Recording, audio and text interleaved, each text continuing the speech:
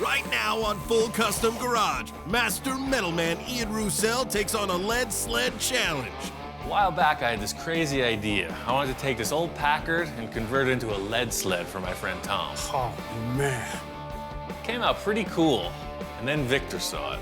I said, hey, Ian, you think Tom will ever sell the car? And he said, you kidding? But with a little wheeling and dealing, Victor made it happen. Surprise, I got the Packard. I don't want to change that much, but I want to change everything. Victor comes in and just wipes the slate clean. You've chopped the car. Right. To me, that's baby stuff. As the guys get into it, things don't go as planned. Sometimes building a custom car isn't pretty, not in the beginning stages. Ian, my car, what the heck you do to my car? We're on to a new adventure. You know where it's going. Full custom, baby.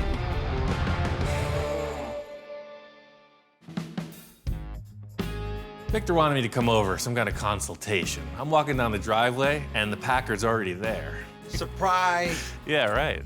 It's been a while since I saw this car. How'd you pry this out of Tom's hands? I said, hey, Tom, you want to sell it? No. And just like everything else, I made him an offer he couldn't refuse. When I first seen the Packard, I said, hey, that's a Packard? This thing could look just as nice as any Merc. So the whole thing with this car is I thought it was a great-looking vehicle. I mean, what do you want to do with it? I don't know. I just got the car.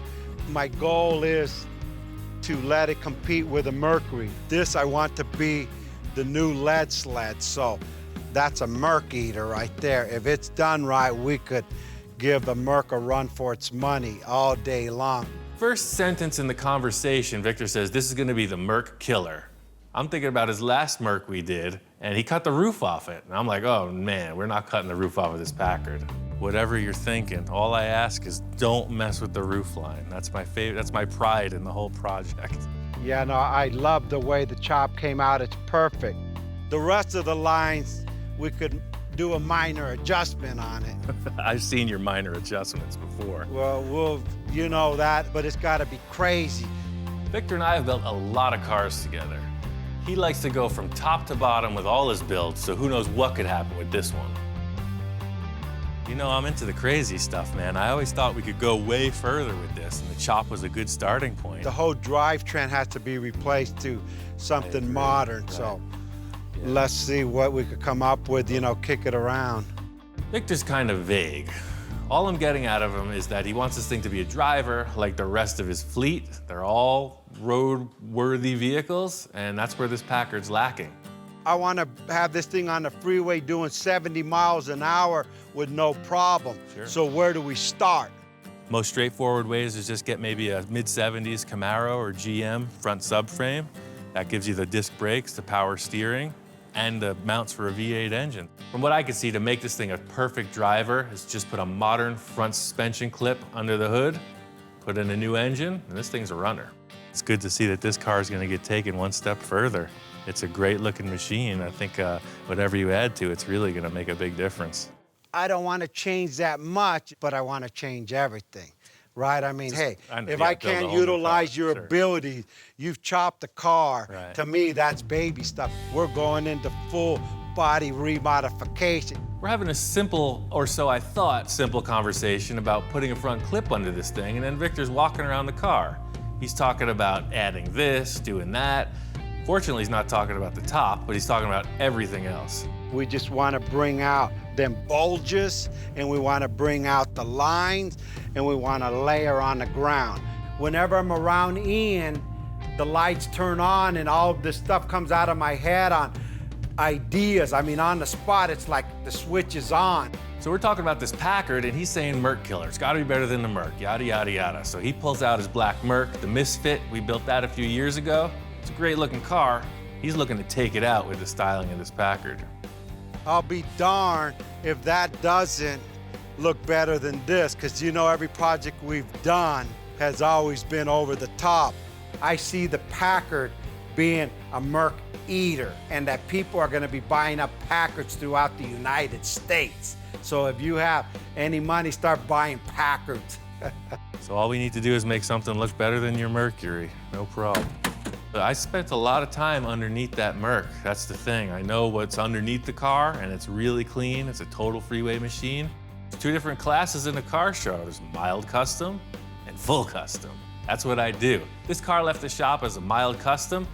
Somehow it found its way into Victor's hands, and you know where it's going. Full custom, baby. It's time to take it all the way. I'm totally into it. Let's do it.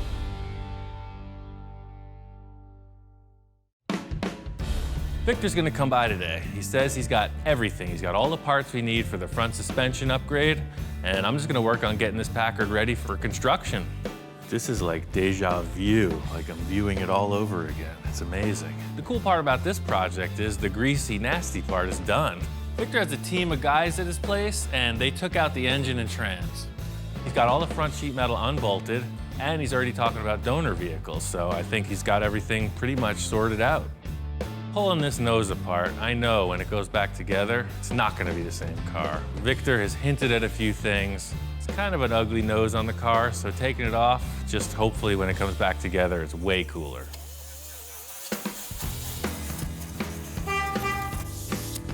Check it out, I got your clip.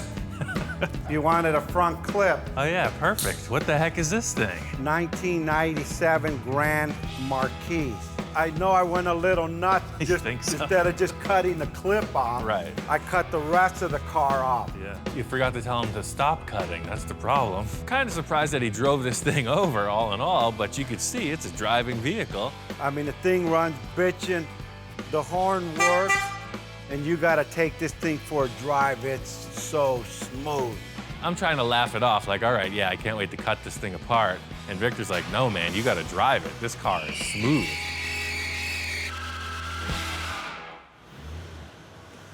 Not bad, huh? I think it's a good contender, man. Well, shit, he had more fun than I did. He was in the parking lot burning out and having a blast. Just like any used car salesman, the test drive seals the deal. I kicked the tires, I did some burnouts, a couple donuts. This car's a keeper. When he came back, he said, yeah, that's gonna work.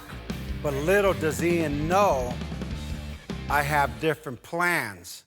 At first, when we were talking, I was thinking just the front clip. Oh, sure, makes sense. Then as I started taking it apart and drove it, I'm thinking the whole car, utilizing everything, even the pan, everything that's here, air conditioning, computer, motor, disc brakes. I mean, do you know how much time and money will save? Now the story starts to flesh out. That's why you left the floors. You That's want to why I put the left the body floor. skin on this whole car. So Victor pulls the old switcheroo, you know? Oh, well, we're not actually going to cut this one apart. We're going to use the whole thing. So the challenge is to put that body on this car. We want that to be a 1997 Grand Marquis With a Packard on a suit Packard. The old Emperor's New Clothes trick. Bottom line is Victor wants to do a body swap. He wants to cut the top of the Packard body off of the floor pan and put it onto this floor pan from the Grand Marquis. You want to leave this dashboard and everything. We're gonna leave the dashboard because we're gonna do the fiberglass coming down into it and I just see. modify what's existing. It's all gonna get reworked to 50s futuristic instrument panel. Don't ask me what that means, but it sounds damn good. It's a great concept, but they're 2 way different cars. And I just want to put them side by side to see how it's going to line up. The wheelbase is definitely off.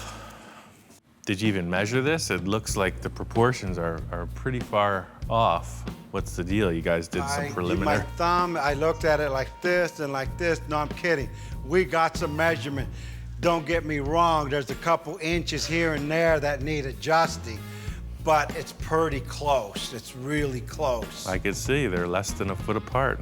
I know Victor is well thought through in all of his processes, but when we put them together, you can clearly see there's some issues. And I'm like, hey man, did you measure this? Did you take the time to really think this through? I said, well, kind of. And you know me, I'm always ambitious. You know what? My thing is, I just see with my eyes. Mechanical stuff, I don't give a shit about you. That's your issue. My thing is that this to go onto that. How? I don't know. That's why I brought it here. I see. Probably my greatest fault to date is to tell you, you know what? No problem. We could do this. No sweat. Victor was just saying, this is gonna happen. He thought about it enough to know that I could pull it off. I guess that's all he needs. Another walk in the park, as usual. You said this was gonna be an easy one. For step one, if we achieve this, wait until you see what's coming next. Perfect. It looks like it's gonna be close. Victor left it up to me, and the only way to tell is to cut it all apart.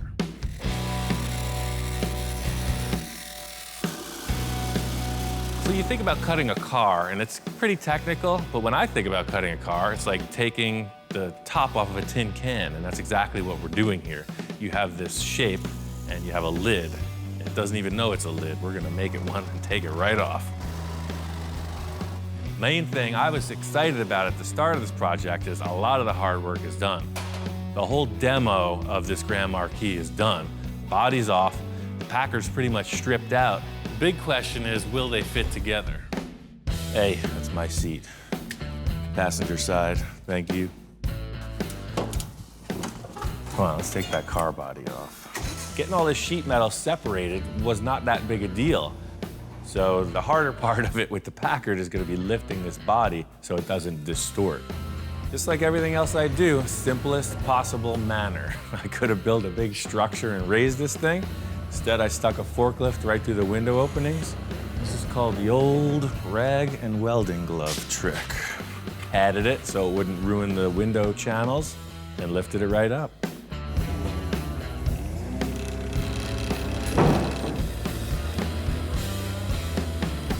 That there is the symbol of a nice, strong chop top, nothing deformed. The guy who built this knew what he was doing. Well, that being said, that sucker is out that door forever. Away with you. Pretty simple, lift up that body and get rid of the trash. We got something better coming in. Done all you could up until this point, but it just wasn't good enough. I think the biggest challenge here is about 50 years difference in technology. You got two giant metal shapes from completely different generations. That's the challenge. It's like stacking blocks. I'm gonna put this car on that car and see where they clash. Oh yeah, and that's how the tires are supposed to sit. The back laid down perfect. The best thing I was satisfied with was how this car just kind of bottomed out. No scratchy noises, no weirdness. It just clunked right on the floor. The back looks perfect. This is exactly what Victor's looking for. That is a huge problem. The thing is, the back went in so perfectly, I was focusing on that to come around to the front of the car, and I could see the reason it's still up in the air. You got major issues in the A-pillar and the dashboard area. He wants to keep the dashboard stock, cut off as much as possible without affecting any more of the structure of the donor chassis. And I really need all of this in here. I already compromised the structure of one. I'm not gonna do it to both. What's happening is the Packard's a triangle coming up into the window areas, and the Grand Marquis is a box. It's parallel, straight up and down, versus triangle. As you bring it down, it ain't gonna work. Definitely hit a major snag in our grand scheme. Just as I'm trying to figure out my plan of attack, Victor walks in. Hey, how you doing, man? You did it, huh? I done did it. I have some bad news for you, though. Your call on this frame is perfect width-wise. Tires tuck. It still can go right to the ground. Okay, good. The issue I ran into is the dashboard and the wheelbase. Ian pointed out to me, hey, the dash doesn't fit in the car. Off the record, and don't tape this, it wasn't gonna fit, and I knew it, but I had to challenge this guy. Everybody that I was talking about what I was doing with all my friends, and they said, that's not gonna work. I said, I know it's not, but Ian will make it work. The whole problem here is not only the issue with the dashboard clearance, but it's also the wheelbase. Well, the wheelbase on the Packard is way out of line. You could see it's gonna need at least, say, a 10-inch stretch if you look at the center of that hub. Okay. So this is kind of what I was thinking. We could kill two birds with one stone. If we cut the chassis and extend it at, it looks like maybe a foot. In car terms, a foot extension is pretty significant. So check this out, this is what I'm thinking. So I think if we cut off right here, and we can just extend it. It's too generic, just like a ladder frame right there. Simple. But it would solve the issue with the wheelbase in the front fender and the dashboard. As long as you're cool with it, I'd like to cut that chassis and bring it forward. Extend it out, let's go for it and see. So I explained the fix for the front wheelbase and dashboard issue, and then further directed him to the rear, where I was really proud of how well it worked out. I want this thing on the ground. Go underground, go an inch below surface, and then when we go up a half inch, there's no questions, it's on the ground. Victor, you know, he's shaking his head no, because he says it's not low enough. He wants the thing down on the ground. So it's close, but it ain't there yet. That thing gotta smash beer cans. Okay. After the talk with Victor, it was affirmed that we needed to stretch the car a foot. This stretch is going to be very straightforward, simply because we're taking existing pieces and just moving them a little bit apart from each other. Look at that. You can make a limousine out of this thing if you wanted to. The way that they put these frames together from the factory, it's a series of metal shapes that are stacked, and then they're fillet welded all along the joins. I'm accomplishing the same thing with much heavier stock. I have my rectangle tube mimicking the shape of the original frame, and I'm stacking another piece on top of it, doing a fillet weld everywhere I can reach, then drilling through and plug welding the parts that extend past the original join in the frame extension. So it's a series of stacked metal shapes, all reinforcing each other. This thing is done. It's time to get the body on.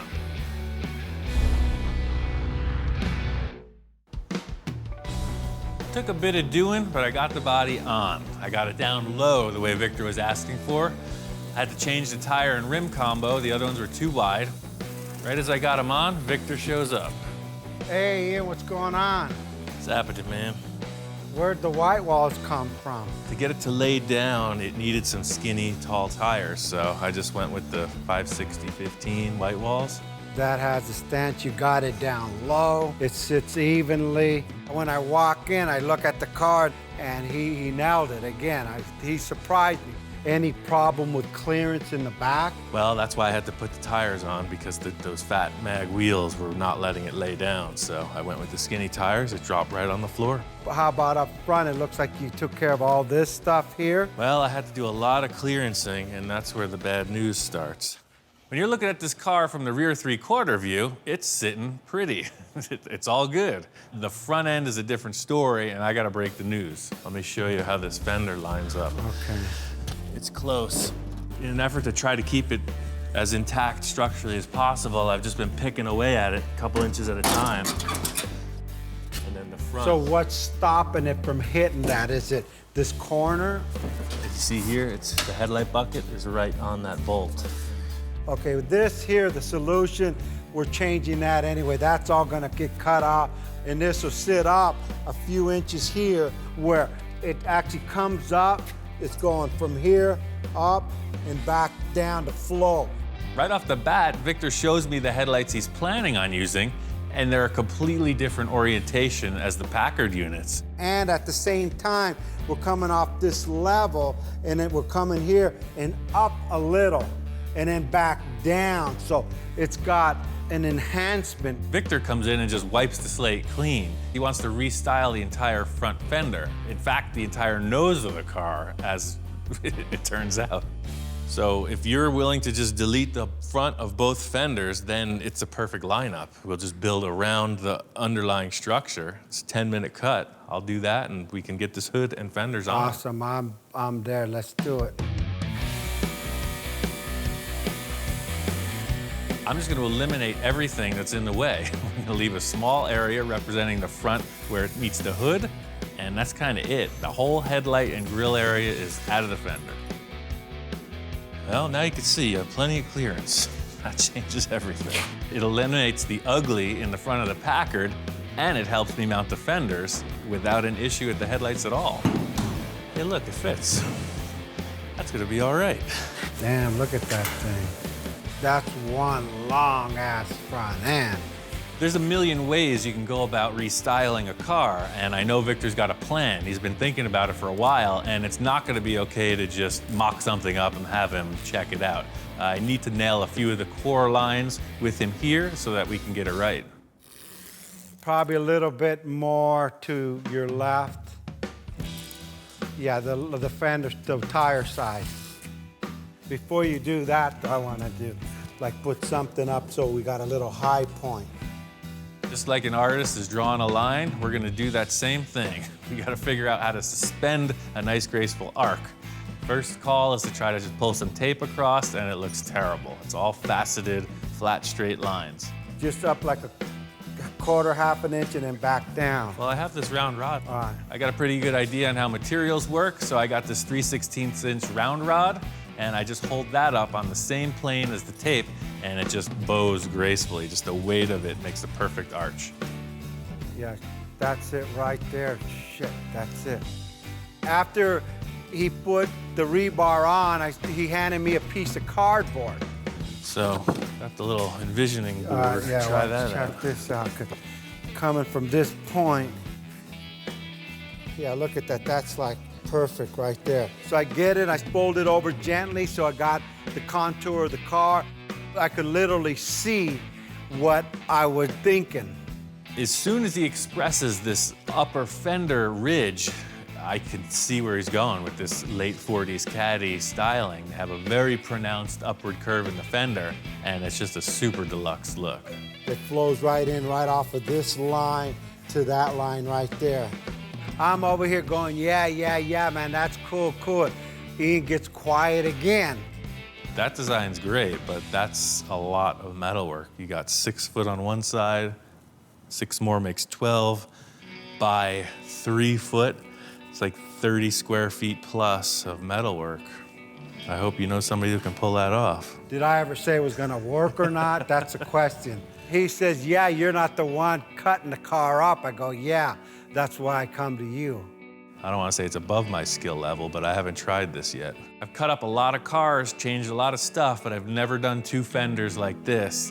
Victor loves throwing down the gauntlet. All I gotta do is run it. I gotta run through all these tasks he's envisioning, and we're on to a new adventure. Here we go.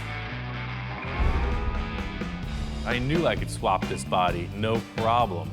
These fenders he's talking about are pretty challenging. I gotta match that wire Victor set up on the fender, and a flat piece of sheet metal just ain't gonna work. It's easy to just piece together parts, but to create something from scratch is a whole different skill set, and that's what he's asking me to do. It needs to look kind of like the shape of a potato chip, if you can envision it. It's going to curve this way, and it's going to curve that way. Something for eating salsa. Got to start somewhere, and I'm thinking that the main line of the fender is exactly what Victor created with this round rod mock-up. So I'm going to try to create the biggest piece I can with the tools I got. The first step is to shrink it along each side of the sheet and curve it. Doesn't look like much has happened, but I'll tell you, those molecules are feeling the pressure. Hear that? It's tense. This is potentially a disaster. Victor's asking me for something he conceptualized with a piece of round rod and a lot of hand gestures. I don't have any blueprints, I don't have any sketches, I just have a conversation and I'm trying to build a car around that, so it could go either way. That's pretty darn close to what I need at this end, but you can see it's just a straight shot. So I got some stress in here, and I got some stress up here. And now we're gonna put it in that wheelie thing. Let's see what happens. The 2 tools I'm using are really the standards for any kind of metal forming. You need to shrink it or you need to stretch it. If you're ambitious, you could build a whole car out of this if you knew what you're doing. But don't give Victor any ideas. It's pretty labor intensive, and I'm not that ambitious. Coffee break. This piece is the backbone of the design, so anything can happen, but you need a center line, and that's what this is establishing. I don't know what Victor's thinking. I'm just trying to set up this line, this one line he established. Everything for me has been structural and alignment oriented, so this is the first bit of art. Having done this one curved section for the fender top, I think that's gonna be the same process all the way through. As soon as I figure out this backbone ridge top thing, it's on. So the whole thing with this is gonna be made in so many pieces. I'm just trying to hold it on the car. I'm just gonna start assembling parts. It's kind of like a puzzle that you're making the pieces out of. but I'll be able to take smaller sections for this reverse dip that he was talking about. In getting this fender line to look proper, I had to just trim back, and once I figured out a line that it's gonna join properly, the challenge is to get them to flow evenly. If you don't want it to look like a bunch of bricks on a wall, you want it to just look like a smooth, slippery surface.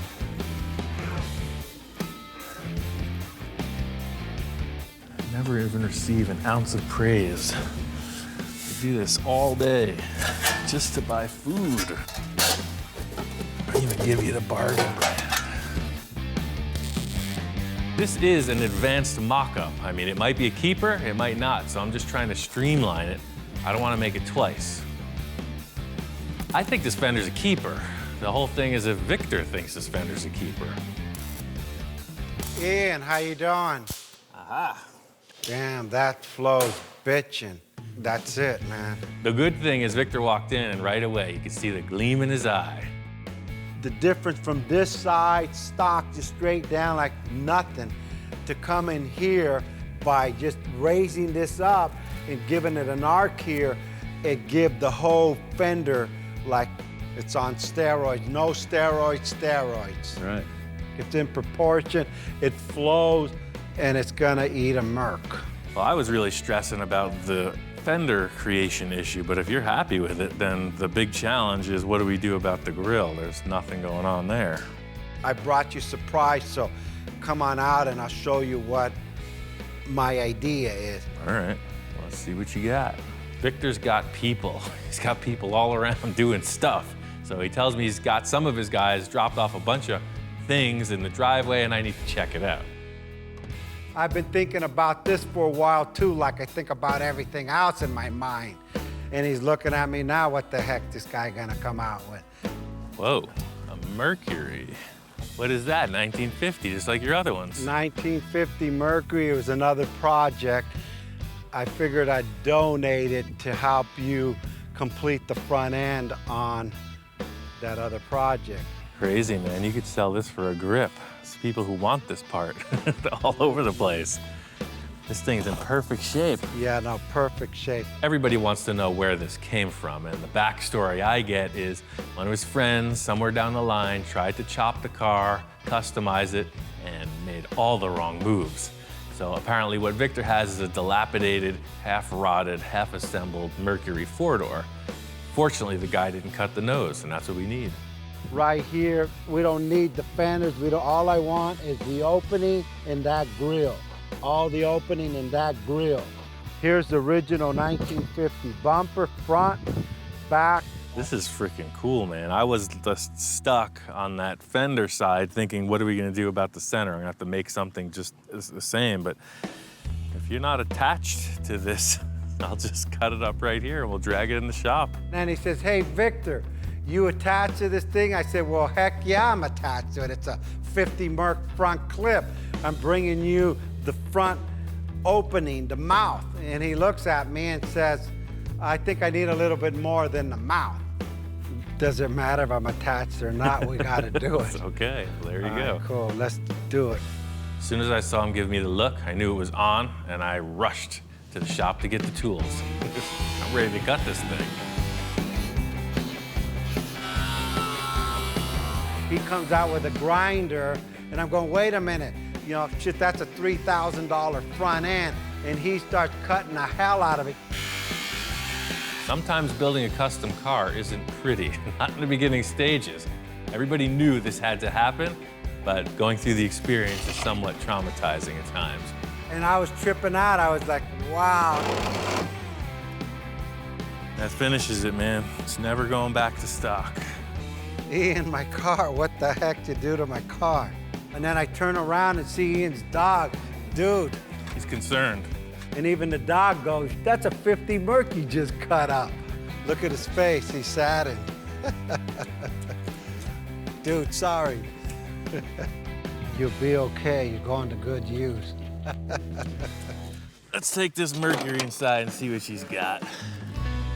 The anticipation of bringing that front end up to the Packard, I was like, I gotta see this, I gotta see this. Here she comes. That's a trip, huh? putting this grill to it, it gives it like this masculine, like a bulldog, literally. Like maybe that's why the dog was tripping out. He probably thought it was his relative. Look at that, it's like, I can see a clear path to victory. This nose piece is a game changer, but it's gonna take a little bit of doing though. I gotta trim out a lot on both cars to get this thing in position, but this nose thing takes it to the next level.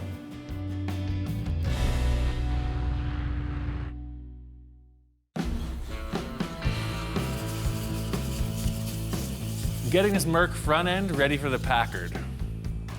It's a rusty old car, it's been sitting around. I'm gonna clean as much of the rust off as possible just so I can start to get an idea of how this will fit on the car.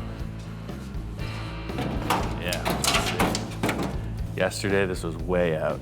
Now it's way in. See, the look is really good, the way it mates up to the fender, but it's way wide. It looks like this nose is gonna get sectioned into 3 or 4 pieces. The 2 headlight shells I think will mate to the fenders really well, and I'm just gonna cut it apart and fit it up on the car in pieces. See that? Right up to the headlight, mates into the fender, just perfecto. And we don't want it to look crooked or weird, so I'm gonna build a jig so that they're parallel and at the same orientation. So I can weld it right to the headlight bucket. I want them to both be at the same plane, and they'll still be parallel. The big thing is to just get these headlights positioned, and then I can hang the grille and move forward from there with the sheet metal. I have to build the whole passenger fender, which is an exact mirror of what I accomplished on the driver's side, and then I'm gonna sheet in around the headlights. Fenders are a sure thing. The big concern is this nose and the way the hood is gonna come into this grille shape. The Packard nose comes to such a point, if you continued it forward at that trajectory of the 2 sides, it would be like a little triangle shape. And we don't want that. We want it to have like a really pronounced hood. So Victor's got another Merc hood I'm gonna have to section in so that the front end's a little more bulbous. So this is the hood from the Merc. It came off of the same car. You can see it's in darn good shape. It looks terrible because it's completely rusty, but it's not cancer rust, it's just surface. It's almost a shame to cut this thing. Victor's got the resources, we're gonna cut it. Somebody will pay a freaking mint for this thing. The decision has already been made, it's out of my hands. Strangely enough, the one piece we're saving is the only place on the hood with a dent. There are a few things that I won't cut up, and this is right on the border. This is gonna be a tough one. Just made every other 49 Merc hood that much more valuable. That's all you gotta remember. What a shame. It would be way easier to just try to graft this little nose section on, but I want this ridge. And it'll actually be a much stronger join if I lap it to the Packard, so it'll be like a big diamond shape. That's why I'm completely ruining this hood, but it'll allow us some artistic window of opportunity.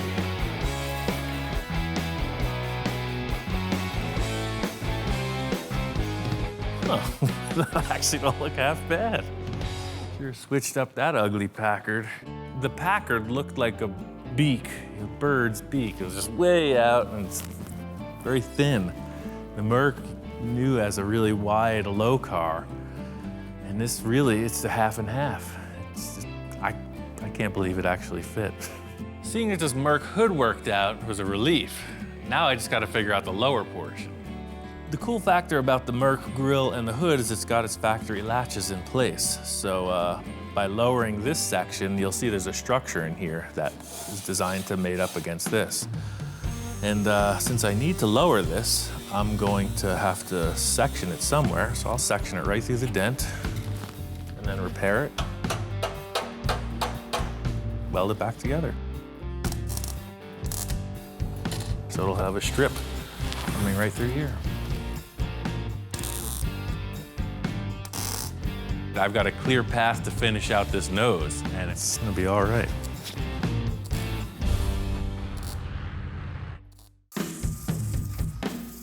Splicing these 2 hoods together was a pretty straightforward process in simple terms, but the contours of both sides are way different.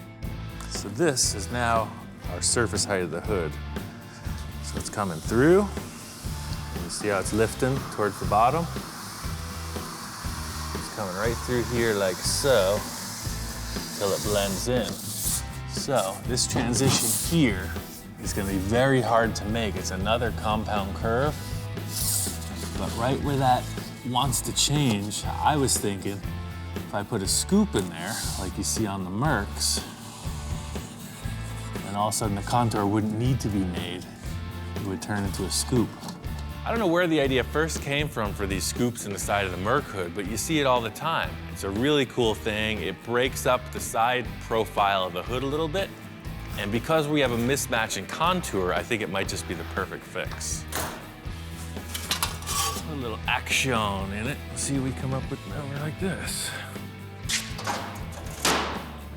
Actually, that don't even look half bad.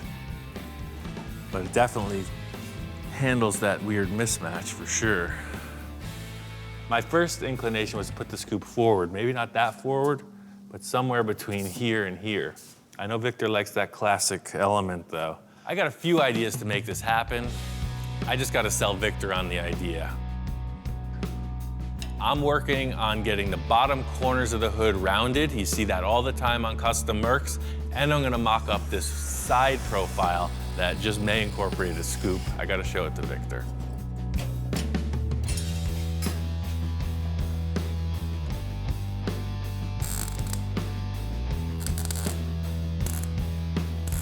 So this is now the new shape of the hood opening, and I'll finish off the shape of the fender surround with the smaller rod. So this will be a nice radius hood edge. You see it on a lot of customs. Victor's got it like that. Ian, what's going on? Hey, man. Just kind of getting this hood together. Oh yeah, what a difference, man. I haven't seen the car in a while. I came by today and that thing looks crazy. It follows the rest of the curves on the car. Curve, curve, curve, curve. The more stuff I give them, the guy still continues to like go beyond my expectation on everything I have them do for me. Cool. That's real good. So what are we gonna do now on the hood here? Well, that's the thing, you know, the transition from the Merc to the Packard is a little weird. But once Victor digested the look of the front of the car, he was really pleased with it, but then I tell him about the problem, and that is in the side contour of the hood. I want to show him the mock-up for the side panels and see what he thinks about this scoop idea.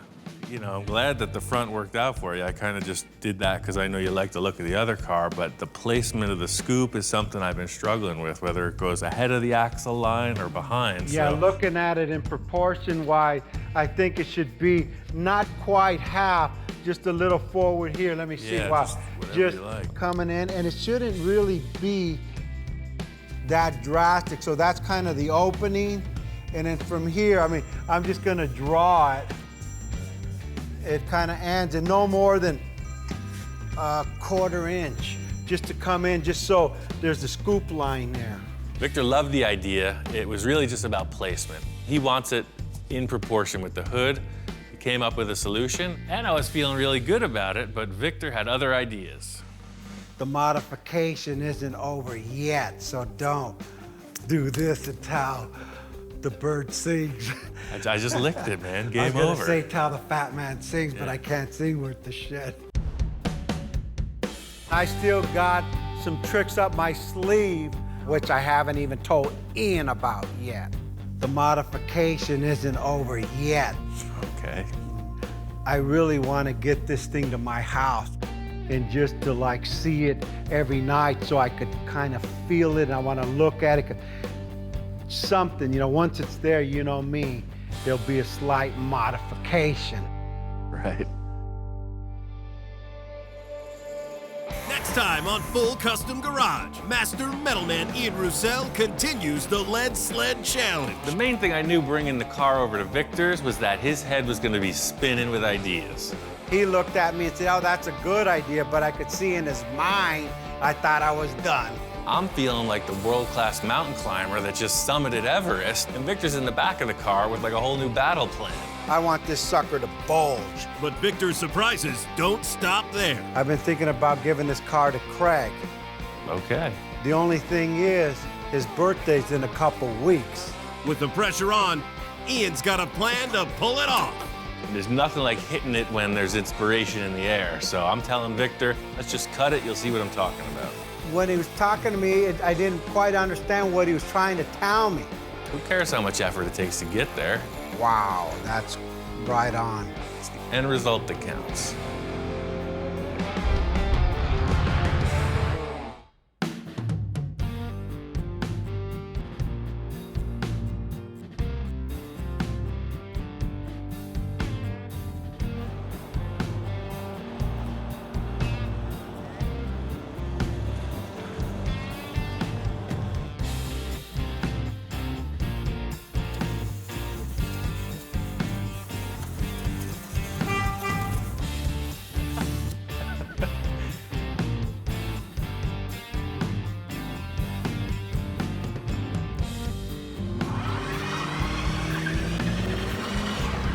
Easy, Ian. I don't got insurance on it yet.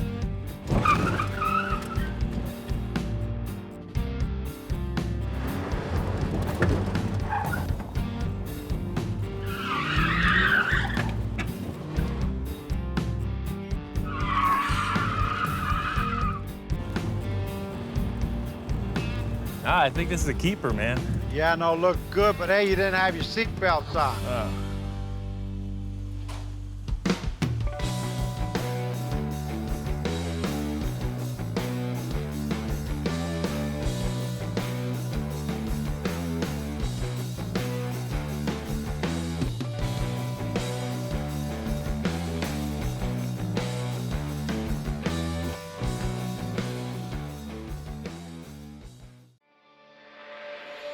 Right now on Full Custom Garage, Master Metalman Ian Roussel continues the transformation of his wild show car. I had a t-shirt when I was like 15. It said, normal is boring. This car, it's got to follow suit. Sky's the limit.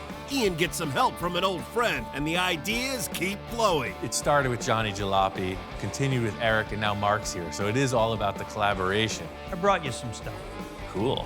Is he gonna like it? Is he not gonna like it? Whoa, that thing is nuts. With the car taking shape, Ian heads out on the hunt for parts. I'm building a Roth-style bubble top. Now that you mentioned that bubble top, let me show you something. He's like, you gotta come inside. This thing is like a snapshot of heaven. Back in the shop, things don't go as planned. Stepping back and looking at the car, it's just not good. There's something terribly wrong. He's got his vision, he's got the drawing to consider, but if it's not aesthetically the way he wants, then it's not gonna happen. There's one final element that's gonna seal the deal. People start to wonder, how the heck did that happen?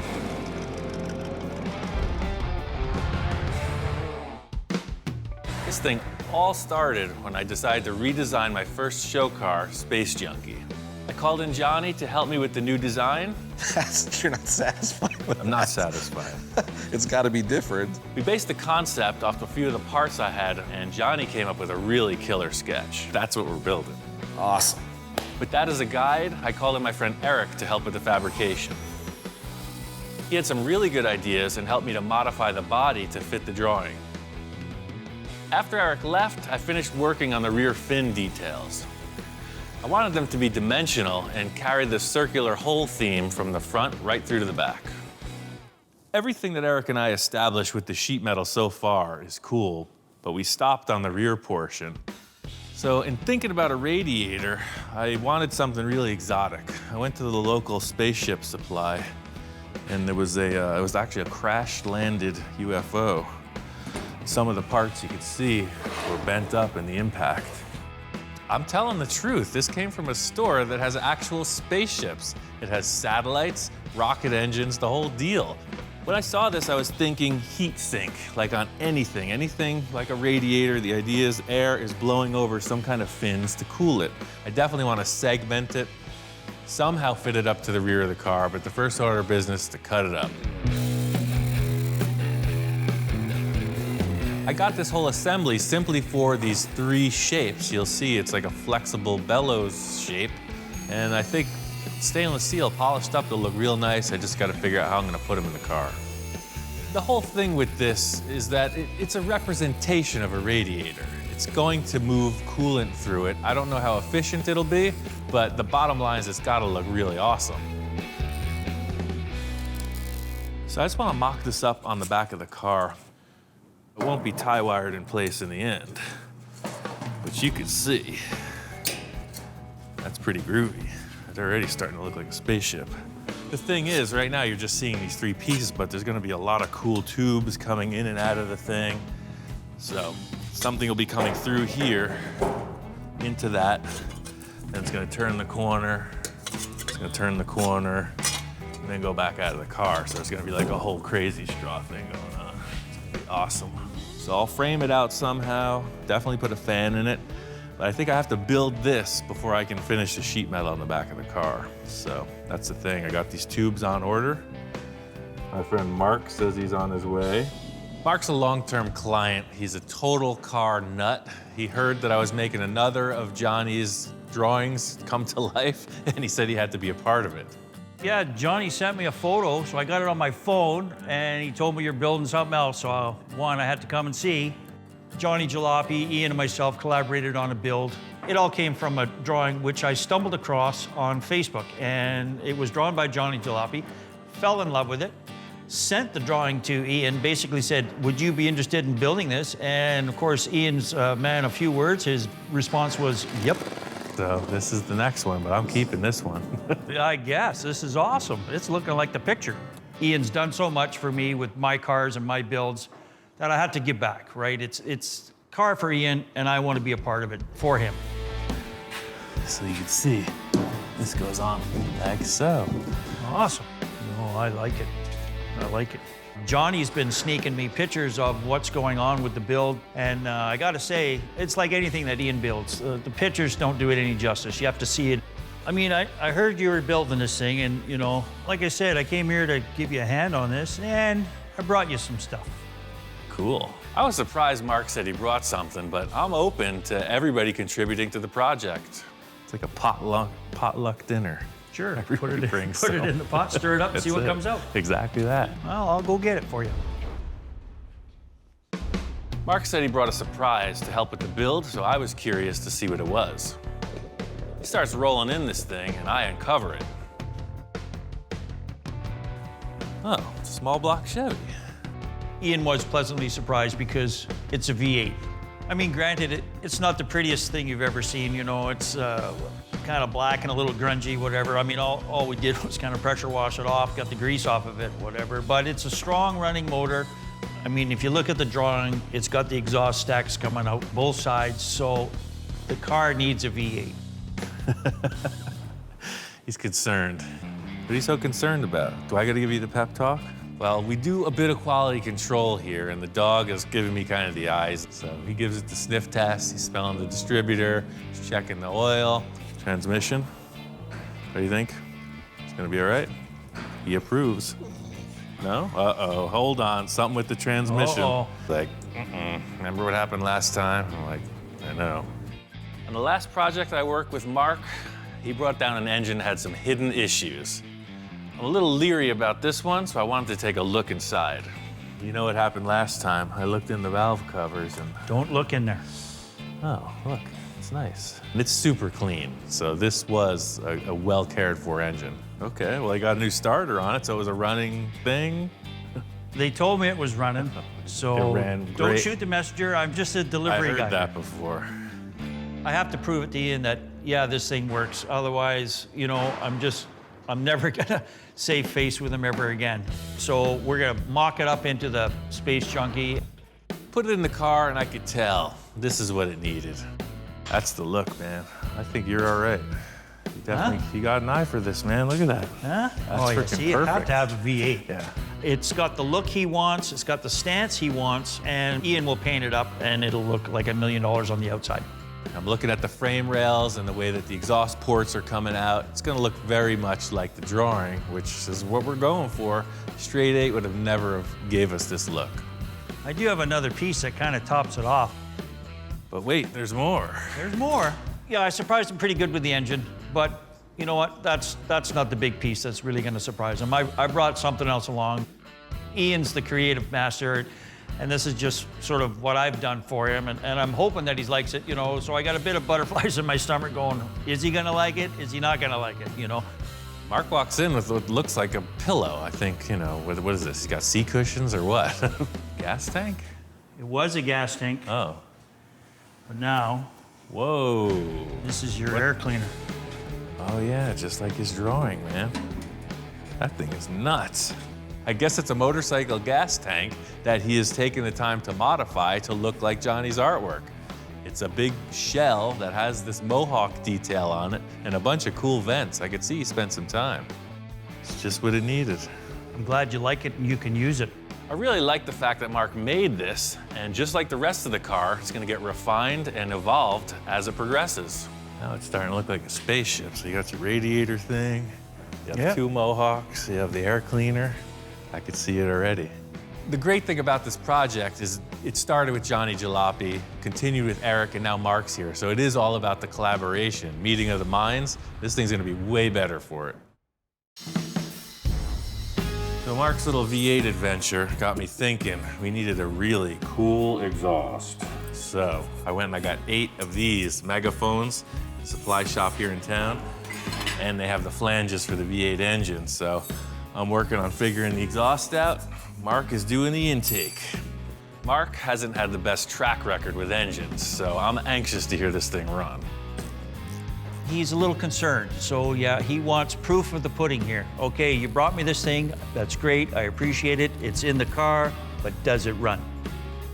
Ready? I'm ready.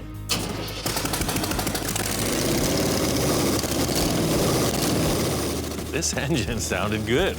Mark really pulled through this time. Out of gas. Sold. Thank you. Yeah, it sounds tight. Yes! I redeemed myself. That's it. It's his moment to go bask in the sunlight. You earned it. Mark was feeling good about the engine, so I wanted to show him another special element for the front of the car. So I had these made. Check this out. This has been on my wish list for a long time. These are 21-inch spoke rims, but they're set up for a car. I had a guy custom make these for this vehicle. They're unique, and they're all mine. Yeah, that's just awesome. I just like how freaking open they are. Oh, yeah. You know, the whole thing with this car was trying to show off everything. So now the side view, you're gonna look right through the rim. You know, no brakes, no nothing, just full dragster style. Putting this rim set on here really shows off what I was trying to accomplish. You could see the axle, you could see all the detail that the side view with the other rims was hiding. Well, that's it, man. Oh, yeah. Once we got the wheels on, I wanted to move towards the front of the body. Johnny's drawing has this unique headlight detail that I'm really trying to emulate. I thought the shape here with his headlight detail was really well represented by these architectural light housings. You know, you see them on the side of a building, illuminating the wall. So they're aluminum, they'll shine up. I mean, those are perfect for the drawing. I mean, they look like they were made for it. Yeah, they look just like it. Yeah. Pretty ruby. You just gotta start somewhere, so I'm gonna cut a hole in the body and stick these things on.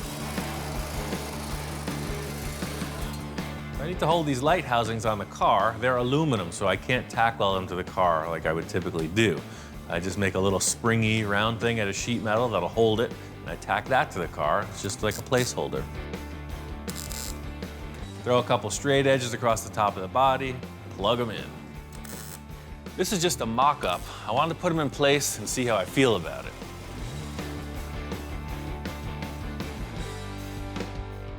Stepping back and looking at the car, it's just not good. It's not okay. There's something terribly wrong. It's changing the whole look of the car. Once I mocked these up, I knew they were too big. I'd have to redesign the whole body to fit them, but Mark liked it. They're already got a 45-degree angle on them, so they matched the drawing that Johnny did, and I said, wow, what a perfect thing to reuse to get the look that you're after. In order to show Mark the problem, I had to use a different type of envisioning tool. Eric and I created this really nice curved shape, and it will basically delete it. We'll go right over it to blend in this headlight. To make this blend in, I'm gonna have to go entirely over his work and wrap it in the headlight like that. See what happens, it's just this giant shelf. It's a big projecting panel coming out of the body. Right. He's got his vision, he's got the drawing to consider, he's got the body that he's already created to consider. But if it's not aesthetically the way he wants it to look, then it's not gonna happen. I'm just gonna ignore it. I'm gonna work on something else. Just like I used to do with my homework in high school. Whenever I hit a wall like this, you know, it's like writer's block. The more you push it, the less you're gonna get. For now, I'm moving on to something else. He's bending some tubes, brings out his big ring roller, and we roll another tube, and I'm still scratching my head going, I don't know what you're building here. I didn't really tell Mark what I was doing. I was just making a shape here. I had a couple ideas, and really I just wanted to flow with the existing components in the chassis. The curiosity gets the better of me, and I kind of go, okay, so what exactly are you building here? Much like a little mini grill for a that's little exactly baby it. roadster. When you find a clue into what he's building, and then, you know, you just watch him in amazement. I mean, what a brilliant idea to make it all curved like that. Perfect. On guard. I finished up the front of the grill, and Mark came up with this cool idea to put a shroud around the back. I made the shroud oversized so we could trim it to fit, and I left it up to Mark to decide where we should cut it. Whatever this dimension is, let's just follow it right from this surface, and then it kind of flows. I'll trim it, we'll bolt it on, we'll call her done. Mark's a little nervous. He didn't want to draw the line, so he left it up to me to make the call. You going straight? Yeah, of course I'm straight, man. So I'm saying, you can't be afraid of the marker, man. We're gonna cut somewhere in here. Cut somewhere along this line. As usual, someone has a critique of my line drawing process. I want you to swoop in here so that your 6 inches is... Mr. freaking shy, Mr. Gun shy. There you go, fresh slate. Mark is a sincere professional.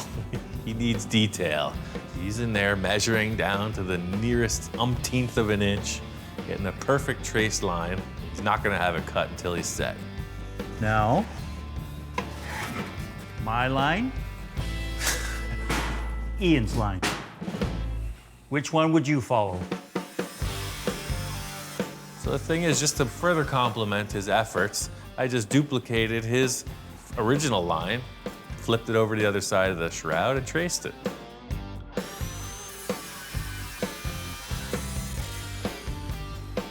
We put it back on the car, and we accomplished exactly what we needed. That's cool. Yeah. It fills up that void, definitely, For sure. right? Another piece to the puzzle, man. This is a pretty crazy car. Felt good to complete the grill with Mark, but there's still a lot of big issues we have to deal with. I needed to get a lot wrapped up with the rear of this car, and I wanted to make some progress before Mark got here. I walk in and Ian's grinding away and whatever. I kind of come up there and stand beside him. It's looking a little different. Wasn't there something hanging there or something before?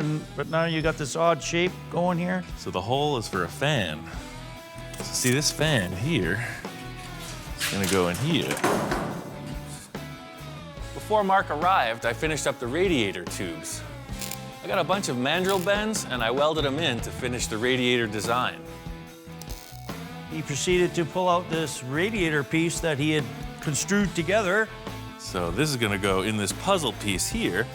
laid it in there, and basically the name of the car suits it. I mean, Space Junkie, it is something from out of this world. It's kind of like a part of a reactor or something weird and funky, very spacey. Looks cool, I like it. Mark got the vibe exactly. It is something that will cool water, but it's more of an art piece. Flux capacitor, whatever, spaceship stuff. Mark's only got one more day to offer me, and I really need his help with something bigger than just the rear sheet metal on this car. The thing is, I'm just messing with Mark a little. I tell him, hey, we got this huge piece of plate over there in the corner. We got to get this and put it on the car. This plate is super heavy. I mean, it looks heavy. Yeah. Just looking at it, looks heavy. My back's hurting already. I'm not really sure what we're doing with this chunk of steel, but it's something that Ian's got us to do. Look at that. The whole thing here is that I need to support that acrylic dome. I cut the flange off with Johnny so it has no strength. I'm gonna use this sheet to recreate a flange in steel that'll weld to the body. Basically, this piece of steel is going to be the supporting lip for the bubble. So even though this is 1/4-inch plate, you're about to see efficiency in action.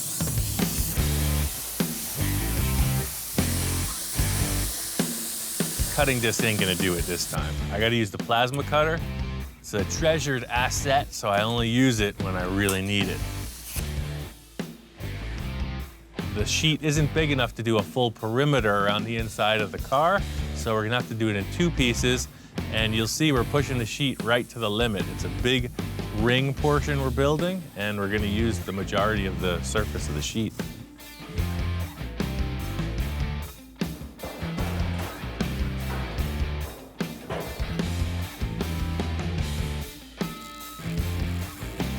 He took a pipe and he just sort of measured it out 1.25 inches, and he felt, okay, this is it.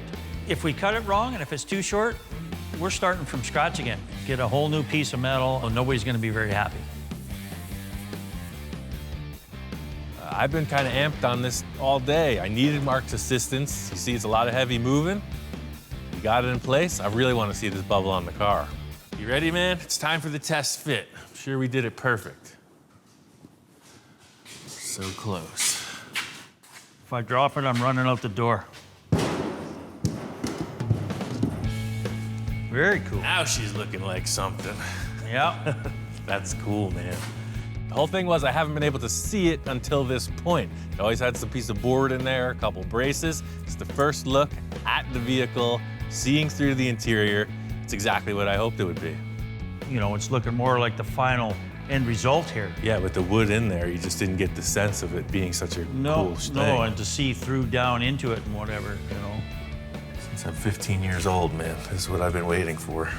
The whole reason with splitting up a project into so many different tasks is just what we accomplished today. Is a little victory, charges up the energy, we see a good positive outcome, and it allows you to continue with the struggles you're having. So, buddy, I gotta hit the road. What? Yeah, I'm stoked that I can be part of this build. The collaboration between everybody, ideas that bounce off and whatever, and Ian's creativity holds it all together. Basically, it's like a circus, and Ian's the ringleader, and we're all the clowns that are running around trying to figure out stuff to do for him. You think you could just stop in for a little 3-day vacation? And Yeah, see, there's my phone right there. It's, you know, you're a busy man. somebody wants me somewhere. His job is done here. Mark's got to hit the road, and so do I.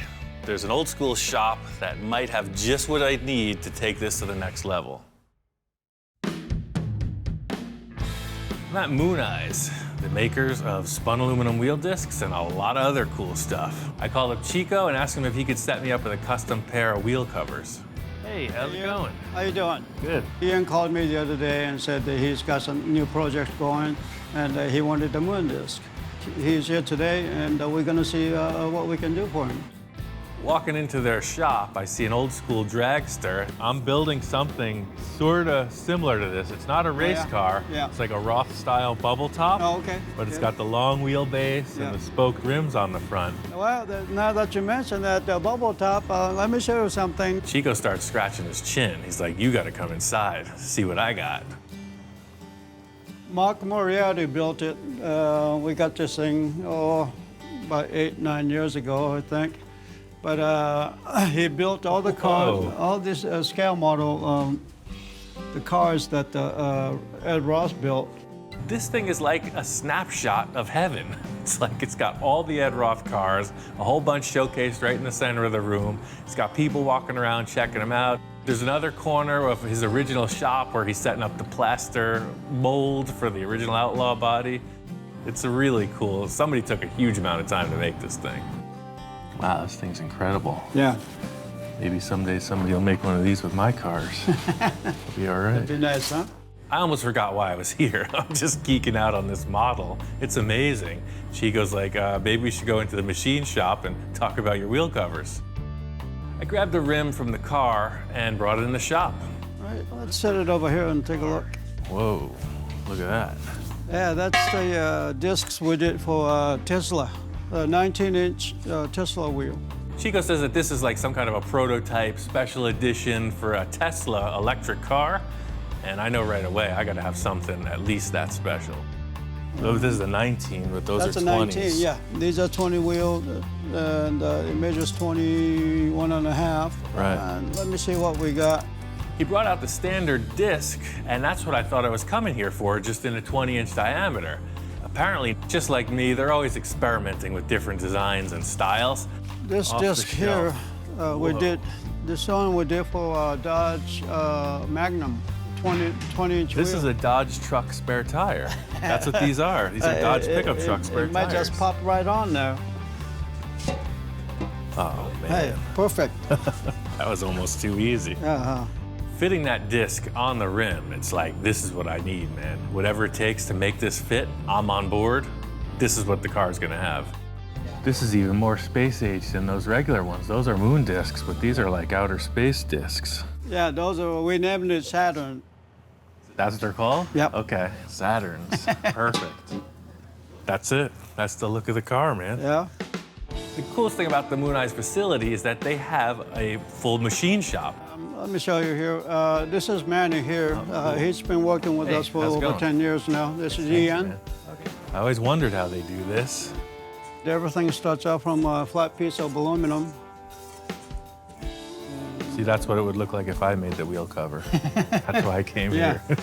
It was set up on that mold that we have, and it's from the 1940s. Apparently, nothing's changed since they invented this. You take a flat piece of aluminum, clamp it in the lathe, turn it on, and then push it into shape with this paddle.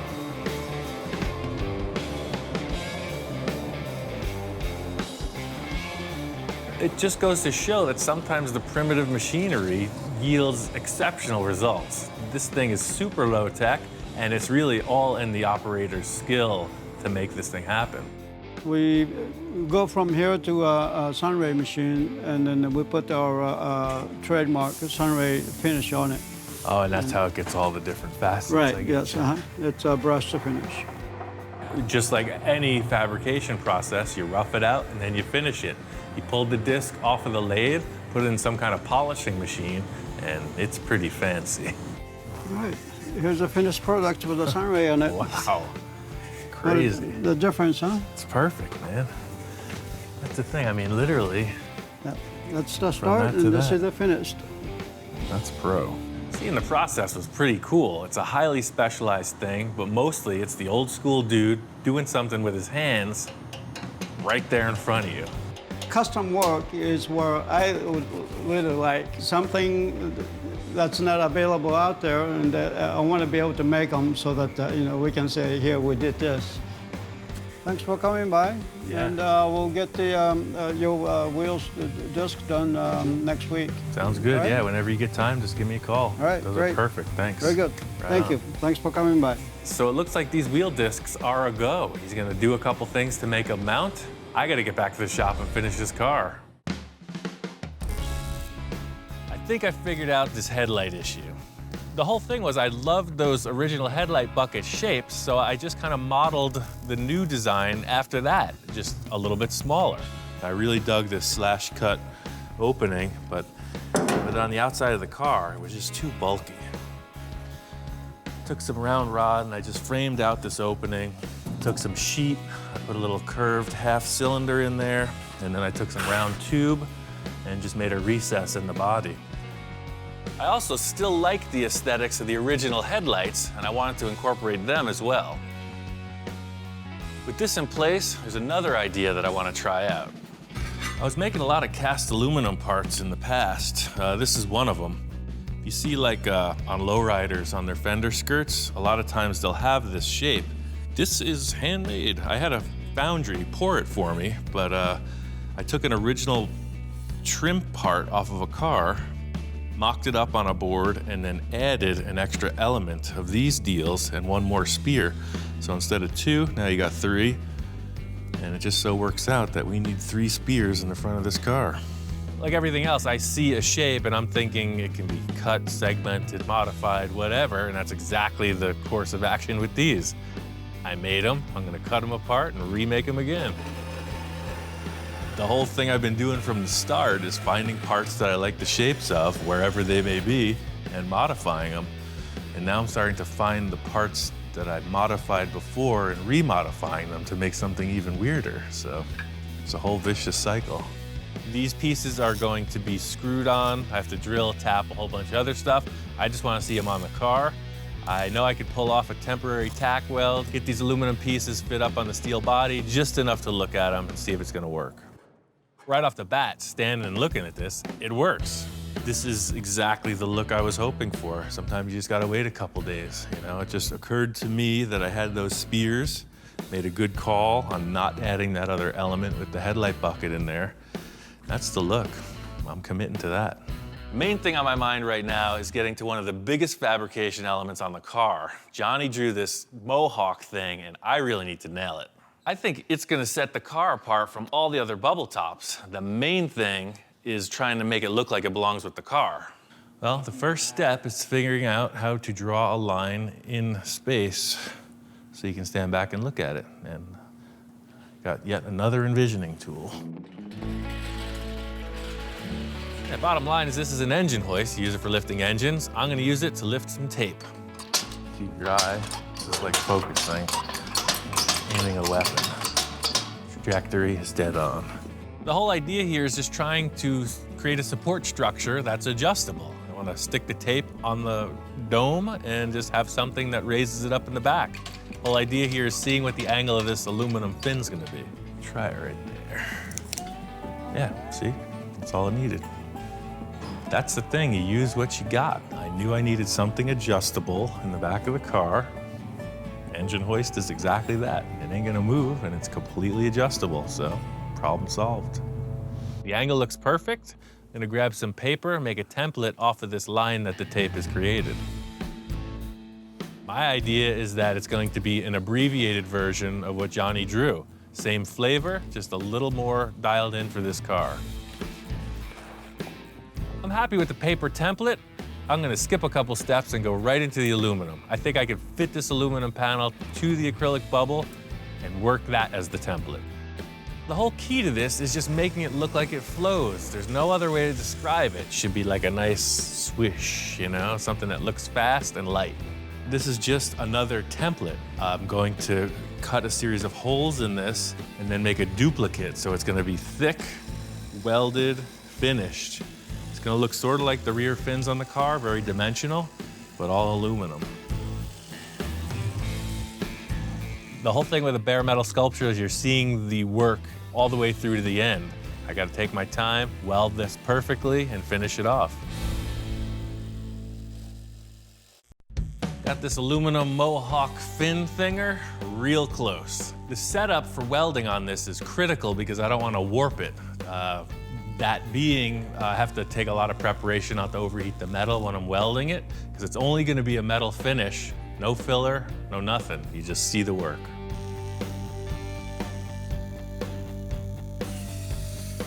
Down to the final bit of sanding. Detailing out the center of these holes is pretty tedious. I got this 3M belt sander. It's like a miniature little file belt, and it works perfect for a small confined space like these. This mohawk fin thing is the crown jewel. It's right at eye level. It's the main focal point of the car, so it's gotta look perfect. So I'm going through everything. I got the belt sander, I got a die grinder, a regular flat sander, and really that's the whole deal, just creating a surface that will be refined to a nice finish. I used to work at a foundry. We did a lot of aluminum and bronze sculptures.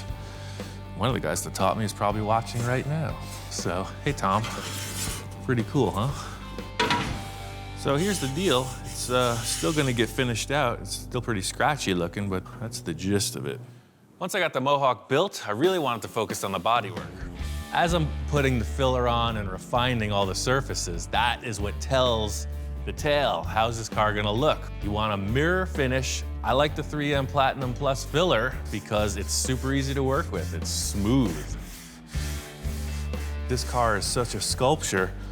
I gotta use all these foam blocks. You have all your profiles you'll wanna use represented on the block. So you got thinner, square, rectangle, triangle, just everything. This car really is like a nod in the direction of Ed Roth. You see, it kind of has a lot of the features that his cars do. It's a very sculptured look, and the whole deal with all the body filler is I'm creating this really wild, very smooth, contoured surface, and that's really what all the sanding is about, making this thing look like a mirror finish. The final paint job is kind of on the back of my mind. The paint could either make it or break it. I want something that complements this wild design. You saw it with the original Space Junkie body. It wasn't that radical a concept until the paint was on it. It was just a radically chopped car. The paint freaked it out. Now we have a really radical body, and hopefully the paint can take it even further. I got this car primered, so it's looking good. It's one thing getting this thing looking like a close to finished piece, but it's gotta drive. I had a t-shirt when I was like 15 that said normal is boring. So this car, it's gotta follow suit. It's not going to be normal. You're gonna be sitting way back. So I got this little miniature dragster steering wheel. So you're gonna be all the way back here. And there's no room for your feet to do anything. You're sitting here driving this miniature steering wheel like a dragster, and your hand is up here like a monster cartoon car guy, but your throttle is on this lever, and when you push it, it is the brake. So your master cylinder will be on top front row center, and you're pushing it with your hand to stop and twisting it to go. I wish I could make my eyes pop out. When my friend Eric was here, he kind of threw this concept out as a challenge. This idea is pretty far out there. It has the potential to go way wrong. You don't want the car to get out of control. Choke thinking about it, but I gotta make it work.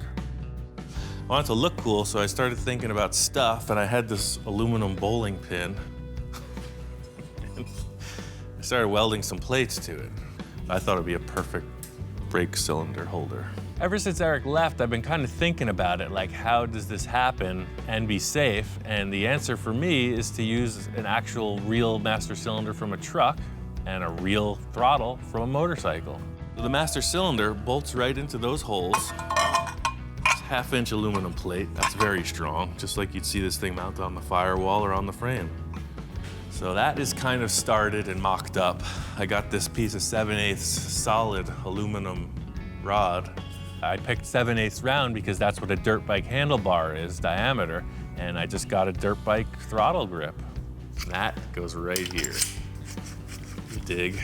That's freaking cool. Sounds good in theory. The arm position is right. I think it's gonna look okay. I just gotta make it. So I want this rod to pass through the housing, the bowling pin that holds the master cylinder.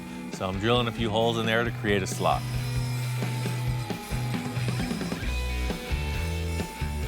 Thinking about the leverage I'm gonna need, I drill a couple holes in the body.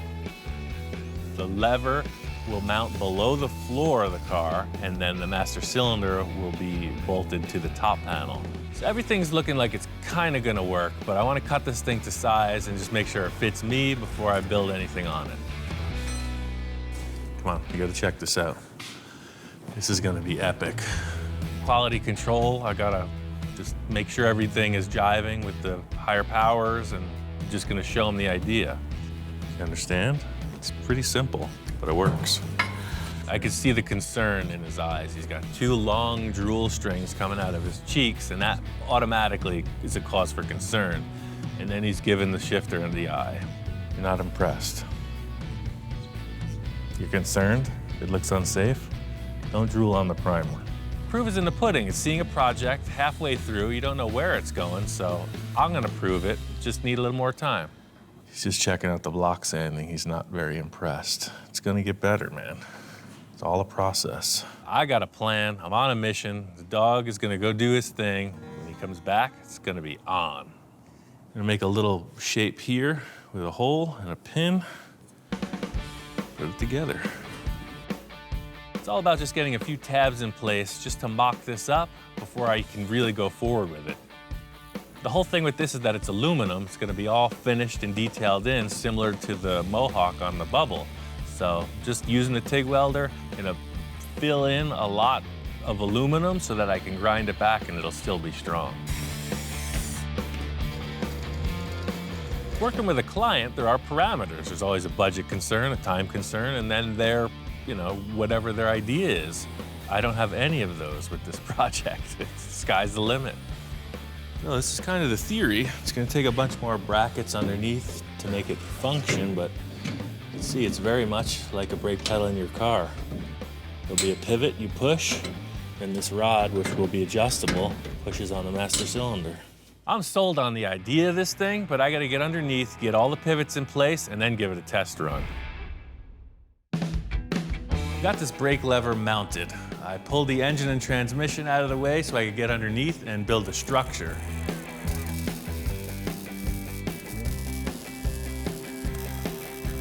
This thing is very much looking like a spaceship now. There's one final element that's gonna seal the deal. Well, every bubble top I've seen either has doors or the bubble opens, right? So it's, as trick as that is, I just wanted to do something different. I wanted the whole car to open, like a funny car. So I put some hinges underneath in the back, and I put some additional structure around the side of the body. Yeah, sort of like that. Looking at it now, you see it on all the funny cars. They got this nice chrome rod that holds the body up. I don't want that. This has got to be totally trick. One thing's for sure is that brace has got to come out. I got these air cylinders from the local spaceship surplus. There was a couple of them laying there on the shelf. I don't know what model they're from, but I think I can tailor them to fit this. The idea being, when I raise it up, the air pressure will lock it up, and when I put it down, the air pressure will lock it down. It's a dual action cylinder. The reason I went with the air cylinders is because there's already airbag suspension on the car. So there's a compressor, there's a tank. Right now we got a huge air leak in the fitting. All I gotta do is put 2 more valves in there and this thing's operating. I know that this pivot works, but I wanna be sure that these air cylinders can support it. The body's pretty heavy. I don't know what their capacity is, so nothing to it but to try it out. Oh yeah, it totally works.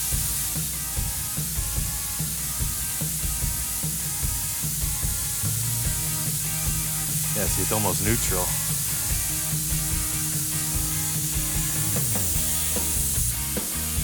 It's all on air. Nobody's gonna get hurt. That's cool. The whole thing here was the open air feel. You're gonna get in and out of the car. There's nothing in your way. It's pretty cool looking. That's how it'll sit at the show. Once the bubble's on, the interior's all finished out, this thing is nuts. Next time on Full Custom Garage, Master Metalman Ian Roussel continues the wild bubble top adventure. After everything we put into this car, this could either make it or break it. So the thing is, it's not gonna be just a silver car. What's it gonna look like? I'm a little nervous, way excited. As the guys get into it, a surprise visitor arrives. I'm like, oh my God, it's Ed Ross' son.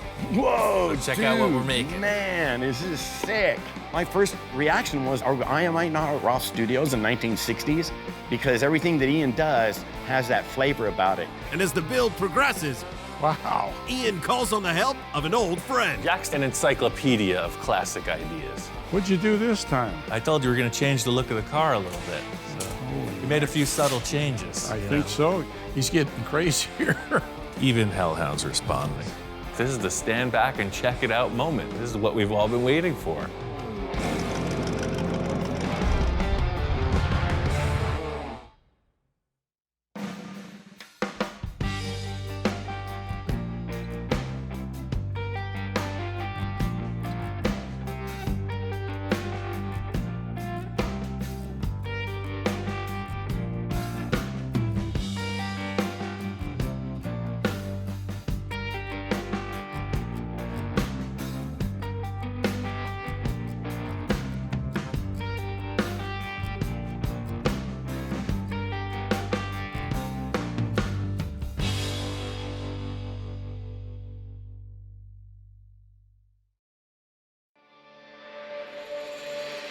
Right now on this special episode of Full Custom Garage, Master Metalman Ian Roussel goes back in time.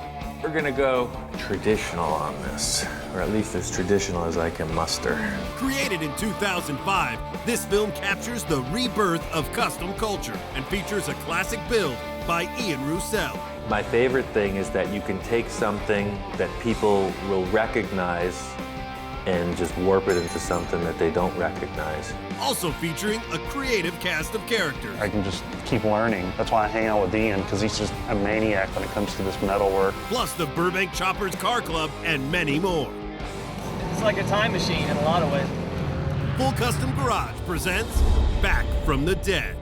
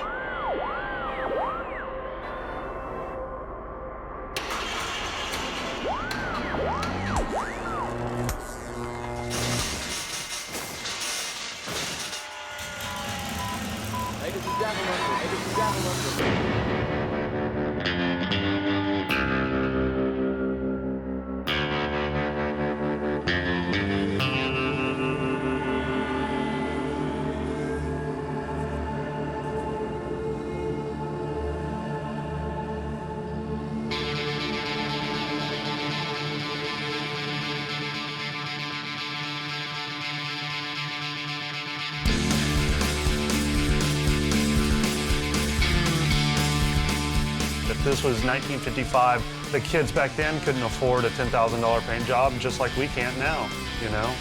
We just primer it and we want to drive it, man. We just want to go out there and burn up the streets and hang out with our friends and pick up some girls or whatever, you know?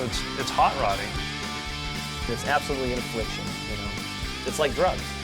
It's absolutely like drugs. It's probably sometimes more expensive than drugs. I think it's outside the law. I think it's above the law. Just got respect. We did it kind of as a punk rock thing, you know, the attitude against the norm. All this stuff is hand-built by the owner, and that's what kind of makes these cars stand out. I mean, they don't look like the $150,000 car. They're not supposed to. They're raw, they're weird, they're crazy, they're scary. The thing that I like most about these cars are that you don't have all the parts together. They're all around, they're leftover pieces from other projects. It's super low budget. It's more of a treasure hunt than anything. You have to scavenge around and just make something that's badass. The next project I want to do is a Model A. I want to build a roadster pickup. Call it a rat rod. It's a whole new trend. It's hot right now. Everybody wants one. So my intent is to dip into my own private parts stash, source out a few other pieces around town. I know a bunch of hideouts. People have stashes of parts, and we're gonna build this thing. I want to bring it to Las Vegas to sell. There's a show coming up at the end of March, which is dedicated mostly to this kind of custom culture, this new era of car customizers and people who live this lifestyle.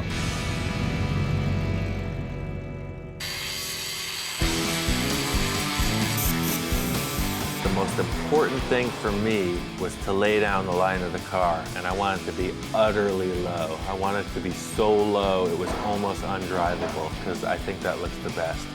So I just stepped the chassis way up in the back. The rear end, a lot of people run a buggy spring. I didn't have one, so I took these coil springs and made the chassis to fit that. The most important thing for me was to take all the pieces and get a rolling chassis and make it ready for all the body and the aesthetic parts. I guess for me, fabricating is just sculpting. That's all it is. An artist sculpts in clay or wood or whatever. I sculpt in metal. How would you describe the spider car? I built that car for Viva last year. If I was a cartoon character, I'd be a supervillain, and that would be my car. I think some people might have a problem with it because it's not traditional. It's made of all old parts, but it doesn't fit the mold. It's not what a guy would drive in 1955 in high school.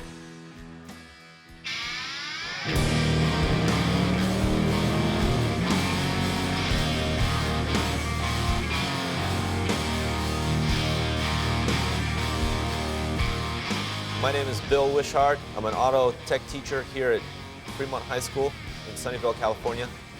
So take a look, guys. 2 weeks for the dually deadline, all right? That thing's got to tow a trailer to Vegas in 2 weeks.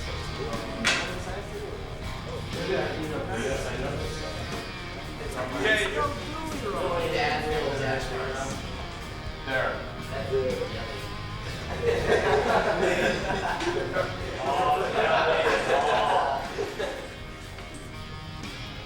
There, happy? The thing about Bill Wishart is he's a no-nonsense guy. I mean, he has very high standards about how you will behave, how you will act as a student in his class, and also what you're expected to do. And Brian, you ready? Ready? Yeah, he gets his own category here.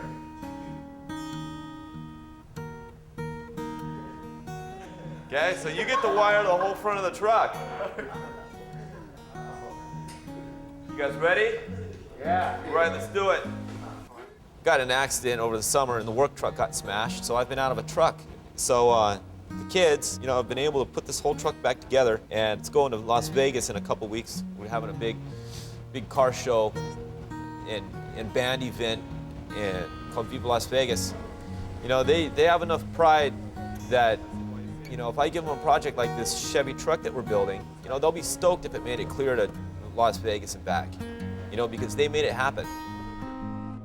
That's probably what started it, just this class. If I didn't have this class, I wouldn't be in the cars, I wouldn't be this far, I wouldn't have this car. This is a 1954 Chevy, 210 sedan, and when I bought it off my friend for $800, brought it here and basically tore the whole thing apart, put the engine in, new rear axle, new tires, just basically the whole thing. I was sitting in some guy's backyard for like 20 years. I'm hoping to take it to Vegas. I don't know if it can make it.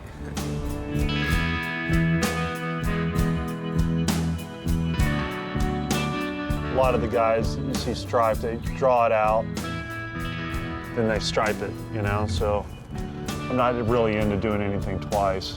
I want to do it once and I want to get paid for it. If I do it twice, I want to get paid for it twice. I'm really into being fast and symmetrical. My dad striped when he was a kid. My mom was an artist, and you know, kind of taught myself. And I finally met a guy that did it for a living, and he pointed me the way, showed me how to load my brush properly and stuff like that. And it was like overnight, everything changed. I think I'm done.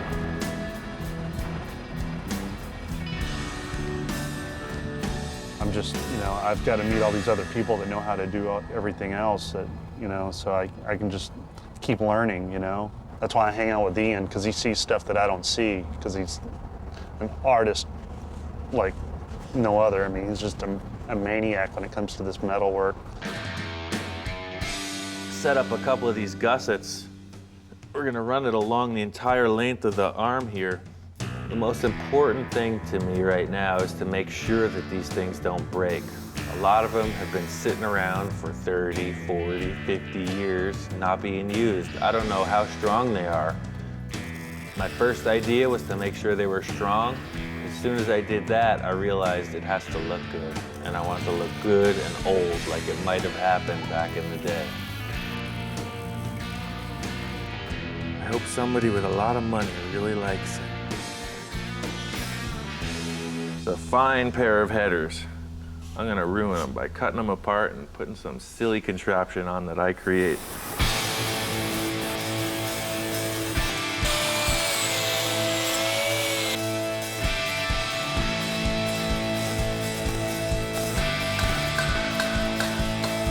I'm gonna keep these till I'm dead. I'm gonna keep these till I'm all done.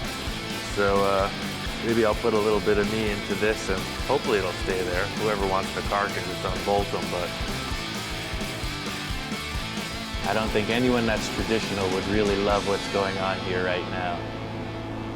I think they'd be a little bit upset. Friend Scratch came over and painted my bus. I want to check out what he did. I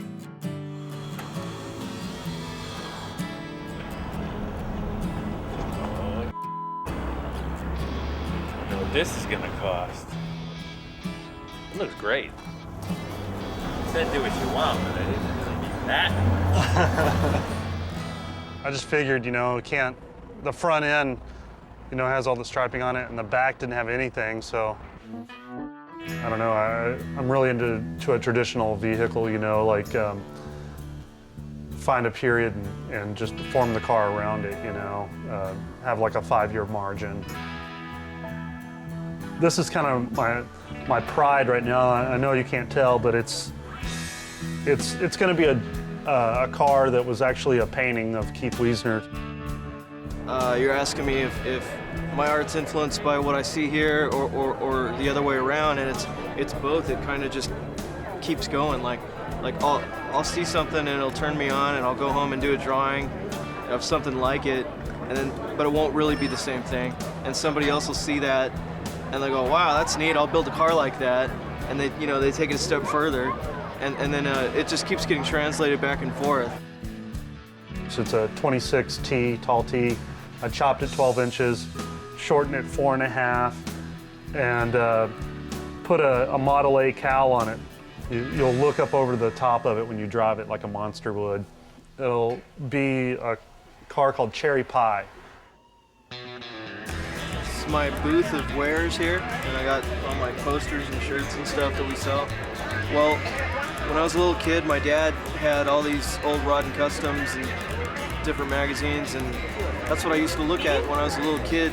Even though it was the 70s, you know, I wasn't that into all the stuff that was going on in the 70s because I was at home looking at all these 50s Rod and Customs and stuff. This is my 50 Ford. It's a sedan and it's chopped. It looks a little more like a coupe now. Roof was shortened up a little. It has a 50 Mercury style grill opening. Grill bar made from 51 Ford grill components. I've had this since I was in high school. Just been working on it ever since. It's just kind of a long-term project. When I built my first custom car, I got the car going, it was pretty much done, and I didn't know what to expect. Drove it down to Paso Robles, and I was surprised to see that there were other people out there doing the same thing that I was. And that's how I found the Road Zombies, was, you know, I noticed their cars, they were, you know, very similarly built to mine, and, you know, just kind of started talking to them, and, you know, they were cool. They invited me to park with them at Paso. We've got about, I would say, 17 current club members with two prospects going on right now. One of the prospects right now is a fellow named Steve Cavallero. It's a great lifestyle, and it's a great hobby for me, and I'm stoked that I got into it, and I've met a lot of cool people, and it's actually the hot rod stuff has really got me more into art, so I'm starting to do a lot of more painting, and I just love the creative side of all these guys and what they've done.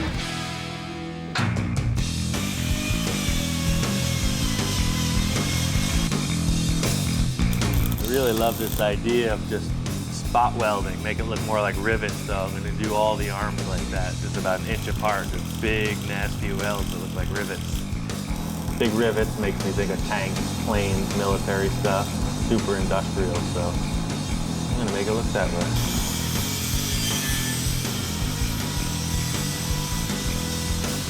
That wraps it up. I think it looks really cool. I want to see it on the ground at ride height. Ladies and gentlemen of the jury, this man is about to desecrate a fantastic bit of Americana.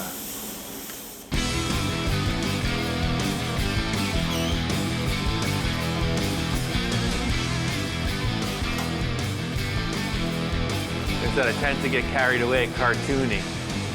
That's a little bit out there, but I think it's okay.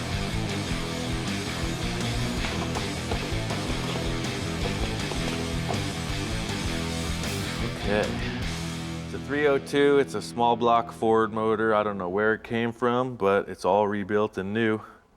Yeah, this should make the car go at least 700 miles an hour.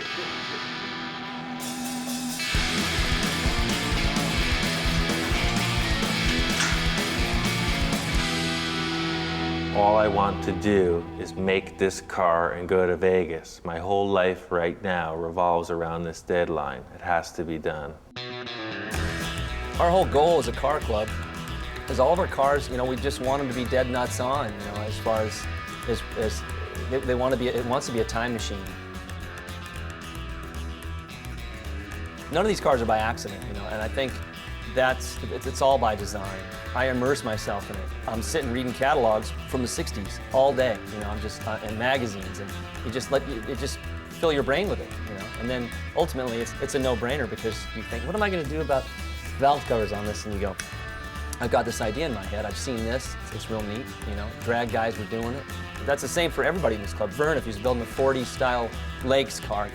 It's what I was looking for years. I wanted a 34 3-window that I could hot rod, that I could chop, I could do, turn it into a hot rod. These are Edmunds heads, high compression heads from late 40s, early 50s. Beehive oil cleaner, an old hot rod accessory item. These are electro-line headlights, pretty rare headlights there I found at a swap meet. I got gauges on the firewall. It's got 4 chrome Strombergs, sharp intake. This is a deck lid I had louvered by Eric Vaughn. There's a lot of people, old timers, that, that's who I value their opinion of. A guy look at the car and go, wow, that looks like it was on the lakes back in '47.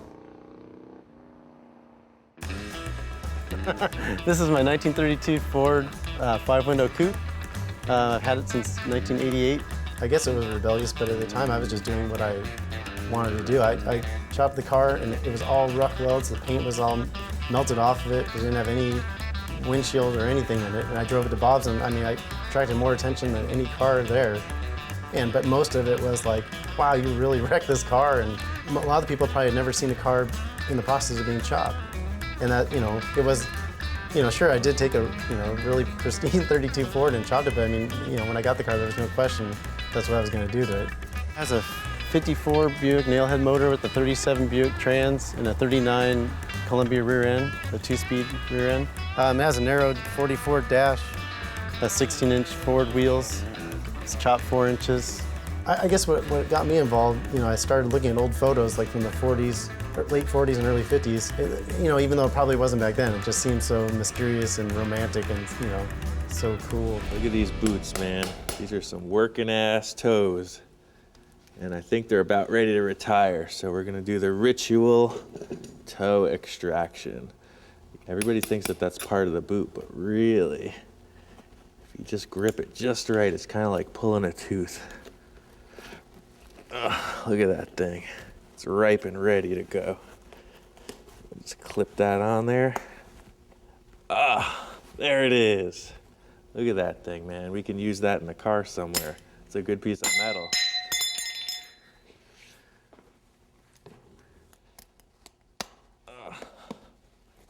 Yeah, look at that. There's a sock in there. Oh, there they are. Now I'm gonna put myself in harm's way for the rest of the day. I'm gonna have to be very careful. The easiest way to put sheet metal in is just in flat plates, but obviously the floor isn't flat. So what I'm doing is establishing a whole series of triangles. So it's kind of not origami, but it's something like that.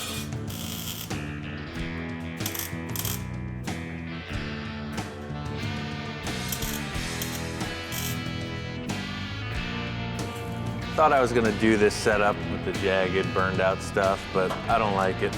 I'm gonna put it in something a little bit more conservative. So I'm gonna start by making a square tube frame that surrounds this license plate.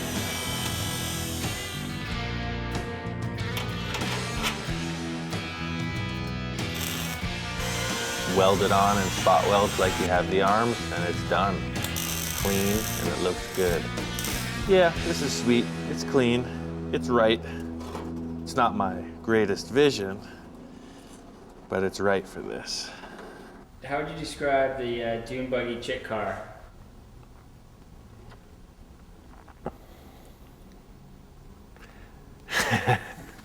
That car is just, that car means so much to me, dude.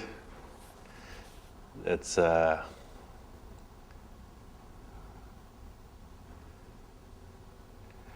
That car is it's my favorite car. It's the best car I ever built. It's my favorite car in the whole world. I didn't expect that question. My ex-best friend, ex-girlfriend, she was a super rad artist, painter, sculptor. She said, well, why don't we make a flying dune buggy? I said, what?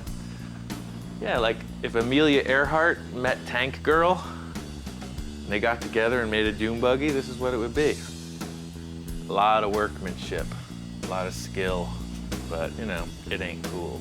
It just isn't. My father was working in this building doing construction. He got friendly with the janitor, and the janitor would give him cases of toilet paper and tampons, because that's, you know, all he could hook him up with. He was a janitor. So we always had all these boxes of tampons around, and I had to make these huge fiberglass shapes, and I didn't have enough material. So I mocked it up with some paper mache on the outside, and I took the tampons and threw them in the fiberglass, and they sucked full of this stuff, and I just laid them on. So it's kind of funny that it's a chick car, and it's made out of tampons, the whole rear end. Now this is a really big pizza box. Always order the extra large if you have to make any templates for a pickup truck bed.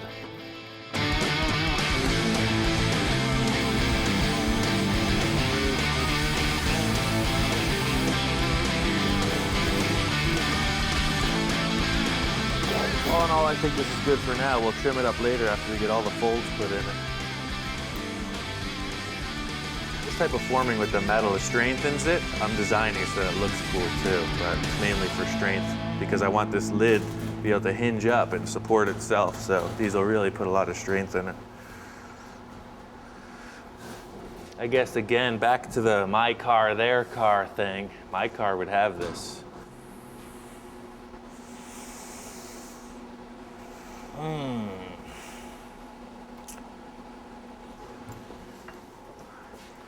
How do you know when it's right? I don't know that it's right. Call me in an hour. Maybe I'll just rip this thing and throw it in the garbage.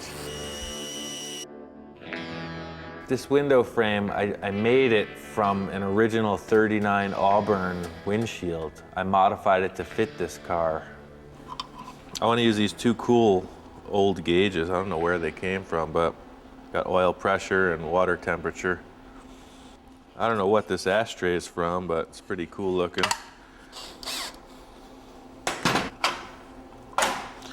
All right, that'll help you with your nicotine fix. And now for your alcohol fix, I think we'll install this fine bottle opener on the dashboard too. The police love to see that. I thought it would look cool to have the same kind of spot welded look like we did with the arms. A car, like any art piece, is an entity unto itself. You want to have a continuity. This is what's left of the original steering wheel. I don't know what year this came from, but obviously it's very old. It's just going to be too big. It's probably going to be up like that. It's here. Just change it around. I guess my favorite thing about the old tools is that it's not with mass production in mind. It's all about the handcrafting. So you get a lot of tools left over from industry that don't make money for people, so you can pick them up cheap.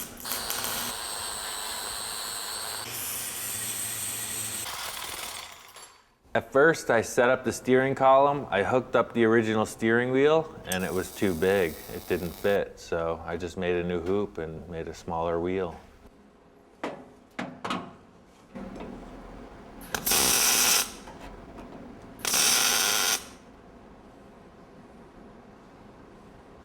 I mean, now that it's starting to look more like a car, I'm thinking about the paint, and of course I was originally going to go with like flat black with red accents, but after seeing the dashboard and how cool it looks, I think I want to see what this will look like when I shine it up. I guess the reason I'm considering making it all metal as opposed to painting it flat black is because it'll just more showcase what I do. It's like I don't pride myself in auto body or Fondo or paint. I pride myself in making stuff out of metal. Makes me think of like a sardine can or something. It's like it's cool, I think the rusty frame is enough. Paint the rest black. I can't decide where to put the shifter. I mean, originally I was gonna put it in the middle, big tall shifter. My other car has that. I've seen a lot of other people do it, but there's just no room in here.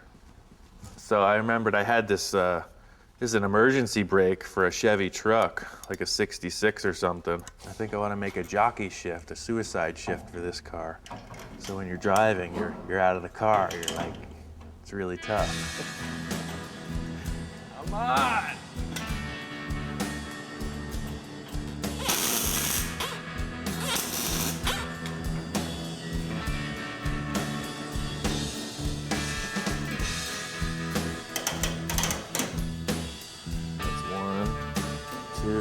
Drive, neutral, reverse, park. Cool.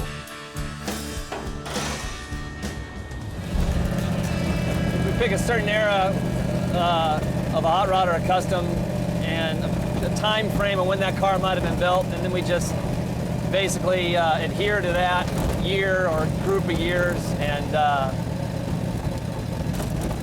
build the car within those parameters. My name's John Fisher, and been a chopper member for the full life of the club. And this is my 36 Ford. It's all done 40 style, kind of motorboat style. It's been chopped, 40 Ford fenders, and the taillights have been changed, and now they've been blended into the tail guards. Everything's been shaved. It was my initial design, and I kind of researched it. It has a 50 Ford Deluxe steering wheel. You know, it would be in primer, but I've kind of gone beyond primer and finally painted it. And I don't know, just kind of snowballed. It was hard to stop doing stuff to it. Kind of gives you a feel what it would have been like for a guy driving it, you know, in the 40s or the 50s or the 60s or whatever, depending on what car we're driving. You know, it's like a time machine in a lot of ways, I think.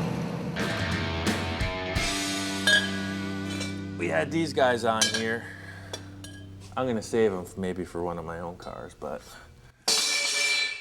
we're gonna go traditional on this, or at least as traditional as I can muster. A lot of people talk about Ed Roth. They love his style, his aesthetic style, and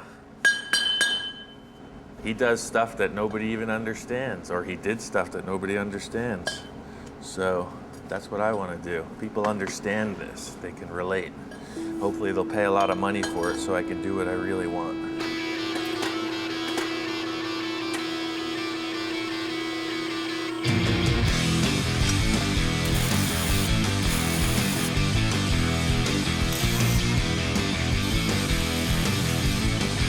I've seen this car before somewhere. That's all I can say. I'm trying to create something that everyone likes, except me.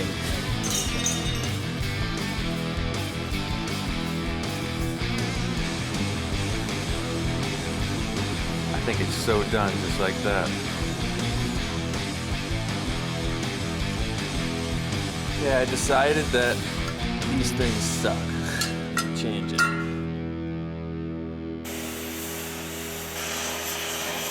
Follow me.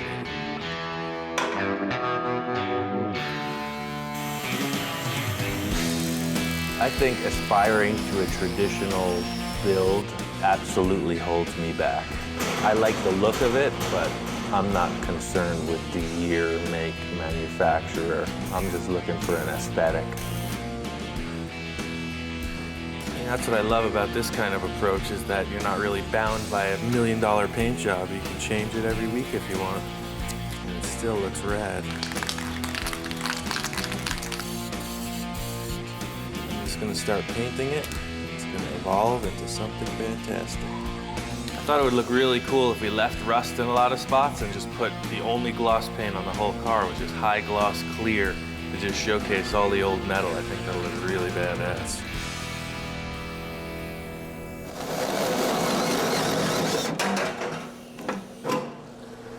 The body was just too nice. I just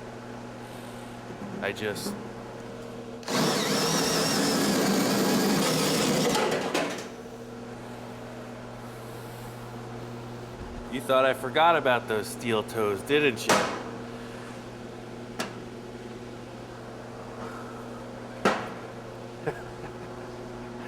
I didn't have a vent for it, you know? You need a little ventilation in there.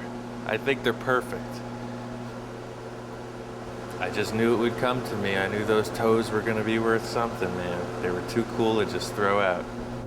My favorite thing is that you can take something that people will recognize and just warp it into something that they don't recognize.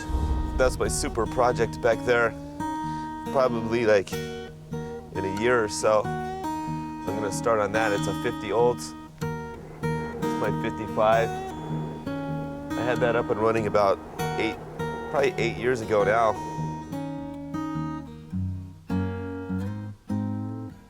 One of my crazy buddies, Nacho, he had some wild idea to build a tiki head for some reason.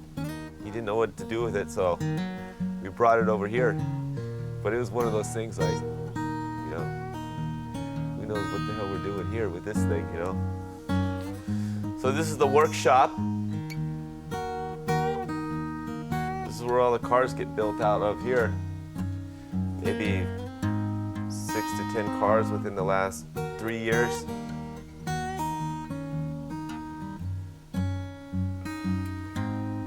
This is where you built this car? Yeah, this is where I built this car.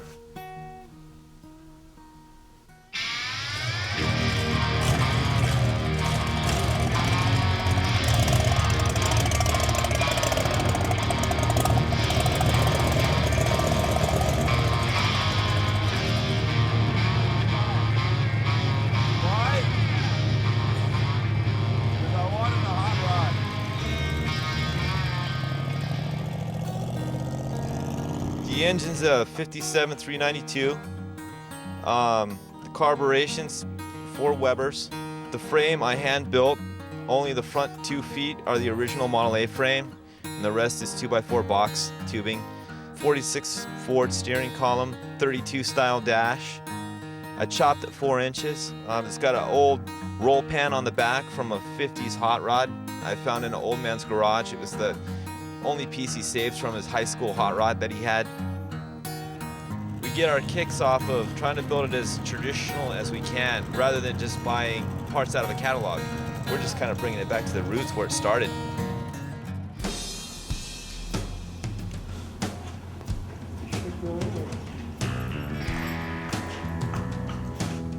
Like an expectant father.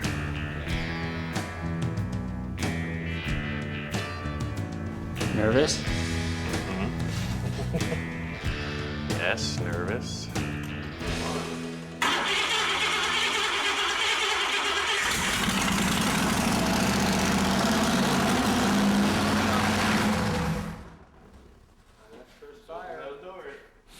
Somebody squirted oil down the cylinder wall. Oh yeah, I filled it with oil.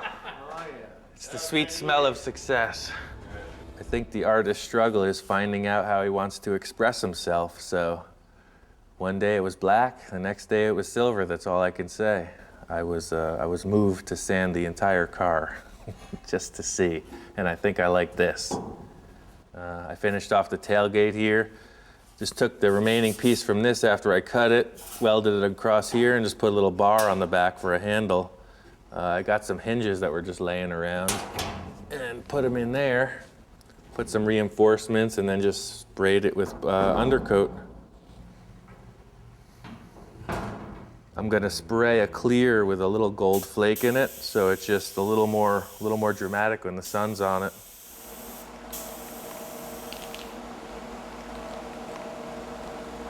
Oh, he's the guy with the gold car. Yeah, I saw that car out there. That's the gold one.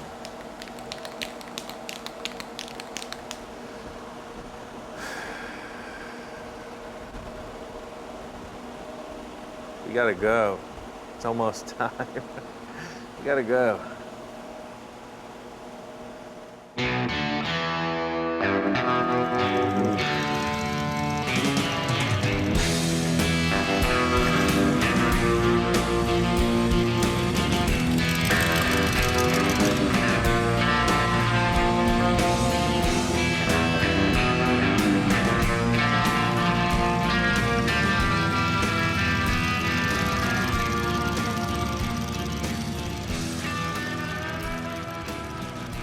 After it was gold, I was horrified. So I sprayed it black in an effort to just make it fit. It looked like Liberace. It was so wrong.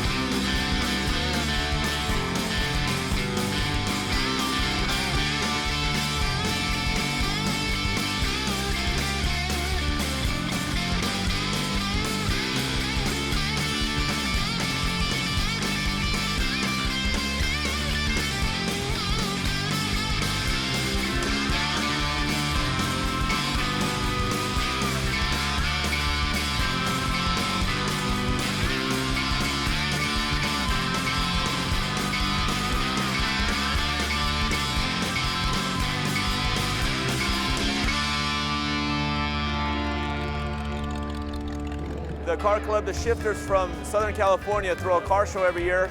Their whole deal is a pre-63 car show, all traditional built rods and customs. There's thousands of people up here, hundreds of cars.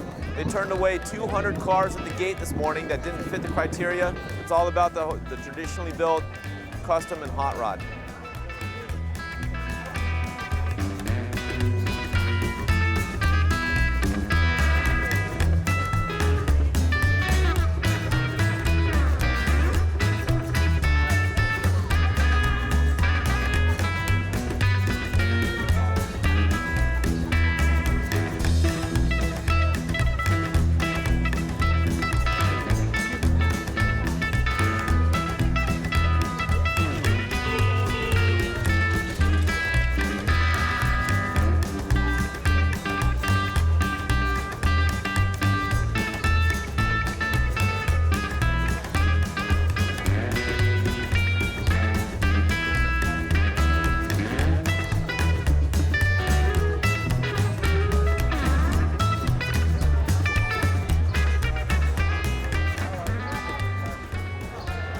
Made it. We pulled in last night. This place was already packed. I couldn't believe it.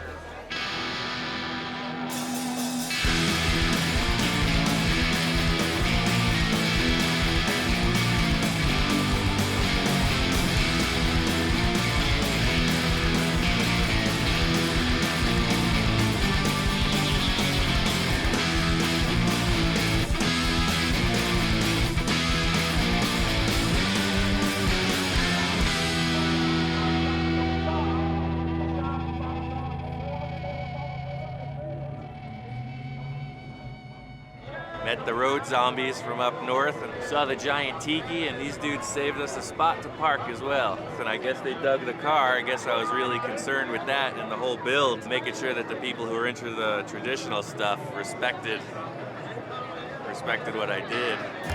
I think Ian's car is real awesome. No, personally, I'm into the more traditional style cars, and his car is definitely along the lines of very traditional, the way it looks. Very artsy. He's done a lot of classy artwork with it as far as his welding and stuff like that, which is cool. You know, he's personalized it.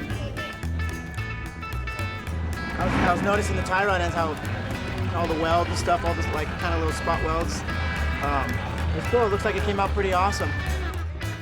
And there's just thousands of people here right now that want to be involved. If every car looked the same here, I guess it would be pretty boring. So there's a smattering of all different types of cars. Painted cars, primer cars, rusted cars. I'm not going to pick apart someone's car. I'm just going to build my car the way I want to build it. There's people here that don't have a car, but they're going to have a car next year because they go, that's looks fun to me. So I'm going to go search out and buy a car and start working on it. You know, it's all about fun. There's no attitude here. You know, with us or any of these other people, everyone's here for a good time. You gotta come here by yourself and you leave with 20 new friends. It's really cool.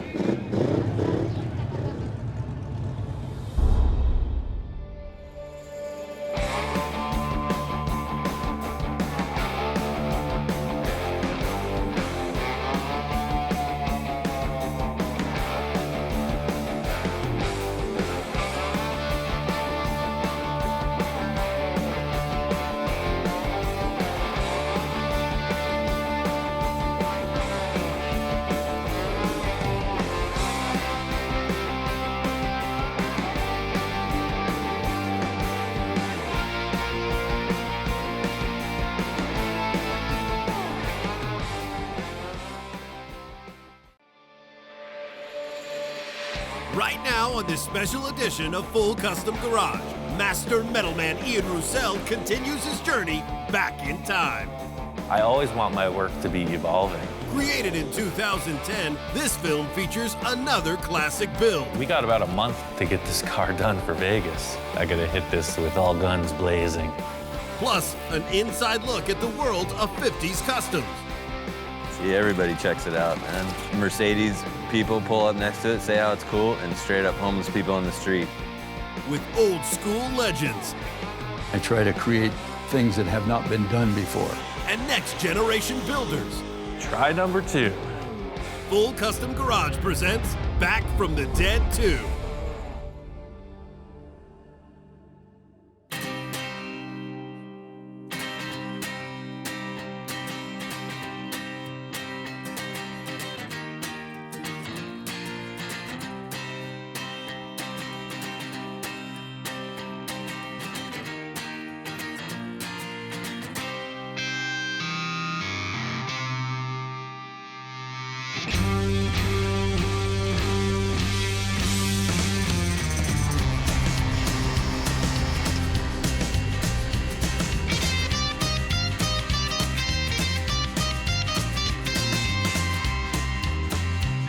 Some people might say, well, the engine is the most important, but to me that is not.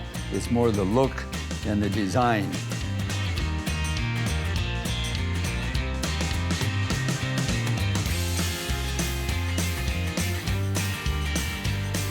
Everything I do with all of my cars is old stuff. I just don't dig ordering stuff from catalogs. I like to build everything myself.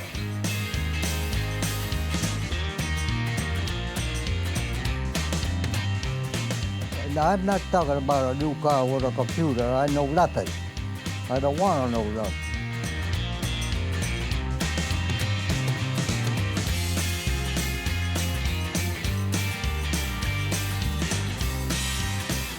A couple of people has asked me, where did you get this car? Where did you find this car? You tell them, we did it.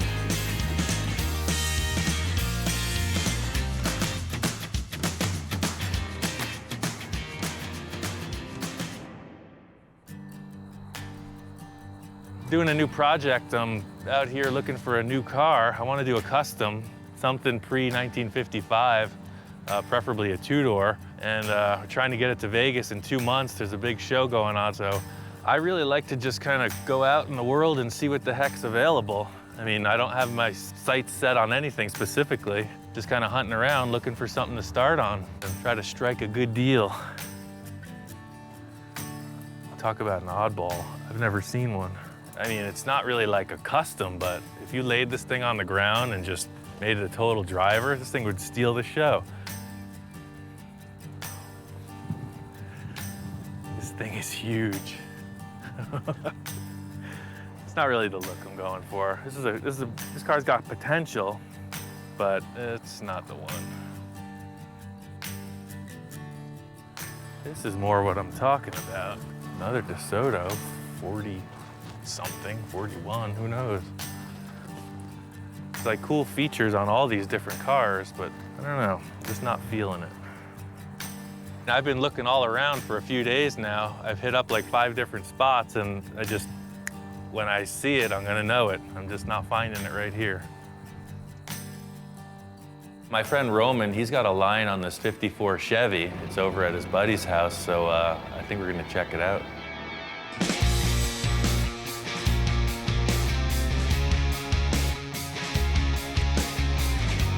This is perfect, man. I mean, this is exactly what I was looking for. It's never been crashed or really beat to hell. It's just old. Typically, most people would like a running car with very little rust, but I don't care. I'll cut the whole thing apart. I'll just build whatever it needs. I think we'll take it. It's cool.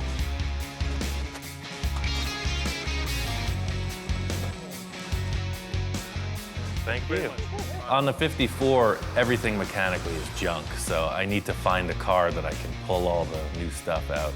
It's all the way in the back. Yeah, all the way by that dumpster. What I'm looking to do is update the drivetrain. This Skylark is a perfect example because it has late model 350 V8. It's got power steering, power brakes. I can gut everything I need out of this thing and put it into the new car. Thank you, Gus. Okay, I appreciate it.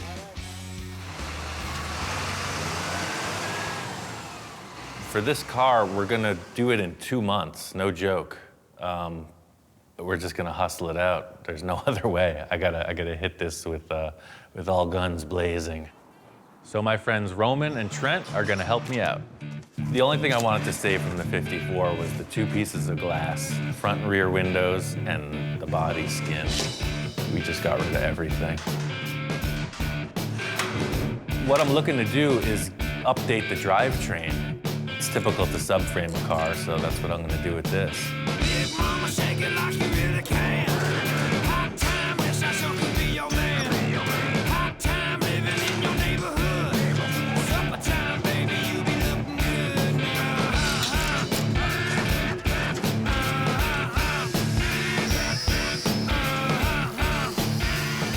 The reason that I'm subframing the car is 2 points. I'll have the opportunity to Z the frame and lower it, and it will update all the steering, the motor, everything. All the mechanical parts will be newer.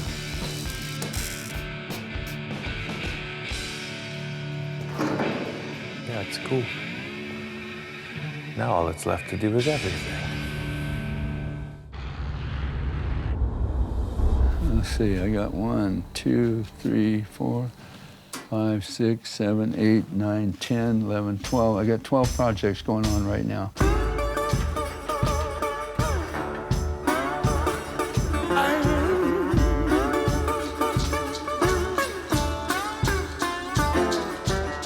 My first car was a 28 Model A coupe, and I didn't really know what to do with it. I put an antenna on it for a foxtail. You know, that was cool to run a foxtail on your antenna. Didn't have a radio, but I had to have that foxtail.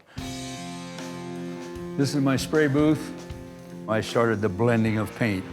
We call it fading or blending. This is one of my Gene Winfield blended paint jobs. You can see how I go very dark, very black, blackish green here, and then gradually work up into the lighter green up in this area. But that's a Winfield blend or a Winfield fade. This is a 51 Merc, and he brought it to me as pretty much a stock body.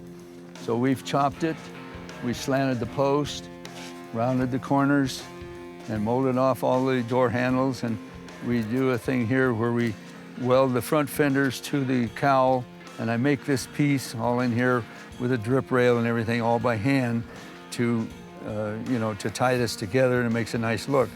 Every custom car, the customer is making a statement. Whether they realize it or not, they're making a statement with that car. How old are you right now? 82. And you're still working? Oh, I work 12, 14 hours a day, every day I'm home. If a guy retires and just goes sit in a chair and watch TV, he's gonna die. You gotta keep active and keep things working.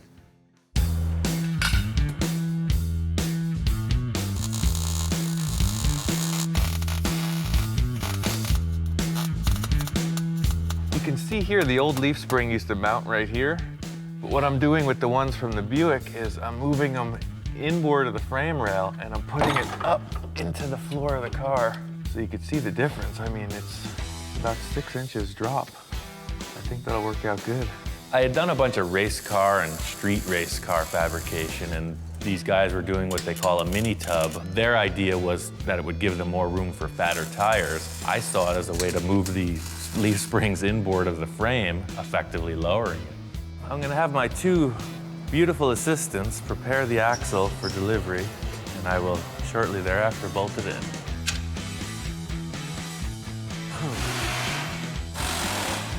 I came up with this idea for the rear leaf spring perches. I'm gonna put 2 crossovers, 1.5" tube across the frame, and the springs will actually locate between them on these cross braces.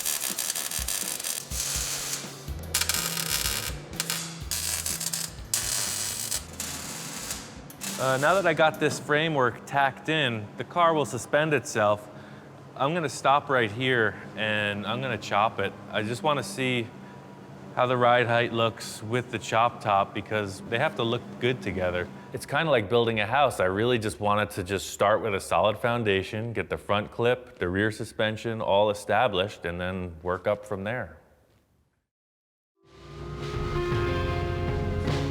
In the early 50s, when customizing was probably not fully mainstream, George Barris was the one that promoted it and made it mainstream. When Barris moved from the Compton Avenue shop to Linwood, he had both of these buildings, this building and the building next door. This was a note he sent when I called him and told him that I rented this building and what the whole plan was and stuff. This letter came in the mail like a couple days later. When I was in high school, there was a Rod and Custom magazine that came out that had an article on Barris, the early years. And I showed this to my friend and said, hey, you know, how cool would it be to work there? In the early 50s, this was the parking lot. That's what this wall is here. You would be standing pretty much where this Lincoln like bumper is. Ideally, it'd be neat to have this shop to where people could come and see what's being done, and it really feels like you just walk back in time. This Ranchero is gonna be this car. He first brought us the car and with this picture and said, I want to build something like this. And it was like, well, if you like this car, you know, why don't we just build this car? We try and get people to pick an era. It doesn't limit you, but it gives you just an idea, a little spectrum of what would look right when the whole thing's done. Mostly for us, we try and just stick in the little era of what the customer wants. Like, hey, I want my 55 Cadillac to look like it was made in the late 50s. And then you got pretty much everything laid out, what you want to run. The majority of the stuff we use, if we're starting with something that hasn't already been messed with before, we try and do it on lead.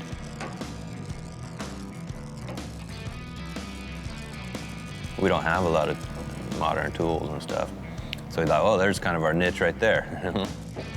It would be neat to have only old stuff, you know, to use all old tools, tools that are twice as old as you are. But I like to do as much acetylene welding and stuff as I can. It's neat having that kind of stuff around. Like, it just feels comfortable. It feels like it's done this job before. All I gotta do is keep doing it, you know? If somebody asks me to chop a car, again, I look at it and I make sure that the top flows. See, that's the most important thing to me, is to flow the top, and you do that right through the rear window.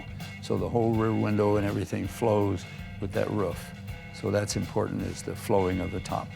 For some reason, I'm fascinated about this sloping roof line. And maybe I'm all wrong by using cars like this, because I've tried it twice so far, and both were a little exaggerated. But I think if I mellow it out and just don't be so drastic about it, I think it'll be a good look. I'm not doing anything like, oh, 3-inch chop in the back, 2-inch in the front, or whatever. It's not gonna be like that. I'm just gonna cut the roof off and see how it looks. The most challenging part of chopping a top is the glass. You have to build the top around what you're doing with the glass. I didn't like the B-pillar, so I just came up with this idea to tilt the roof back and just refit the whole back window skin. It's kind of that moment of truth. Everything's cut out. I just got to figure out exactly where I want to cut the windshield pillar to tilt this thing down. One of the concerns I have is the trim as it comes through. It follows a nice smooth line, so if I pivot it here, then the trim will come up. Unless I cut it just above the trim line and then just lay the windshield down, pivot it right here, then they'll come up a little bit. I think it's what I'm gonna do.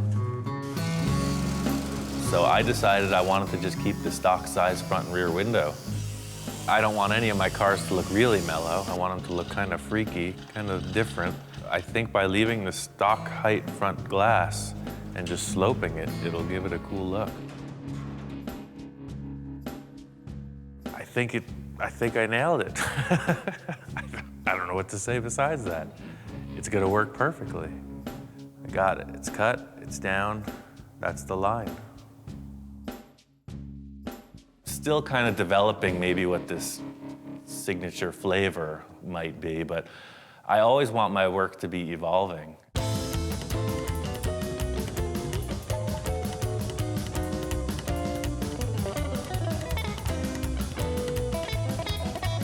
It's like Picasso, where you put a torch and a cutting wheel in Ian's hand, and this is what you get. You find a Picasso in the garage, I got a Ian Roussel in my garage.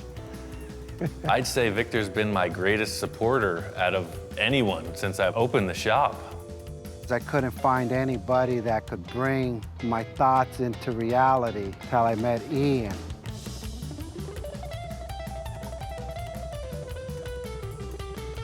The guy is literally one of the greatest artists I've ever met, and I love art, so you could tell by all just things he's done with his hands or what he could come up in his mind with imagination. And more than anything else, the guy is an engineer.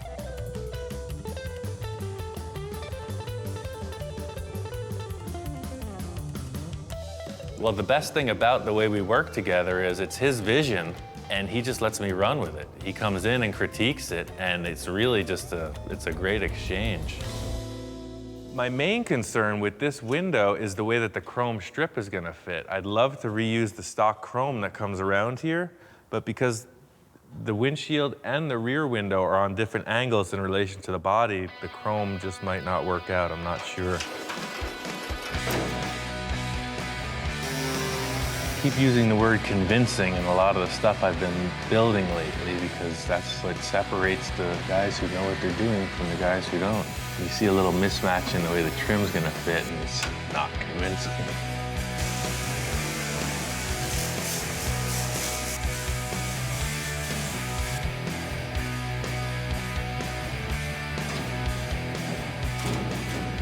Putting the window back in was the hardest part of the job.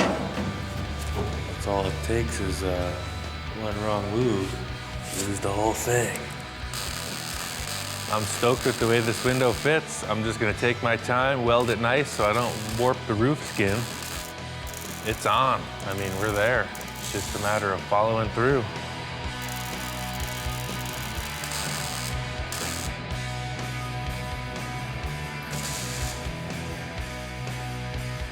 I wanna make sure that these guys fit before we get any further into this.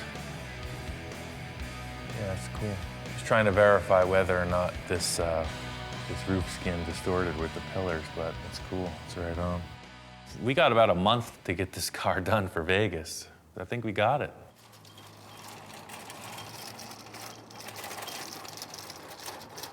See, everybody checks it out, man. It's funny because like even Mercedes people pull up next to it, say how it's cool, and straight up homeless people on the street think it's cool. People just enjoy seeing it. Or to see somebody that like that probably ain't got the best deal going, but to see him walk by and smile about it is cool, you know? It's a 51 Chevy Fleetline that's been chopped, the side trim's been removed, the door handles, the headlights are French, the emblem off the hood and trunk are removed, and the taillights are moved down into the bumper guards. I drove it stock, you know, just as it was when I was working with George Barris, and I told him I want to do custom work. He kind of shrugged it off like there was no money in it, and, you know, I should stick with him, and we'll do, you know, movie and TV stuff and car shows and things like that. You know, I don't really care about what it pays or whatever, you know, it's what I wanted to do. And so that's when he said to go work with Bill.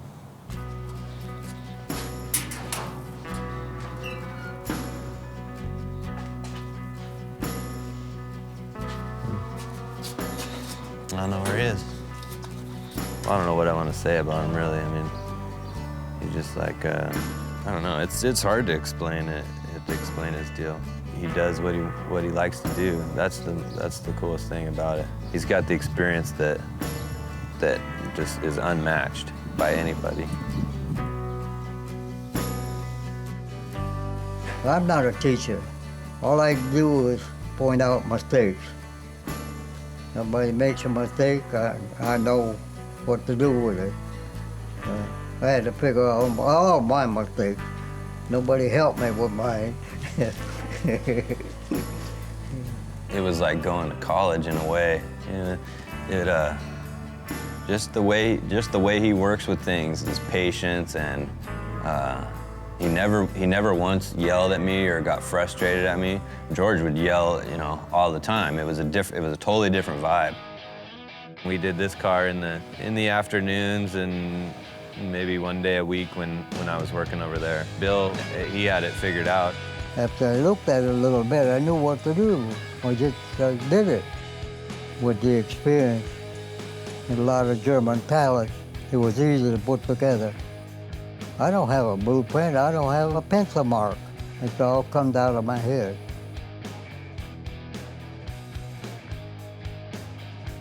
No fastback like that's ever been done like that, ever. I've done this top and everything completely different than anybody's ever done.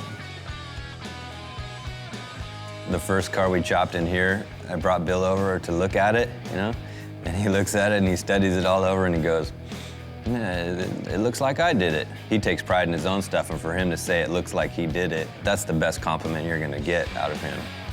I love work, 7 days a week. I guess that's why I'm 88 years old. I wasn't afraid of it.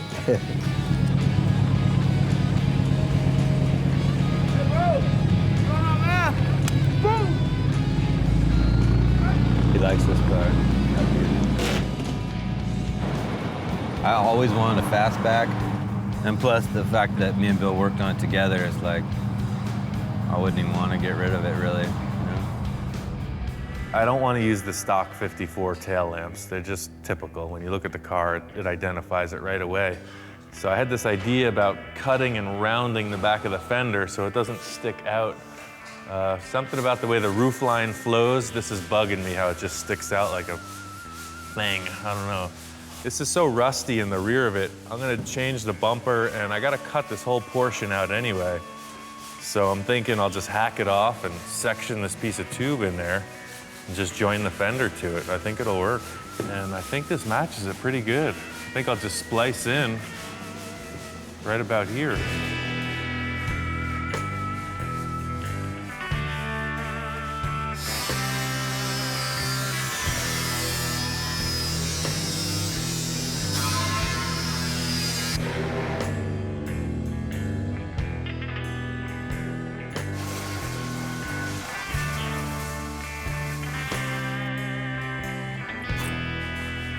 I don't even see a reason to take the rest of the tube off. I was thinking about cutting it in half, but why? I'll just lap the sheet metal to it, and I mean, that's freaking strong.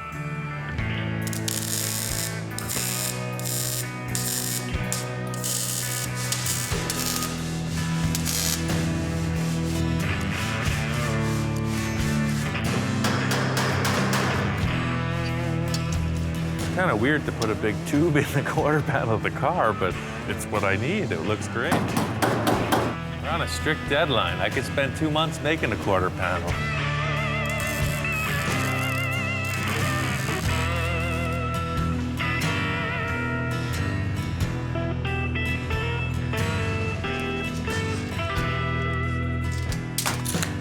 It's just gonna be a piece of sheet metal. I'll form it to the contour of the body.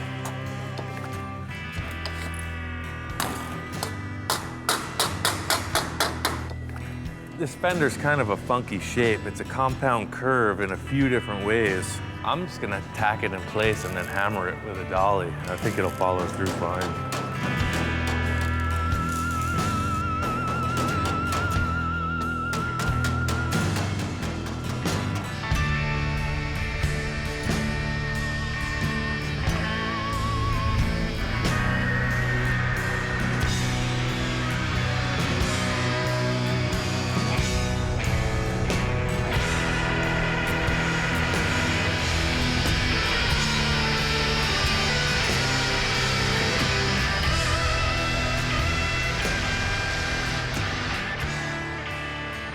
This is a really complex shape, and to form it freehand with the shrinker and hammering and all the other crap you got to get involved with, it would have been a lot of work, and I just By clamping it and welding it and hammering it as I went, it worked out good. Because this is more of a sculpture, it's just a shape that I have to look at the whole thing. So I want to just get this taillight fender area finished and then color the whole car gray so I can kind of get a concept of what it looks like. I mean, the whole idea is just to get what it looks like in one color. And I'll be damned if it doesn't look like a car. Yeah, it's cool. You could geek out on something till the end of time, but I think by doing those two simple things, raking the stock front glass back and lowering the taillights, it's a different car. It's really cool. I think the roof line is nailed. I think it's done. What are you doing, Roman? Just making this part pretty.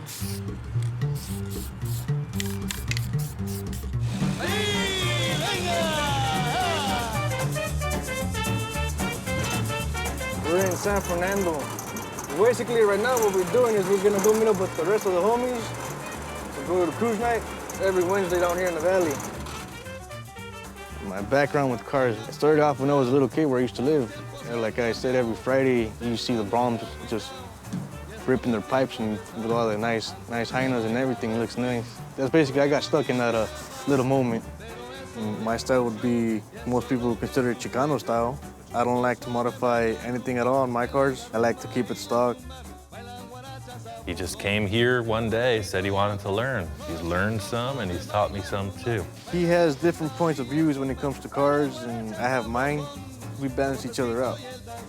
I'm starting to become bilingual, learning Spanglish. I know a couple things about low riding, and in his own respect, he's a badass. He knows what he's doing. I would consider myself a traditionalist, but I'm not stuck to that boundary like, oh, this is what I am, this is what I'm gonna do for the rest of my life. Nah, because if you do that, it gets boring. I like to see new things, try new things, and hear the feedback from people, what they say. If they don't like it, then that's too bad, it's my car. If they like it, well, it's for sale. You never know. The car's so low that it's gonna drag the bumper on stuff, so the closer the bumper is to the body, it'll help it out a little bit with clearance. But also, I just like the look of it being a little bit more tucked in.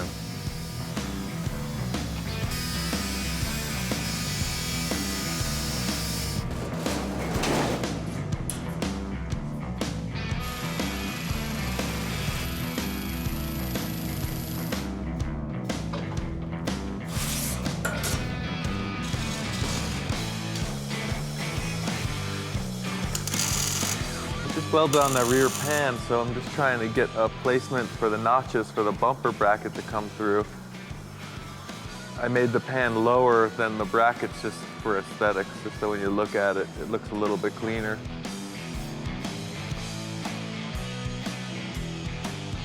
This looks perfect. I'll take it. Yeah, that's pretty much what I was looking for. That's cool, what do you think? Yep, you can't even tell what we did. I keep reiterating, it's easy. Making a car like this is just, you know, I want to make something crazy. This is just time. It looks great. It's just not my greatest vision. I like conjoined twins, three-legged dogs.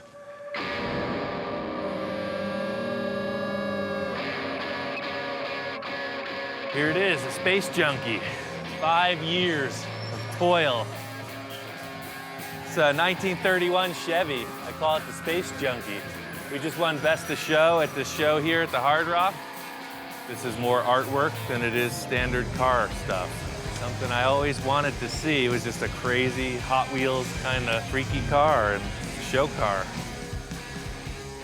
It's got a sliding sunroof. It's got airbag suspension, 20-inch rims with wood spinners. I mean, nobody's got this. It's its own thing. It's brand new. I built the Space Junkie because I just wanted to go crazy. I wanted to make it a wild thing, that's all. It had no parameters.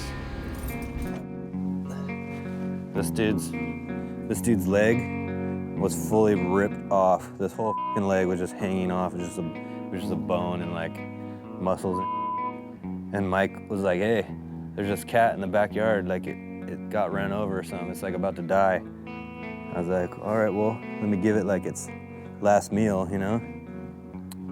And I grabbed its foot like this and it didn't like squirm or anything. And so before we went to Kansas last year, we cut all the meat and off it and made like a splint out of like stir sticks and taped it all up and made this cone out of like a Taco Bell cup and fully glued it back together. And now she cruises.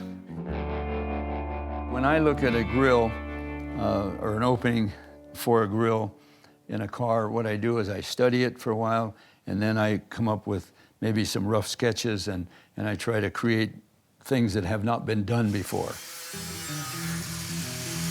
Roman said he had this idea about using multiple bumper guards for the grill teeth. It just seemed like a cool idea. Knowing how to cast aluminum parts, I decided let's go for it. It's pretty cool looking.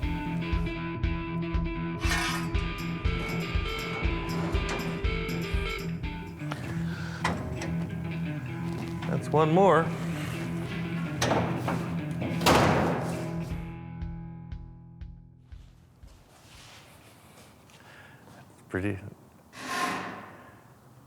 It's pretty weird. Hey, Roman. Oh, it's not done yet. Looks like tomato. Nah, tomato was different. We're about 2 weeks out at this point, and there's a ton of stuff to do.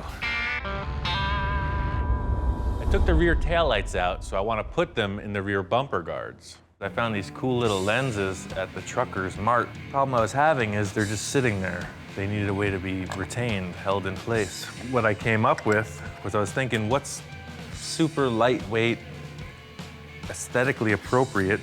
So I was looking at a regular soda can and this lens. They're the same size.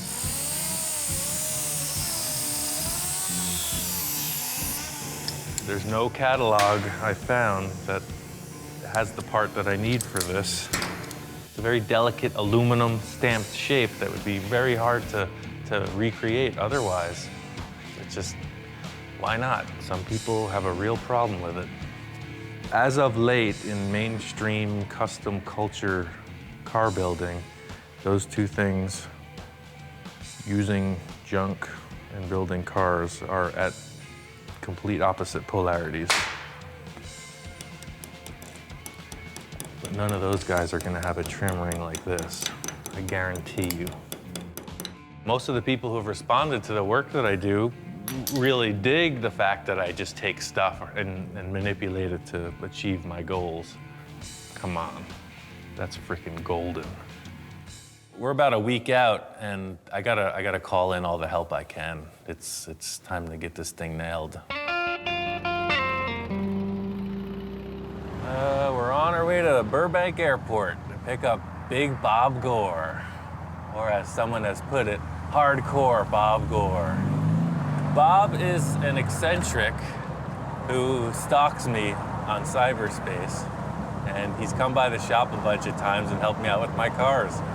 He's a pretty cool dude, so he wanted to come by and help out with this one too.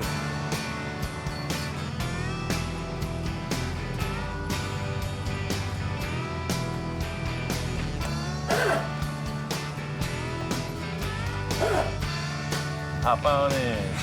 One thing's for sure is I'm gonna be like the happiest guy in the world for the next couple of weeks, and there's just nothing, no way around it. That's just a guaranteed fact. I consider him one of my best friends, man. This is an opportunity of a lifetime. What I do for a living is I restore cars, I fabricate metal. Also, I'm a body man and painter. Bob's my friend from out in Wisconsin. He saw the first DVD and it just thrilled him. So we just kind of got to know each other over the phone, and he's come out a couple times to help me work on my cars. It's a good thing. My claim of being Ian's biggest fan is the fact that I drive my family crazy because pretty much just about every day, you know, at the end of the evening, I throw in the video. Sometimes you need something to inspire you. I asked Bob to come over and paint the car, because that's what he does. He's just down for the cause. It's awesome. I think you could say it's a lowrider-inspired car, no question. And what I saw with those cars was a lot of simple paint work done, but people just went crazy on the roofs. And I kind of dig it. It's like wearing a fancy hat or something.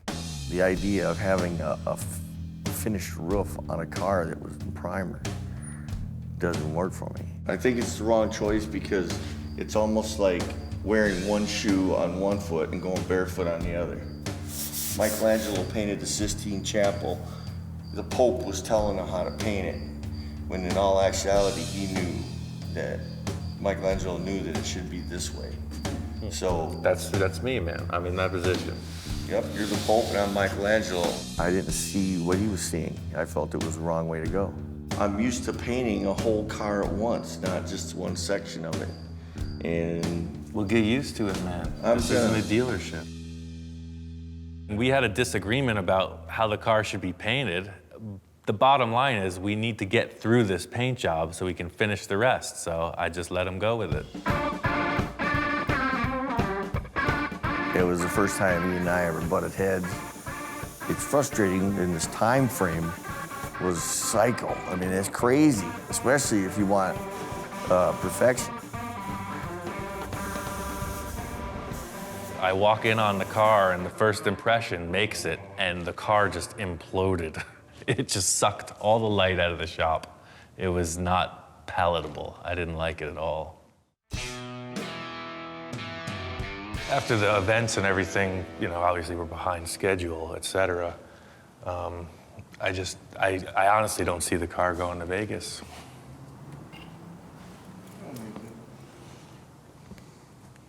No, I mean, we're not going to take it.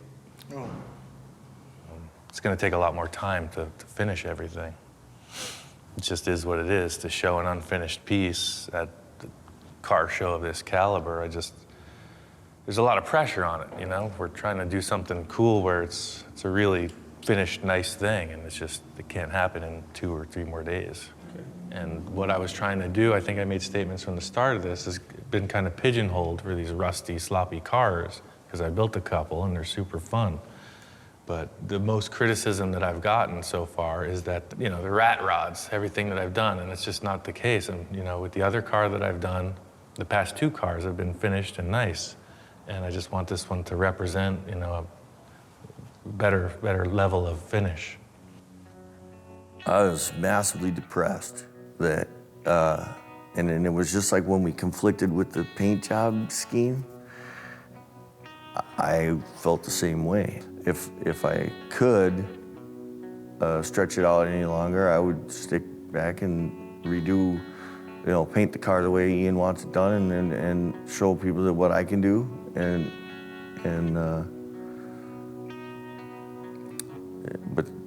but we couldn't. I guess I'm just at a little loss for words. It's, you know, it's pretty much a bummer.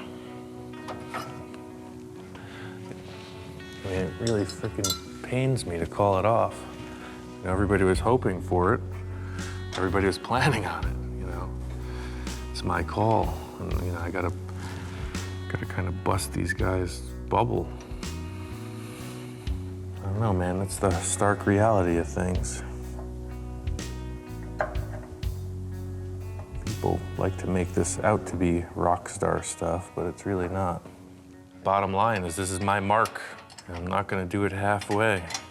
It's gotta be right, and I don't care how much effort it takes. It ain't done till I say it's done.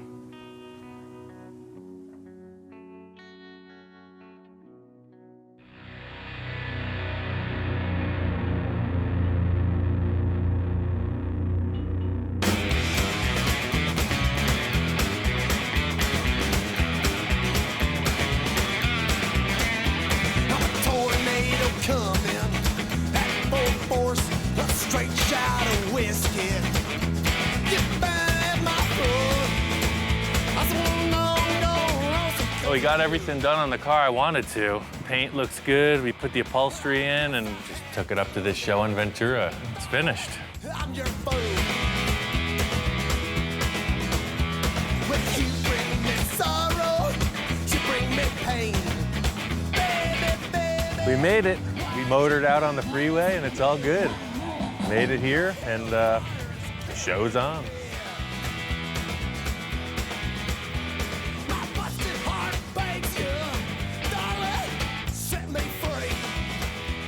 Pretty cool. It's quite a nice ride, everything about it. It's pretty darn impressive and a lot of work. They just put so much thought into it and worked on it so hard. So each custom has a personality, which is your own.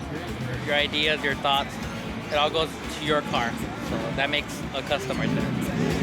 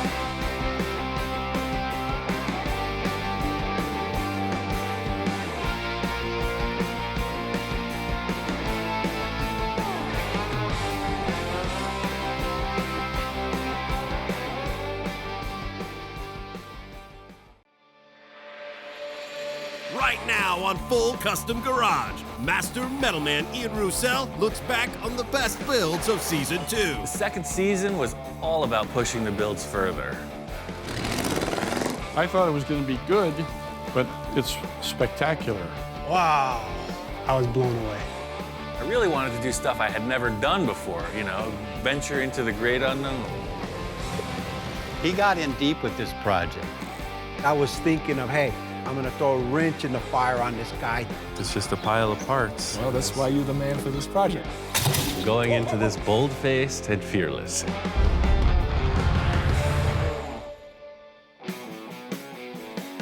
First project I wanted to do was a 1948 Packard. It was just sitting around at my friend Don's shop. I wanted to turn it into a custom lead sled for my friend Tom. The biggest challenge in the chop on this Packard was the big bulge in the back of the roof. I took care of that. I wanted to show it to Tom. Uh-oh, there goes the neighborhood. What's up, man? Wow. Got a car. This is the Packard, huh? Yeah. So being excited about seeing this Packard underway, I gave Ian a call and I said, hey, I gotta come down. I gotta take a look at this thing. And just putting it on the ground and chopping the top, he loves it. Now that I see it here in person, I like it as a four-door. I stopped on these roof panels. My next step is to throw them on the English wheel and get these guys tacked in. I got a way of doing things by myself, but hey, there's another body in the room. Get to work. To be able to work with Ian today is a real special treat. This is a really complex thing, creating a big roof for a chop-top car. The whole thing is establishing this nice roof line. I want to minimize the amount of body filler in the end. So it's really just like push it, hold it into position, and tack weld it so it stays. You know, it's the stuff you read about in magazines. So I stuck them in the car and had them hold up the sheet metal. I would have to come up with a bunch of weird contraptions to hold it in place. Here he is doing it. He was pretty excited. Ian, in my opinion, is today's Ed Roth. Ed Roth was a wild customizer who was very innovative. Ian is just carrying that torch. What this thing does is it sucks the metal together, so it will create a little more of a dome. Ian likes to think outside the box, doesn't care about what anybody else thinks, and builds what he wants. So this is gonna crown it out a little bit more, as well as take away all those hammer marks. I'm really not that familiar with an English wheel. I've only used it a couple times. Eastwood had this really simple, portable one, and it worked out pretty darn good.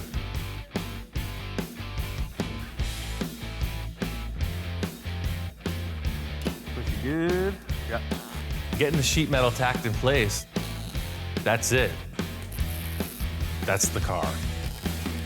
The line of it's established. It's just a matter of finish work. If you like it, here we go. I'll put it all together and on to the next. It's a killer chop. Once we got the roof dialed in, Tom had to take off. So I got the thing painted and finished because I really wanted to show it to him complete and ready to drive. When I first sat inside the Packard, man, I couldn't help but feel, man, this is cool. I'm ready to cruise, man. And I am one cool dude because I'm cruising this thing. This was a very emotional experience.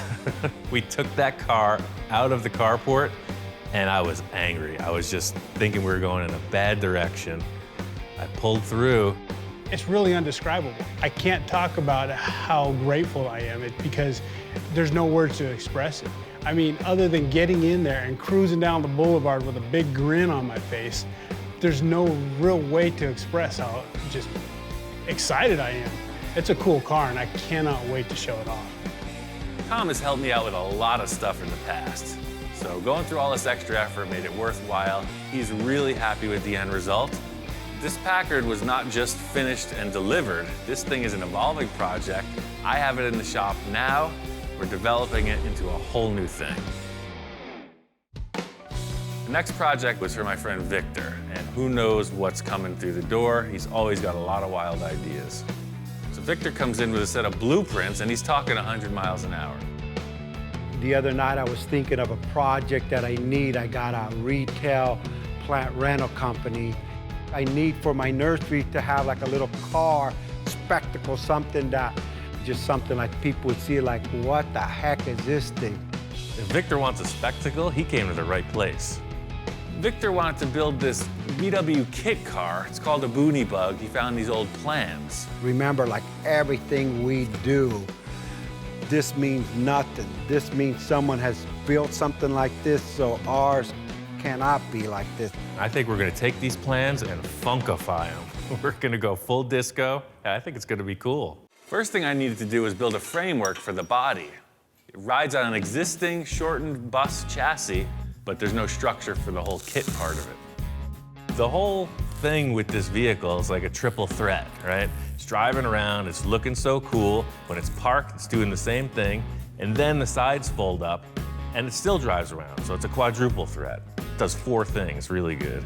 I got the whole structure for the body built. I really wanted to show it to Victor. There's always kind of a friendly competition between us. I wanted to nail my concept and sell him on it. Hey, Ian, what's up?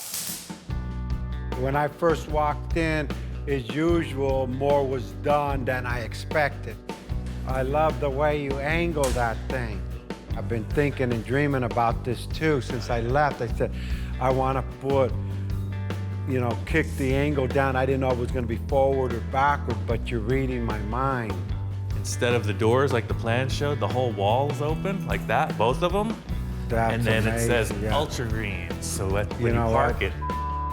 I was thinking of, hey, I'm going to throw a wrench in the fire on this guy. I'm going to have him make something raise up because I want my sign to show. And I come in and you raise up the door and my signs go there so the guy like outthinks me. But yeah, no, that came out crazy, yeah. The build of this was pretty inspired and quick, so I got it finished up and ready for paint and interior.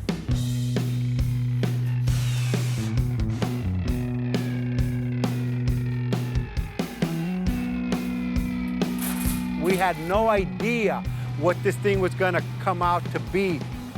It's beyond my expectations. It's not a show car. The little nursery car took it to the next level. This thing's gonna be all dirty and in the mud. We lucked out with this engine. This thing rips. Everything has held together great. It runs great. I almost wish I didn't have to give it up. I was really getting attached to this thing. Being able to drive it on its inaugural run was really cool. Performed perfect. I think Victor's gonna take this thing more places than the nursery. So in addition to the paint, Victor went all out on the interior. He's got custom vinyl interior, 2-tone, special seat, gold and green. He's got a custom steering wheel. They put AstroTurf inside instead of carpeting. I mean, this thing's looking good. The reason why me and Ian hit it off so good is he's creative. The thing I like most about this was that it is a stand-alone concept. You're not going to take it to a car show and judge it against anything, so there's a certain freedom in that. My friend Jack has had this custom Econoline pickup for years. He's got some really wild ideas. He wants to push it even further. So we're going to have to take about this much out of the middle. I want the top to be about this high. Jack threw a total curveball at this project. I was thinking of wild paint schemes, you know, and he's talking about cutting this thing apart. So you want to section the entire body? Yeah. It's a pretty good-looking truck like it is, man. I know. Sure you don't want to just start on another one? This is, No. This has to be the one. Jack showed me these drawings he had, and we went right to work. We had to modify almost every panel.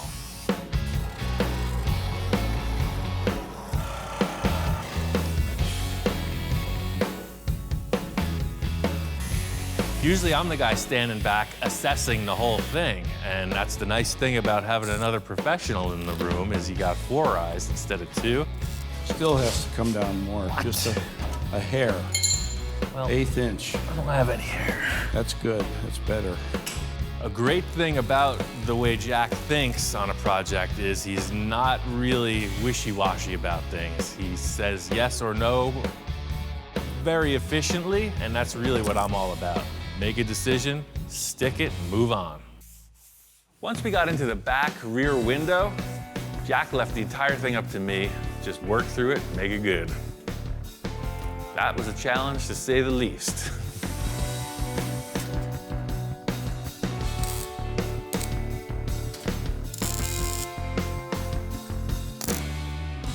I like what you did with the window. It's beautiful. I'm feeling pretty good with the rear of the roof, and then Jack shows me these taillights he wants to use. These are freaking massive taillights. What the heck are they out of? I've never seen anything like it. It's 70 Chrysler. I found him at the junkyard. He looked at me, what the hell is this? And I said, well, we're gonna try this. We're gonna put these two together and see if they fit on the truck. You know, these taillights are quite a bit different than what you had. I thought we were just gonna like hole saw and put the other ones back in. No, you gotta. So you're switching up the whole bill on the back of the truck too, I see. Yeah, well, that's kind of like how I am. This kind of changes everything. I don't know where he's going with this, but we're gonna have to figure it out. To make these huge taillights work, I had to French them into the back of the truck. It wasn't something Jack and I talked about, so I kind of took a leap. I was hoping he liked it. Whoa. Hey. Whoa. What do you think? Is that gonna work? Wow. So I take off for a day or two and look what happens. This is beautiful. Wow. There's only one thing wrong. What's that? It's upside down. No, I'm just kidding. Okay, I put it in the other way and it's like, wait a second, it looks like a smiley mouth. No, this is perfect, man. But when I walked in and looked at them, I was shocked. I thought it was gonna be good, but it's spectacular. I'm elated. I can't believe that in 3 weeks we've gotten this far. Beautiful, Jesus. The camera doesn't come out until Jack's happy with it. Once that digital camera's on the scene, you know we're on the right path. We are both on the same page with all the fabrication elements of this project, but the critical thing is the paint detail. We're doing something really far out, and we both have a difference of opinions on what color it should be. This color here, that's sunset orange. I've got this idea for this color. Looks like a sunset. I went and bought a gallon of that, and that's the color we're gonna use. This got a lot of metallic in it, a lot of fine metallic. I think you're gonna have to add something. It's like almost a production car color. Need something to make it pop. Our difference in opinion on the paint scheme actually turned out to be a really good thing in the end because we had 2 separate elements that came together in a great result.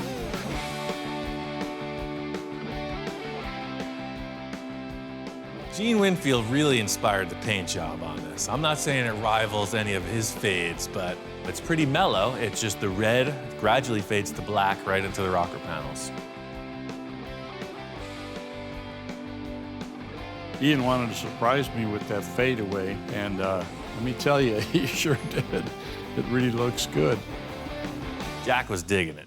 right out of his pocket. First thing is his camera, so I know I'm on a good run here. It's been the story through the whole build is that as he starts taking pictures, you know you hit the mark. The next project was for my friend Kai. He's got a bunch of motorcycles. He wanted to get his 1958 Harley-Davidson Sportster back on the road. Once we got into it, we were over at his house, and he asked me what I wanted to get in exchange for the labor.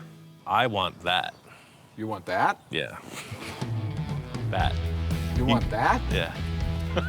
Okay. Naturally, I'm entranced by this early Harley, but just over my shoulder, there's a police motorcycle. KZ1000, that's a hot rod. I've never really ridden it. I've had it for a little while.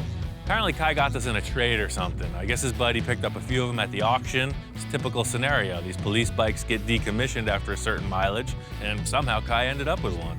This is a KZ1000. Did you ever see Road Warrior or Mad Max? Yeah.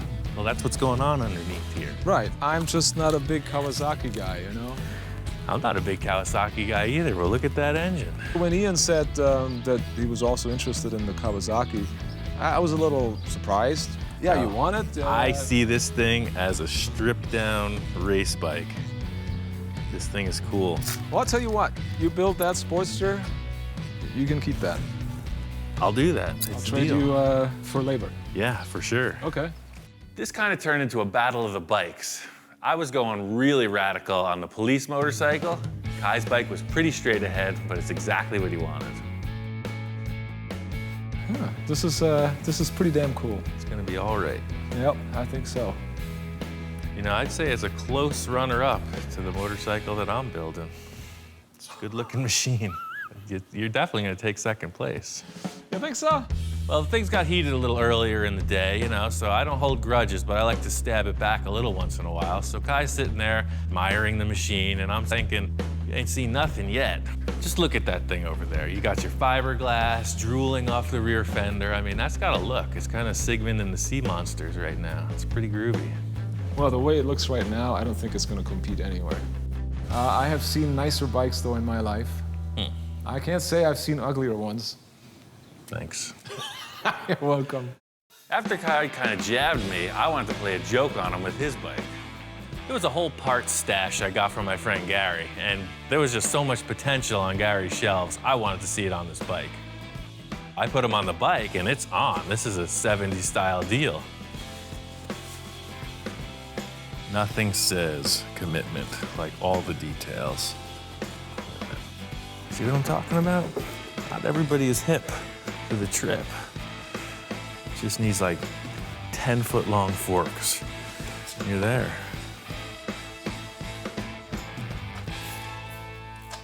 Hey, Ian.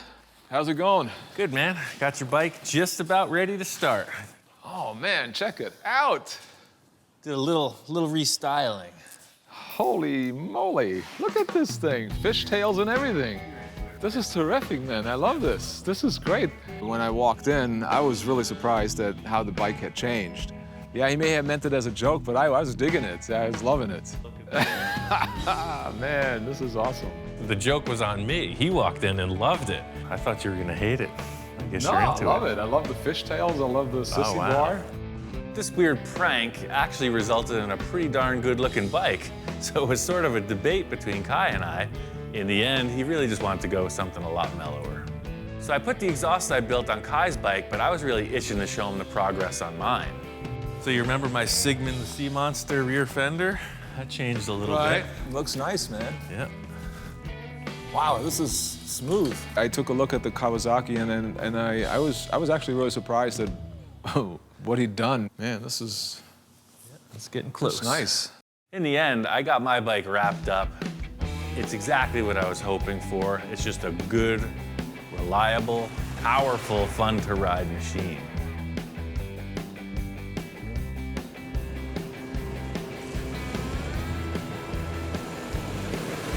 The whole deal with this project was the transformation. You saw this kind of very upright police motorcycle, and I just took it all wrong and made it gnarly, a very aggressive machine.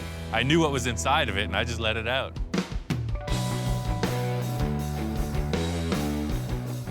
Kai's bike turned out really cool. We got both bikes out here, they're running good. We're just testing them. I love the way it looks. I just love the way it looks. It's old school. The general ride itself was exactly what I hoped for. You know, just smooth and has a lot of power. Well, Ian's bike, his Kawasaki, I mean, like I said, I didn't think in the beginning he was going to do anything with this thing. Ian, as usual, pulls a rabbit out of the hat or whatever you want to call it, and I actually got to ride it too. And I was really pleasantly surprised. It's a cool little bike. It's a nice change of pace to build a couple motorcycles. I don't do it often, maybe not often enough, but I really like the cars, so I was ready to get back to them. Next project I did was with my friend Bill. What year is this? This is a 1962, as I recall. That's what I'm talking about.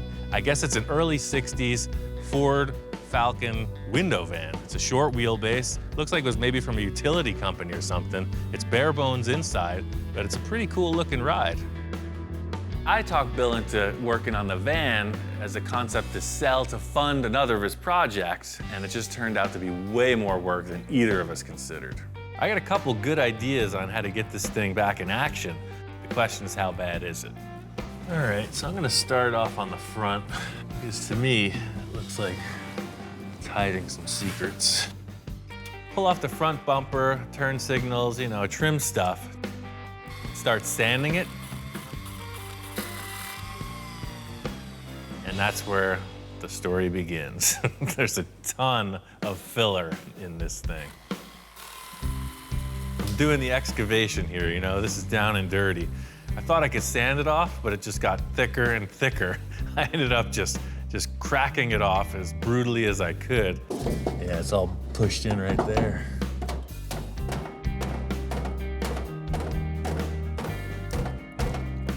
Even though the van looks pretty good, you see it's hiding secrets. Some of my time in Egypt spent doing exactly this type of operation. I'd say there's been a traumatic event. His van ran into something, and then it was repaired really poorly.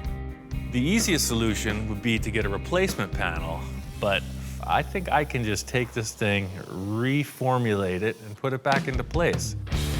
The cool factor about this is that you're not your typical auto body procedure.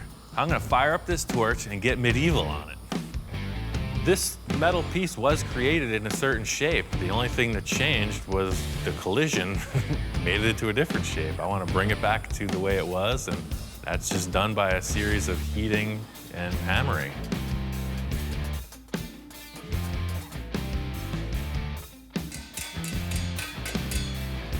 The whole idea is I'm just going to fit it into place and then continue hammer and dollying it.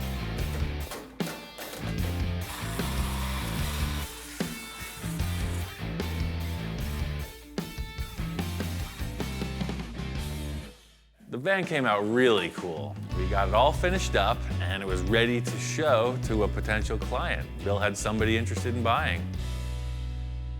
Brought up to Bill's, and just as I'm showing Bill the van, Jess shows up. Holy cow. See you again. Yeah, good to see you, Ian. Hey, Bill. When I first walked up and saw the van, I was just kind of blown away. It looked perfect.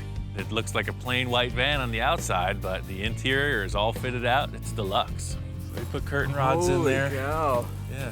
So this is the Pendleton yeah, the flannel? authentic flannel. So I'm really impressed. I can't wait to take it to the beach.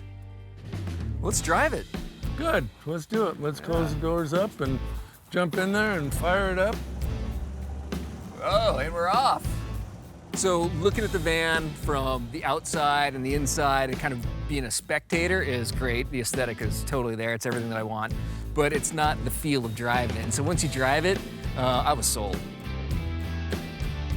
When we first started this project, I didn't know how it was going to end up. It got in pretty deep, but in the end, it turned out to be a really nice van. This next build came about in a completely different way. My friend Tom's putting on a charity car show, and I wanted to build something to support the effort. I went up to my friend Bill's house. He's always got a bunch of cool projects, and I knew he had some old trucks. In Bill's endless pile of parts, he's got a fire truck. Holy moly. You know, I love the old fire truck because it's a roadster, and it's one of those keeps getting moved back project. I'm never gonna get around to it. I really need to check this thing out. Pulled it out of the weeds, and it's in very good shape. I know the chassis got the look. And then seeing this body and the bedsides, I'm thinking giant hot rod truck. I'm always excited to watch Ian and see his gears turning in his head and what he does. These are the basic building blocks for my inspired project. I told Tom what I found, and he was up for the adventure. He wanted to give me a hand. So I was thinking, man, it'd be really cool if Ian showed up to my car show, but now he's talking about building something. The whole look of this project is how the body sits on the chassis. It's the look of the whole ride. So getting it in place, I could tell right away, and Tom agreed, this thing is way too tall. Look how freaking massive this body is. Yeah, it looks kind of goofy up tall like that. It is, it's way too tall. My initial thought was this was gonna be kind of a highboy style, real old school look on top of the frame rails. As soon as it was in place, I could tell it was not gonna be okay. That's why I wanted to put this body on. It's just way too big. When the whole truck is up in the air, the body looks kind of small, but now it looks massive. That close to the ground, it changes everything. The firewall looks like a freaking tombstone. It's gigantic. I think we gotta channel it. Yeah, there's no question about that. It'll look so much cooler too. Right, I'm talking about a hot rod, and you know the formula, man. Low, big and little tires, then lean. We gotta strip this thing down. It's looking good, but it ain't there yet. Both Tom and I agree, this big box on the back of the cab is not the look we're going for. First order of business is to chop it off. Channeling means you drop the body down over the frame. It gives the whole vehicle a lower profile. The compromise is the interior room. But I don't care about riding comfort. This is all about the look. We're channeling this sucker. Get it down. I'm just into it, you know. I love this plasma cutter. I'll use it all day long. So I got the shades on, you know, shields are down. I'm in the moment. Tom's yelling. Woo, we got a fire in the fire truck. Fire in the truck. I think he's just into the fire truck. I'm like, yeah. This is these wooden cars, man. Yeah. What are we gonna do about that? Should we call the fire department? So here I am, working on a fire truck, and I think, what would a fireman do? I went and got some water. Everything's solved. You know, Tom, that's why I keep you around. So we got the fire out, the body lowered down, just as we expected, and it looks great. Now you're talking hot rod. That's perfect. What do you think about that, Captain? Is that gonna work? Yeah, man, now it's looking like a hot rod. It was a ton of work to bring this concept to life. I got this thing wired up and fired up. It's driving around. I'm ready to take it to the car show. Tom hadn't seen this thing in a few days, so when I pulled up this morning, he was really excited to check it out. Oh man, I was blown away. It turned out awesome, man. You know, every time I've worked with Ian, I bring something to the table, but I take something home too. I either learn something when it comes to how to build or artistically. It helps me grow as a hot rodder and a car builder myself. This next project was a build with my friend Stone. It was really unique in the fact that it had very little to do with a car. It was more of a sculptural project. My name is Stone, and I am a metal fabricator and sculptor, and I build big, ridiculous things for festivals.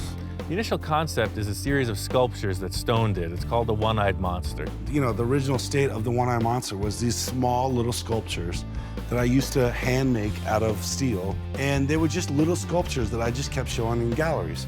He says to me he wants to build the most gigantic one-eyed monster sculpture ever, a driving 30-foot tall sculpture.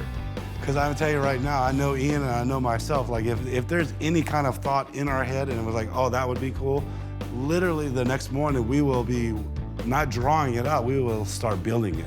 So this is below the decks of the One-Eyed Monster, where all the mechanics and engine maintenance guys hang out. This thing's a full mutant. It's a 28 Ford Model A frame that I put a Mercedes-Benz rear clip, independent rear suspension, with the engine and transmission, and then it has a Chevy truck front axle. One of the biggest, craziest reactions that I get, besides what it is, I mean, it's obviously like, wow, what is that? That's weird. But when you tell them that it's an actual car, or you don't even tell them nothing, you just get up in it, you start it, and you start driving through a crowd, and they're like, what the, you know, and you're like, exactly. All the stone sculptures are like a spherical body, and to make it proportional to what he wanted to do, we had to build like a 16 or 18-foot diameter sphere. It's all aluminum flat bar rolled on edge to create a series of like pie pieces that form this huge sphere. Ian's part, like one of his big parts, is like more of the stuff that you don't really, I mean, you see it, but it's inside the car. And that's transferring all of the controls from, you know, a 4-foot range up to 14 feet in the air and actually make it functional. You drive it kind of pirate ship style. It's this huge A-frame, you're 15 feet off the ground, so all the controls and the steering are upstairs. So we made 2 lenses for the eyeball in the same way I was doing the bubble tops and taillights on the other projects. For these, I just made a round oven. We used the same barbecue style thing and just blew these circular ones as to Stone's specs. You know, he knew what the diameter of the eyeball was gonna be, and we just made a ring and a backing plate and inflated them. It is actually kind of complicated because it's colored, but it's translucent. You know, you don't want to paint something because during the day it might look great, right? But at night, that will not look that great 35 feet in the air. You need to light it from behind. So even though this looks like it's all painted, it's actually totally translucent. So any light will penetrate any of this paint. We created our eye socket out of like stuff that we just made here in the shop. Putting this thing together is a lot of effort. It's a full day setup, but the real reward is the sun sets, you get up in the cab and you're cruising around. I mean, just that, it's a really cool vehicle. It's totally fun. It's worked out perfect. It's exactly what it needs to be, and that's a spectacle of this crazy thing that no one else has ever seen. Working with stone was a good change of pace because this was pure art. Most of the clients I work with are more car guys. This was a full mechanized sculpture, and that's cool. The next project was for my friend Don. He had an old 22 Ford C-Cab and a pile of old parts. As old as it is, it's in pretty darn good shape. I've got the frame for it, got some of the fenders. Oh, wow. Yes, this is what started this whole idea. This whole thing started with Don finding this manual hand crank. It's a tow truck winch. It's dated like 1930 or something. Well, that winch has been sitting in storage for 33, 34 years now. I always thought it'd be really cool to have a vintage tow truck, basically to move stuff around here on the compound. Every project has some sort of impetus to things that get you interested in building. This hand crank did it for me. I think if we build the whole truck to reflect this era, I think we'd come up with something really cool.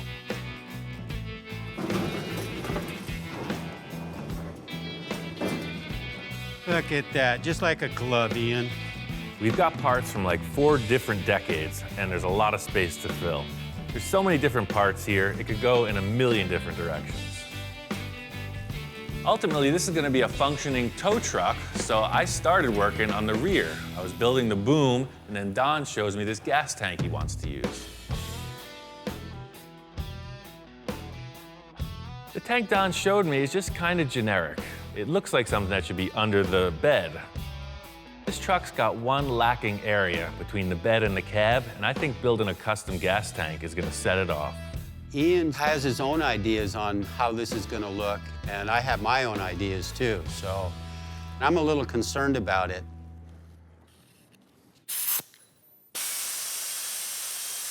Move it. Go on. Sorry, Charlie. I've built a lot of different gas tanks over the years, but for this truck, I got a really cool idea for like an old school oval gas tank. Let's see what happens.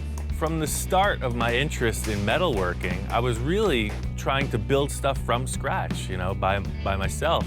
The reason I started using found objects is because there were curved shapes of metal that were way more accessible, so I could get into the actual building of larger components instead of focusing on these small details on curving metal. Back in the day, they were making some cool stuff out of very basic materials, so I built the thing the same way. Kind of caveman technology, but it works.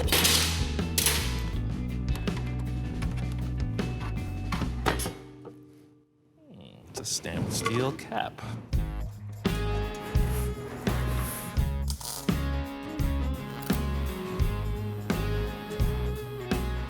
I wanted to make this tank and the brackets to hold it look like something you'd see on a vintage work truck. What I'm looking to accomplish here is match this radius with the mellow curve, and then I'm gonna pull it tight over a piece of pipe. That way I'll have more of an egg shape instead of a perfect circle.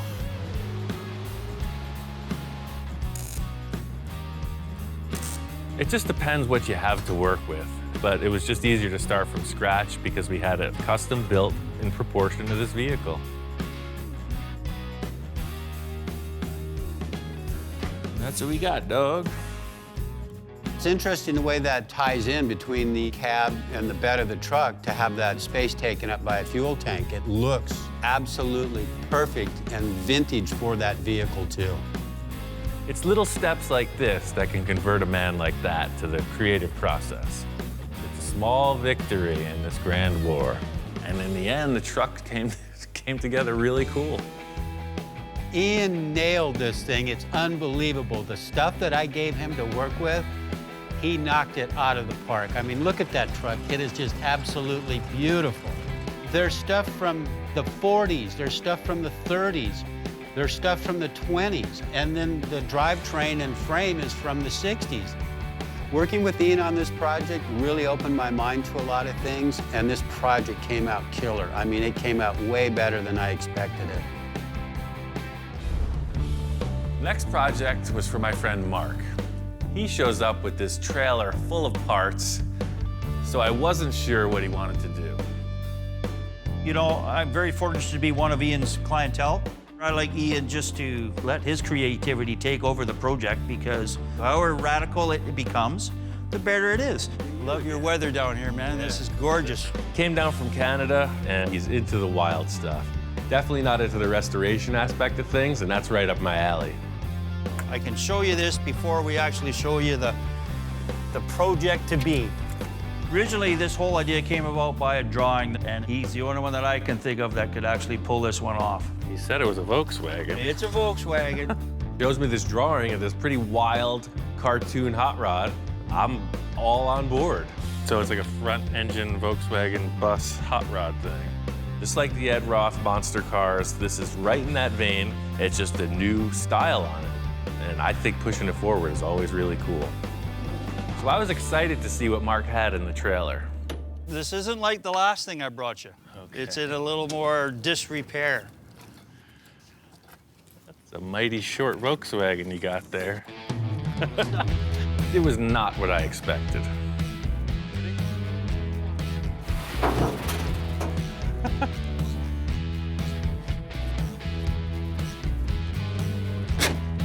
Here come the clowns. Must have been a rare factory option. Mark pulls out this shortened VW bus and just a ton of other random parts from the trailer. So I thought, well, let's throw AMC running gear in a Plymouth frame, and then now we're gonna put a Volkswagen body on it. You know, let's mix up all of it. I like having clients that are all on board. You know, they think I can accomplish anything. Unfortunately for me, the anything gets wilder and wilder. The big challenge is to make it look like the drawing. The stuff Mark's pulled out of the truck looks nothing like what we're going for. Oh yeah, oh, it's gonna be awesome. It's gonna be a one-of. I have my own ideas of the way this thing is kind of gonna look. To me, it's kind of rat rodish. I said, Ian, let's make this rat bus. Mark's talking about rat rod. He wants something kind of easy to build. You know, I'm looking at this drawing and I'm seeing full custom show car, like all the way. My time frame's kind of short. I'm kind of rushed down here to drop this off. This is just a quick pit stop for Mark. He's heading back up north, so I got free reign to make this thing happen. That's the excitement. Didn't Forrest Gump say you get a box of chocolates, you never know what you're gonna get? Well, that's kind of the way it is with me and Ian. Mark headed back to Canada and just let me go on this project. My whole concept was to make it look as much like the drawing as possible make it drivable and as wild and far out show car as I could muster. I got the whole front windshield established. The next big challenge is the rear portion of the cab. The drawing doesn't really show what's going on back here, so I'm leaving that open to my interpretation. I got a cool idea where I'm going to utilize the rear tailgate of the van and split it in half and make two. The portion with the rear window will be back here, and then the lower portion with this detail of the body sheet metal will stay here. Being that the cab is so much narrower, the whole rear window frame and the rear hatch have to be reconfigured. It'd be nice to just cut it in half and put it in place, but all the proportions are changed. Taking all the leftover pieces of the car and just refitting them in a way that the hinge mechanism will work and the rear hatch will open and close smoothly. It's just way smaller. So, you want to ride this thing, don't you? I know I do. That opens, you got your breeze. There's room to cruise, man. It's gonna totally work. This, hands down, was the biggest build of season 2. It's a huge amount of fabrication for such a little vehicle. This thing's wrapped.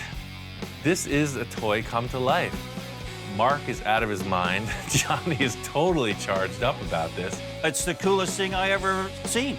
I'm stoked for Pomona. I can't wait for that first reaction from people when they see it.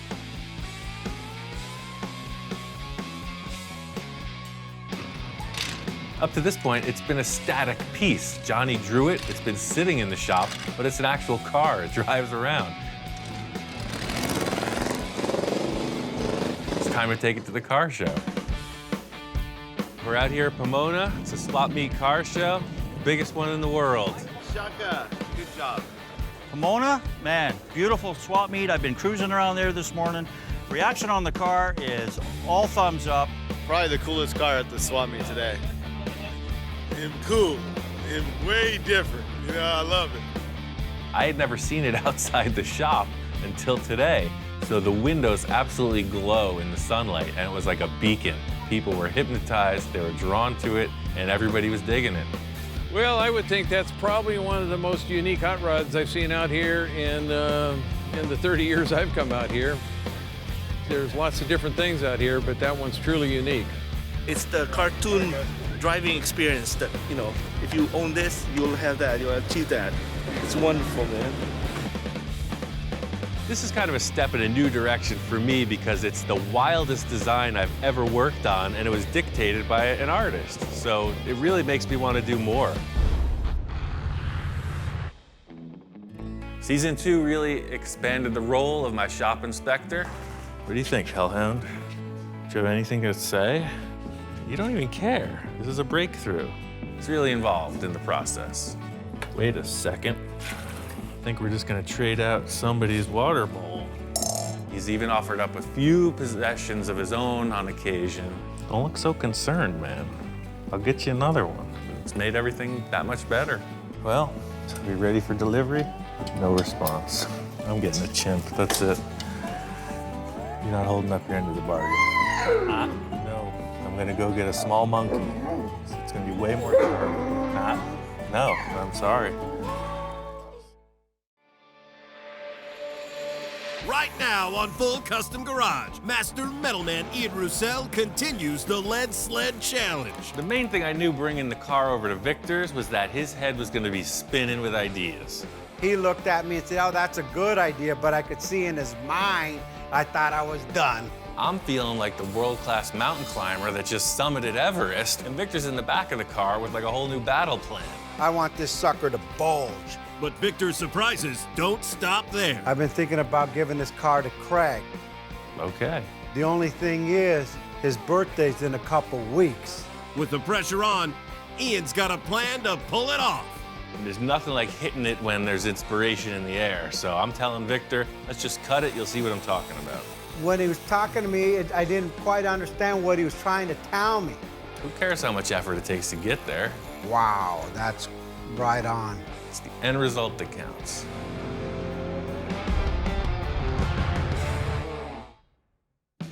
A while back, I had this crazy idea. I wanted to take this old Packard and convert it into a lead sled for my friend Tom. Oh, man. Came out pretty cool, and then Victor saw it. I said, hey, Ian, you think Tom will ever sell the car? And he said, you kidding? Victor wanted me to come over, some kind of consultation. I'm walking down the driveway, and the Packard's already there. Surprise, I got the Packard. I don't want to change that much, but I want to change everything. Victor comes in and just wipes the slate clean. Check it out, I got your clip. They said, that's not gonna work. I said, I know it's not, but Ian will make it work. Took a bit of doing, but I got the body on. That's it, man.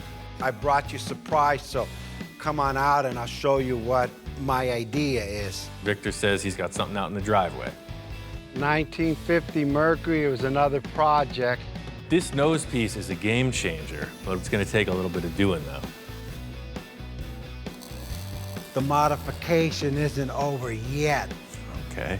I really want to get this thing to my house. The whole thing with taking the car over to Victor's house is now it's in his ballpark. And I still got some tricks up my sleeve. This thing has the potential to go totally off the rails. This Packard's come a long way. I got it over here to Victor's. He was saying he needs to check it out in person, kind of ruminate on it. There's one or two things left for me to do sheet metal-wise, and this thing's almost a wrap. All right, so this is pretty much all the fab in the hood, aside from the scoops. I'm gonna finish these two scoops by the time he gets here, and we're good to go. I don't know where the idea first came from for these scoops in the side of the Merc hood, but you see it all the time. It's a really cool thing. It breaks up the side profile of the hood a little bit. My original idea was putting them more towards the middle of the hood, but Victor wants them further back. I'm a little unsure if this far back is really gonna work or not. The only way to figure it out is to mock it up and see what it looks like. The whole thing about this vent is it's all about placement and the shape of it. The reason this idea works on the Merc hood is because there's a huge indent that people cover over. The Packard just doesn't have that. The whole thing is just trying to get this thing to work.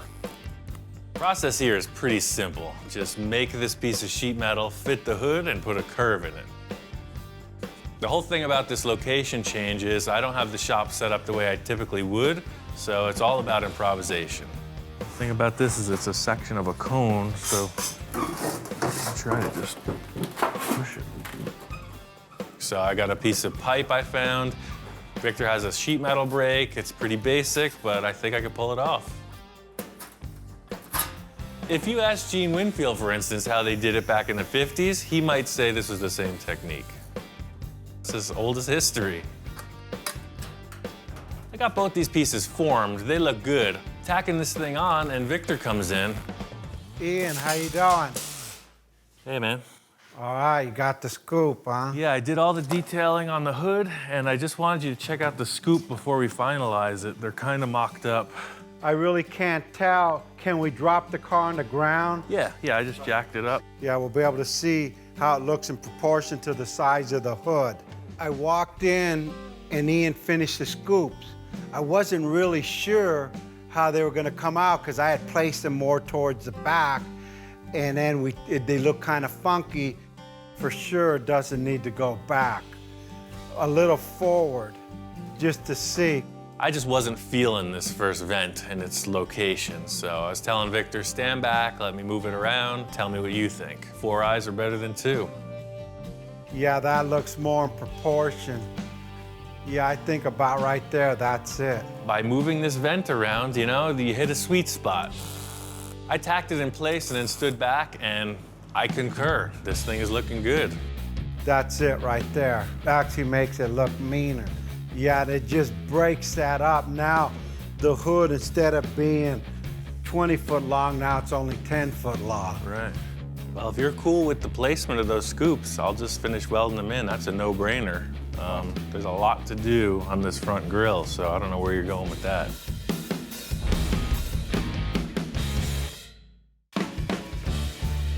I got these scoops pretty much finished up. The positioning is working for me. Hopefully Victor is in agreement.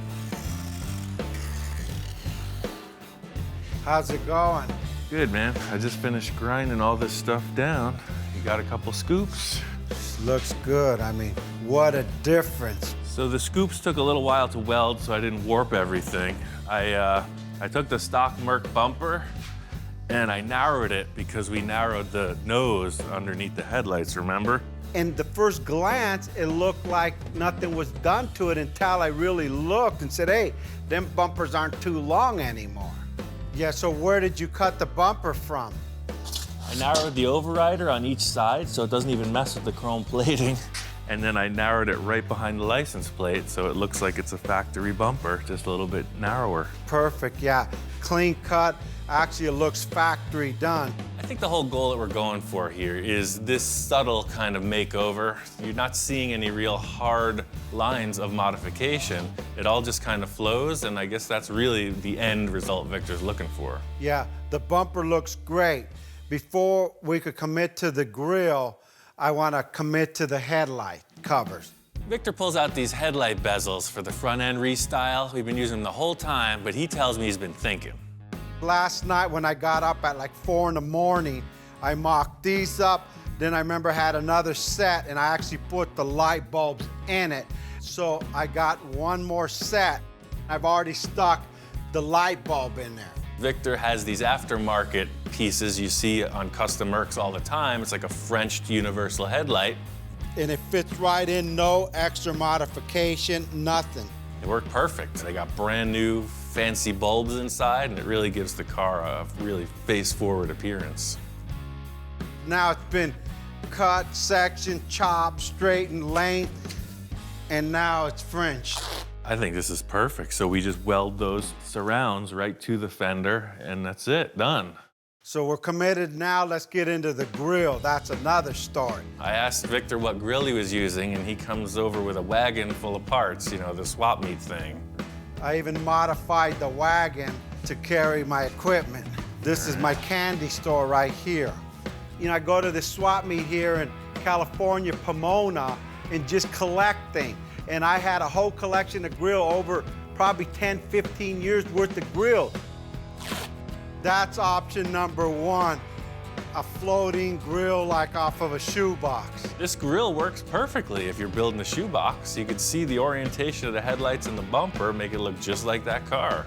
I mean, that's an awesome center bar, but it just tells you it's a shoebox forward, and that's the thing. It's and like, it doesn't go with the lines floating. See, this thing flows, and that just, it doesn't do it. Yeah, it cuts it right across.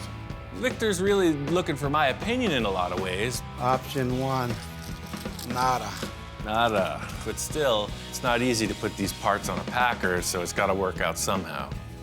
Option two is a 53 Chevy. This might flow a little better. It really works with these curves in the Merc opening, though. That's cool.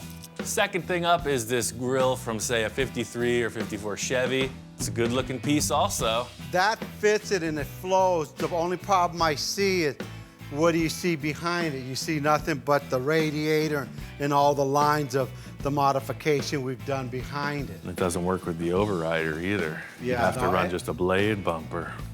It fits, but it doesn't work. The grill, to me, is like a nose on a person. It has to fit right between the two headlights, which are your eye, and your mouth is the bumper. Well, I don't think any of our choices so far are that good, man. It just doesn't flow. So now I guess we'll go with option three, which is the regular stock Mercury grill. I think both Victor and I were just looking for that other thing, you know? We were both leaning towards the Merc grill because it's a classy look. We're just trying out other options because you never know. Wow, this works. Even being narrowed, it still doesn't hit it. And it fits perfect because it covers everything, that whole big opening of this radiator. It's like the car was made for it. The bumper fits, the grill opening fits. It's pretty much a keeper. The thing is so crazy modified, maybe just a little element of stock is what's gonna really make people wonder what went on here. It looks like a stock Merc from the front. Once this car passes, they're gonna go, what the heck? I thought that was a Merc. Hey, everybody's got their thing, right? Victor loves Mercs, and I think that's what we're doing here. We're building another Mercury out of a Packard.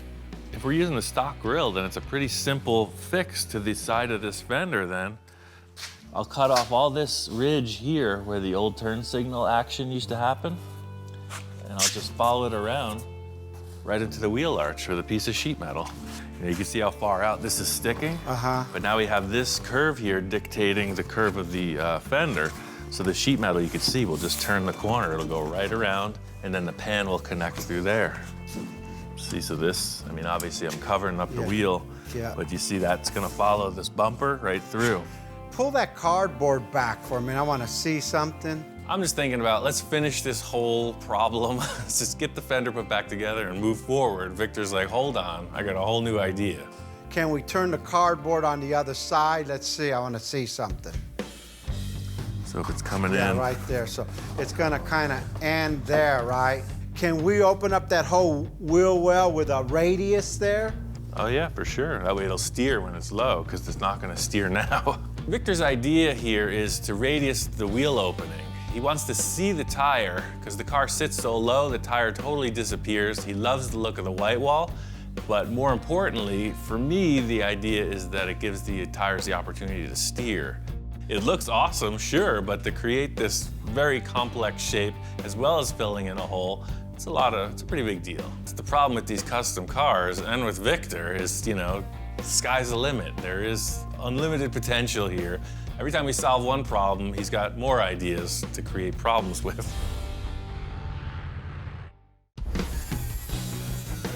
Victor had to take off, and that's kind of his gig. He's the idea guy. Now it's up to me to just make it happen. First thing I need to do is finish out this sheet metal that comes around below the headlight. It's just gonna be one panel that wraps right around, mates the Packard fender to the Merc sheet metal. I don't have any of my regular tools here, so I gotta figure out how to form this stuff. The whole thing is I'm looking around the shop for something with a slightly smaller radius than what I need on the car, because it doesn't actually stay the same shape you roll it into. It always relaxes a bit. I got two options. Roll of tar paper or a copper pipe. So there was like 3 or 4 rolls of tar paper laying around. I picked the one that looked like it matched best. Working out of the shop, you gotta make do. Their equipment's awesome, but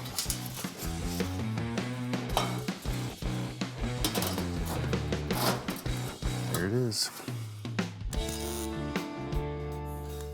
Getting this sheet metal panel in place around the front of the fender, I know it's not right, it looks a little flat. I'm gonna build out the wheel arch and then take a look at it. I don't have a bender, so I'm gonna do the old tire trick. I've used this trick a whole bunch of times before I got my fancy equipment, and first thing I can think of is a Volkswagen rim, because you always need some of that, and I know it's gonna be the right radius. Back before all those fancy tools were around, that's how they used to do it. They would take the spare tire off their Model T, and they would curl it up. Takes a little muscle, but I got some to spare.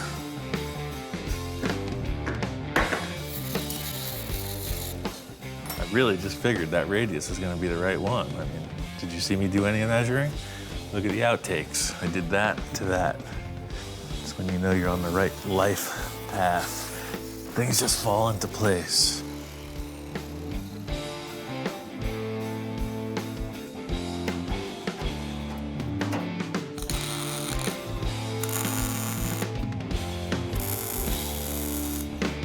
The wheel arch is gonna work, but the sheet metal panel ain't happening. It's starting to look like a cartoon car, you know?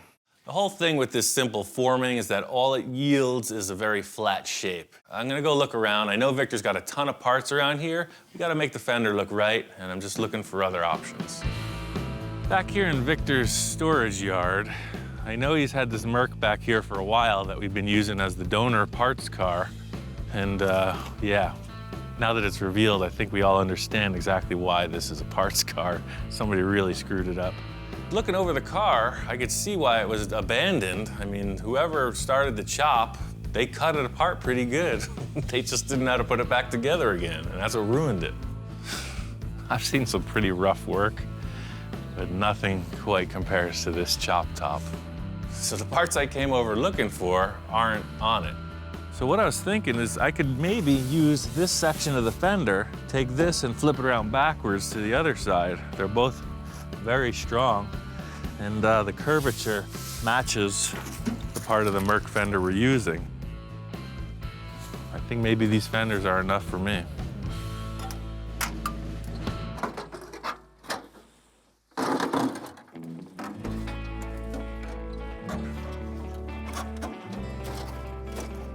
I think the car was getting a little sentimental. It started to reattach itself, so it was a little difficult removing it. There it is. We really don't have much to work with, so there's only one way to find out, and that's to take them back to the shack and see if it fits. I got the Merc fenders back in the shop. I'll do a little slicing and dicing, see if I can make them work. The whole thing with these leftover parts is that it does have a really nice radius. The fender well opening is represented, and it's, you know, it's original Merc sheet metal. You can see clearly it's curved, but it also has a slight curvature this way. See, you got this nice undercurved section. It's nice and round. There's plenty of material to come up. So that's it. A little duct tape. This thing's done, ready for paint. The whole thing here is we're missing what we need. That's why I tried to make it. So now I'm gonna try to make it once more, and maybe this time it'll stick. The whole reasoning behind doing it this way is that you've got these awesome pieces of sheet metal that already exist. What's better than an original Mercury part, right? It looks great. It's just taking the other leftover stuff and making it work on the new part.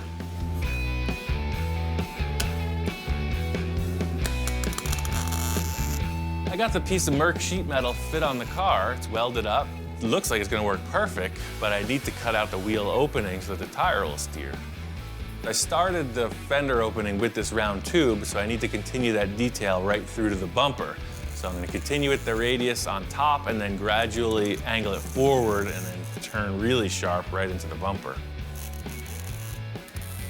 Everything here looks good. I was just finishing cleaning it up, give it a once over with the sander, and Victor walks in. Ian, how's it going? Right on time, man. I got this thing pretty much nailed. Hopefully it's what you're looking for. Look at the white wall on that thing. That's like right on. We wanted to see the wheel and tire. The radius on the tire is bitchin', dead on. Victor walked in and he was all smiles and nods. He was liking it, and he didn't realize the amount of effort it took to get here, and we weren't going backwards, so he had the right response. I know you want it to look as much like the Merc as possible, so I took a section of the leftover front fender off your car, and I used that, and that's how the whole contour flowed out into the headlight area. When he was talking to me, I didn't quite understand what he was trying to tell me. I mean, it looks like it was designed and built like that from the factory. This whole car's flowing, baby. We're done. That's it. Send it to bodywork, and we're off to the races, man. Does it turn, though? Does it turn? So it looks great in the end, you know, both at ride height and drop, but my main concern was that the car will steer and the tire doesn't hit anywhere. I've been thinking about giving this car to Craig. Okay. The only thing is, his birthday's in a couple weeks. If we can get this into bodywork, this thing's ready, man. Bodywork and paint it. I don't believe it's ready yet. After looking at the car, and especially now after I see this flow, I got some issues back here. I think we need to do a little bit more to this. So here it goes. I'm feeling like the world-class mountain climber that just summited Everest, right? We did it, we're on to the finish, and Victor's in the back of the car with like a whole new battle plan. Looking at the side of the car, it's straight. I don't want it straight. I want this sucker to bulge. I'm welling away with my hands like I'm always talking and pointing and stretching, and he's looking at me like, oh, shoot, what am I getting into now? It turns out there is kind of a deadline with this car. Victor's planning on giving it to one of his employees, his right-hand man, Craig. That's the thing with Victor. He's got a million ideas and they all start flowing. Looks like the rear of this car is gonna be a whole new adventure. The main thing I knew bringing the car over to Victor's was that his head was gonna be spinning with ideas. I've never sold, give away anything, any car I've ever designed or built. And in my mind, I go, hey, you know what? Who better can I give the car to? I mean, Craig, he's a good friend. He just so happens to work with me. Craig has also been on the sideline through all the projects Victor and I have ever accomplished, so he's always been in the mix. I think he's gonna be really surprised. First thing I want to do is let's make this a two-door.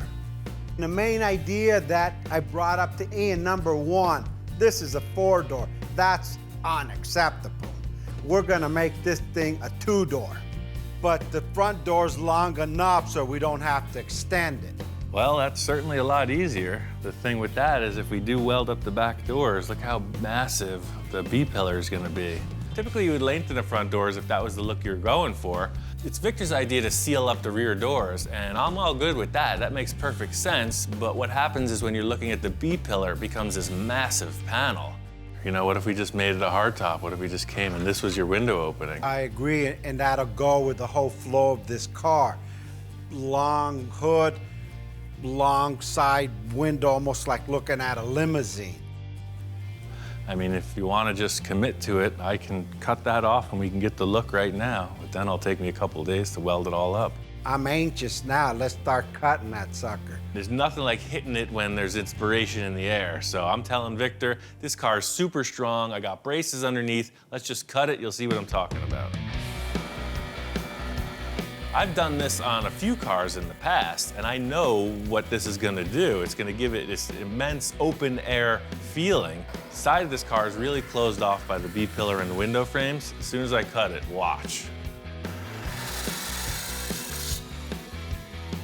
Surgical precision.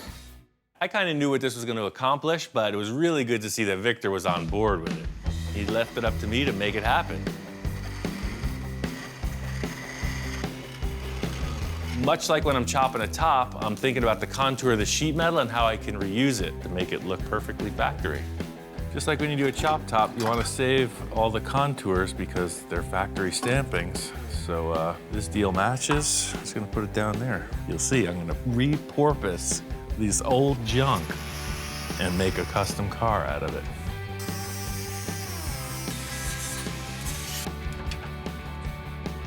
Reusing these pieces was a good call. The bottom piece was a little nip and it fit right back in. Unfortunately, with the top, the length of it was more than what the pillar afforded me.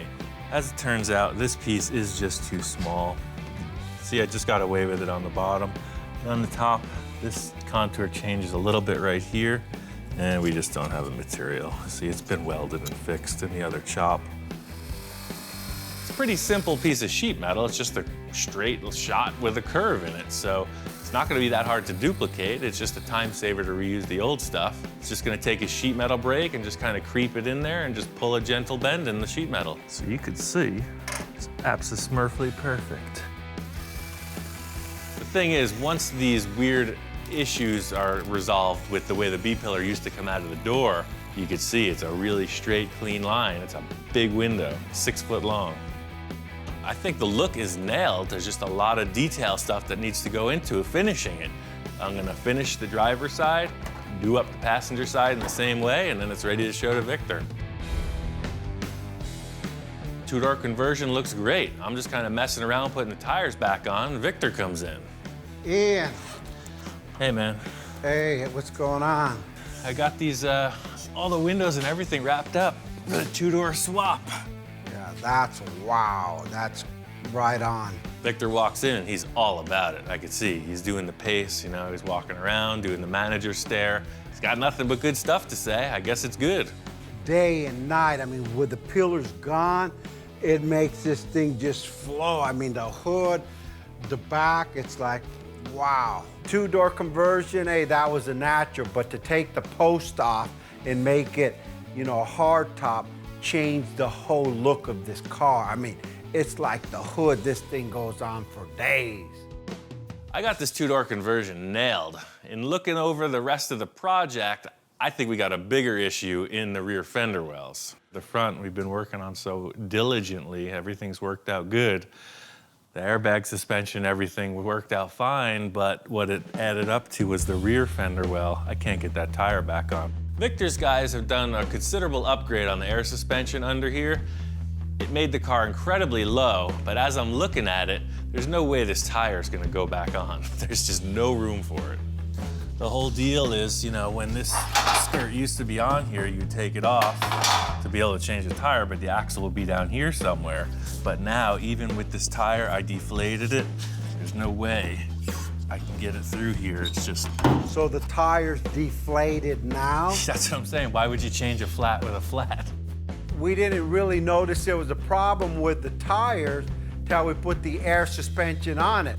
You know, there's a solution out there somewhere. It's just up to you what you want to do. That's good, because I got some other ideas anyway. I want to put some bigger skirts on this. Remember, it's supposed to be a Merc eater? Right. Well, we need to get some Merc skirts on it or something that looks like that, and I got some in my other yard. So let's go see what I got and see what fits. Victor is a collector of numerous car parts. His process is just seeing something cool and storing it for a later date. So I'm excited to see what he's got. It's gonna be a little field trip. This is my junkyard. Here's, I got some stuff back here. I forgot what I had. I haven't been back here. You say your in junkyard years. like there's only one. I haven't been to this part before. Yeah, this is one I forgot about. Walking over to Victor's yard, I'm seeing some pretty cool stuff that he wasn't telling me about. I recognize one of them, but there's three that I never seen before. It's like a 65 Lincoln, some kind of cool little Nash Metropolitan, and then some oldie 40-ish Chevrolet. Oh, wow, this is cool. What's this, oldie Chevy? Yeah, something in 40? 30. Yeah, here they are right here. See if this thing even opens. Yeah, here we go. Check that out. Victor's in the back seat of this car, dusting stuff off. He pulls the first set of skirts out. Oh, what does that say there? 51 Merc. And there's a label on it that says 51 Merc. These are pretty raw, man. Somebody's just making these out of fiberglass. Yeah, someone out of Pomona. You know me in Pomona. Here's one that's more completed, I guess. That's what it's supposed to look like. Second, he pulls out this weird-looking pink thing. He's telling me it's a fender skirt, but it looks more like an old surfboard or something. It's something you can modify, right? Sure, and you got a pair of these too. We'll definitely modify the paint first, but... Yeah, no, maybe we'll paint the car that color, who knows? He's pulling out a whole bunch of different shapes. He's got these other ones, kind of like a round teardrop sort of shape. Definitely for a car like the Chevy we're taking them out of. So there's a whole bunch of different ones to choose from, but nothing tells it like putting it on the actual car. The three options you have here look like they'll fit. We just put them on the car and see which one looks best, and I think we're good to All go. right, cool, let's go put them in my truck. I'm hoping that we could use one of these just to bolt on to save some time, and hopefully it looks cool and we could get on with other parts of this project. What's up with these freaking kiddie rides, man? Yeah, no, I was in the helicopter business like your buddy. Oh, right, yeah, right. You're doing a little helicopter I figured if he work. could build a helicopter, repair it, I could do one too. We got to put a chassis under this and cut this thing out. We're ready to ride, man.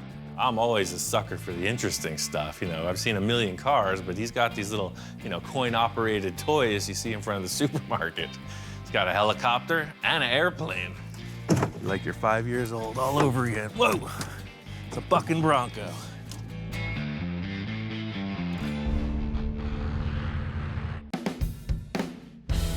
Getting these skirts back in the shop, so we're gonna line them up, tape them on the car, and see what develops. Okay, this is it. Let's see what we could do with that. I don't know, what's your first pick? My first pick is the 51 Merc. All right, let's do it. Here it is. Do you have the magic Yeah, the glue? application tape. Got the application tape. How about right there? It don't have enough bulk to it. It doesn't add that other, like, element. It's, like, too flat. The whole issue with the Merc rear quarter is it's very flat, and these skirts represent that. Packard is much more curvy, so there's kind of a misalignment. We need to get something longer. Let's try these other ones. Pair to fast. Next on deck is Big Pink. Proportion-wise, it's there. The shape is just another shape. It's the wrong, see the curves on the car? That doesn't got it, but I love the length of it. It's just out of proportion. I like the way it steps off of the car, but that ain't the one. What I'm thinking about mainly with the second choice is that it's just way too square, you know? Victor's telling me he likes the fact that it's longer, but it's not the right shape. That's it, man. That's strike two. We only got one more. Our third choice was these kind of manufactured looking skirts. They had no label on them. These are off of a Merc 2. The contour of this one fits to the body better than all of them, so this just might be the one. Taping them up on the car, they look pretty darn close. Look at that, it's great. The size is there, but it doesn't flow. It doesn't match the body. It's still too small. I like the way it bulges here only. From here to here, it's done. You're done here. But this I don't like. I have my envisioning tape? My envisioning tape. Aha. In typical Victor form, simply taping this skirt on the car is not going to be enough. He's got his other roll of tape, his envisioning tape, and he's starting to draw lines on the car. So what you're looking to do here is bring that 2/3, 1/3 proportion to the skirt. You want that to come right up to where the old trim line used to be. That's why they put it there, because that line looks best. I get it. That's cool. While Victor's here, I want to mock up the shape of the fender skirts. Once we figured out the outside line of the skirt, it's just a matter of trimming the metal to fit and fastening it to the fiberglass. Victor's whole plan here is just completely covering up the old rear door. By having the skirt match up with the front door jamb, it's going to give the illusion that the two-door was always that way. Yeah, that's it right there, man. That's it. I think you're onto something. Victor liked the look of the skirts. I'm just going to replicate that in steel and get the car ready for bodywork and paint. This car's getting very close. The last few things are wrapping up. Victor's got his interior guy Lino on it. Yeah, Lino, he's done a lot of interior work for me. He's done 4 or 5 cars for me. Lino, right now we're designing the seat. They're off of a 62 T-Bird, and we've already molded them into the back seat of the Packard, and they fit perfectly. On the interior, I wanted to keep with the theme of something in the 50s, right? We're going Merc Eater, right? Lino, show me how that's gonna look. Okay, you wanna do some diamond tuck? Okay, good, good. Okay. One thing unique about Lino, he's deaf. And then what about here? What are you doing here? Here's the leather. I don't know sign language, but I don't know what it is. I understand exactly what he's telling me. In fact, that guy talks more than any guy I know. Okay, so that'll be just pure leather. Okay. Okay. He's gonna do a red seam here. Okay.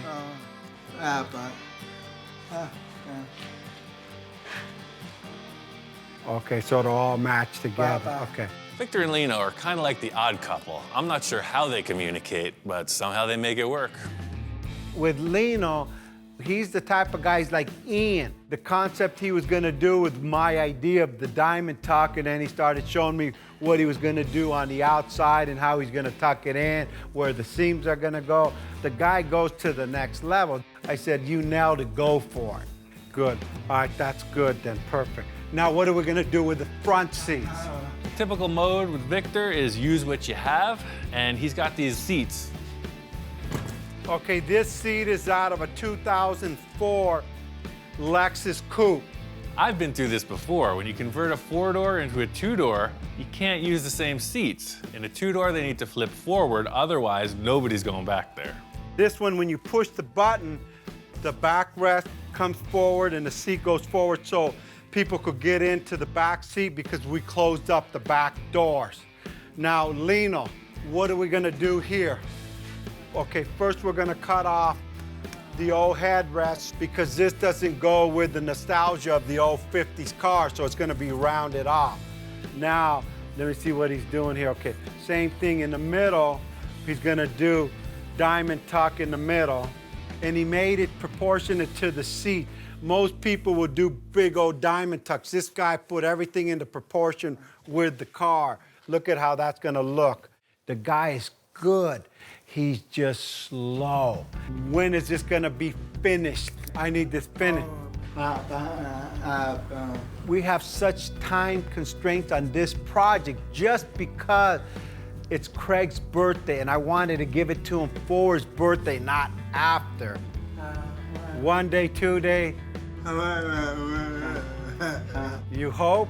He hopes 2.5 days. I hope 2, because if not, there won't be seats in the car. All right, good job. Hopefully, he could get this job on time. If not, Craig, he'll be sitting on a 5-gallon bucket.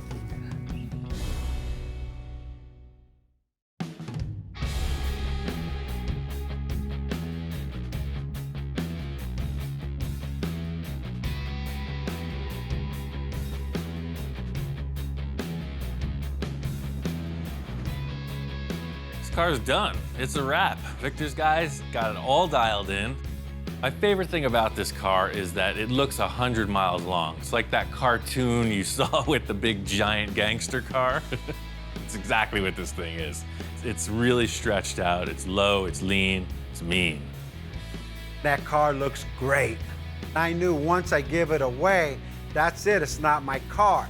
So I said, hey, I want to enjoy it while I can. We better take this thing for a test drive. And it drove so smooth. I said, hey, Ian, you want to drive this thing? And he looks over. And I'm like, of course.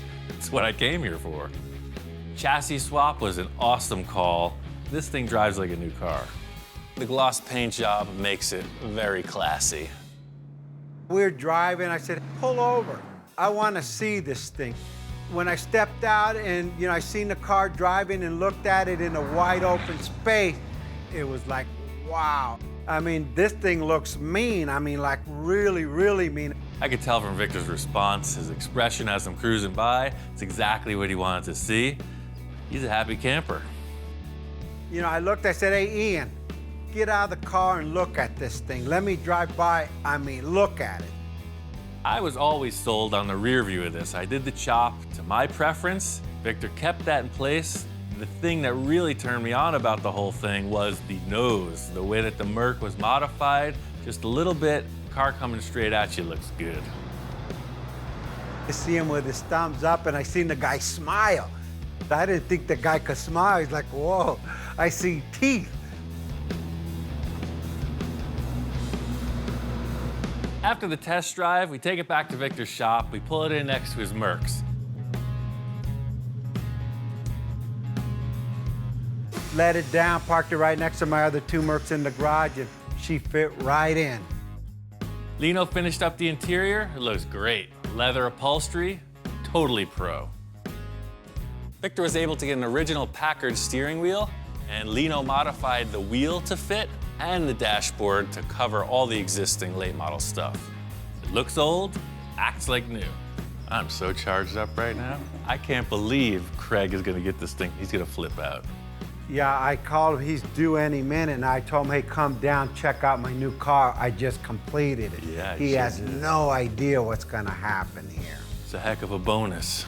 I don't know how Craig's gonna respond. He's a pretty cool character. It's all business. Let's see how this works out. Wow, this thing came out beautiful.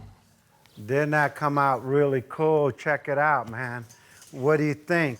Wow, you guys did a great job on this. I brought you here, and I know today's your birthday, and all the effort and everything you've done, man, dude, happy birthday. That's your car we built. So this whole time, we've been building your car. I just paid you back all the effort you did for me, and that's your car. No way. Happy birthday, really? man. Yeah. Thank you. For somebody to go ahead and do that for you, it's totally awesome.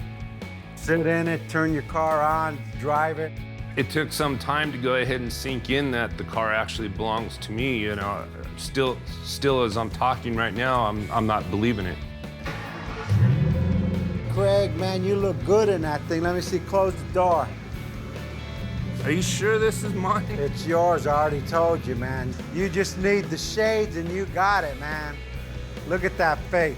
A face only a mother could love. This car is totally awesome. And to even own something that Victor and Ian had built together, it's just, there's no words that could describe it. It's priceless. I'm glad. The only car that I've ever given away goes to this man. And this just continues to inspire me for the next vision. And with Ian, anything's possible. Victor redoing this Packard is proof positive that nothing's ever finished unless you want it to be. He's got me thinking about a bunch of projects of my own that just might need a little refreshing.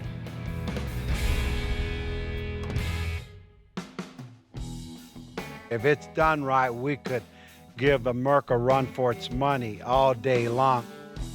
I see the Packard being a Merc eater, and that people are going to be buying up Packards throughout the United States. So if you have any money, start buying Packards. Is it a Merc eater? You know what? Let's be honest. There's nothing that's going to eat a Merc but another Merc. But hey, it's my car. I could say whatever I want.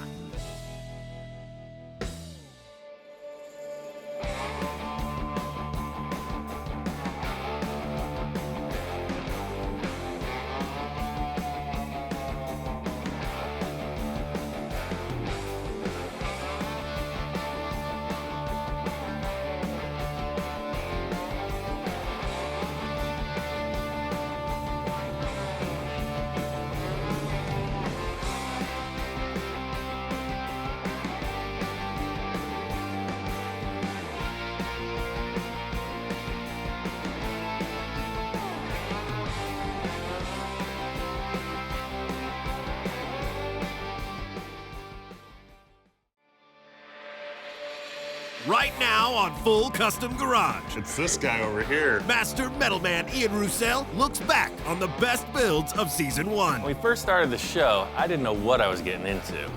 I got to do a ton of different projects, and I met a lot of really great people. He's just a guy that can take nothing and build it into something. That is phenomenal in my book. So it's the typical story of somebody's project dream car that just got in over their head. And you're gonna save it. That's what I do, sir. I'm here to save the day. Hot damn, she loved it. She really, really loved it. It's way cool. I'm really glad he did this project. I didn't expect to see what I saw.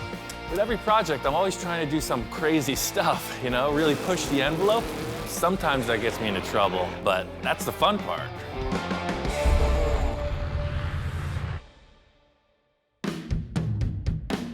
One of the first projects I did was for my friend Bill. We took his 1948 International truck cab and we put it on a modern roll-off chassis. Not the easiest thing to do, a lot of heavy metal. The truck needed to be wider to fit on the frame, so I started with the front fenders.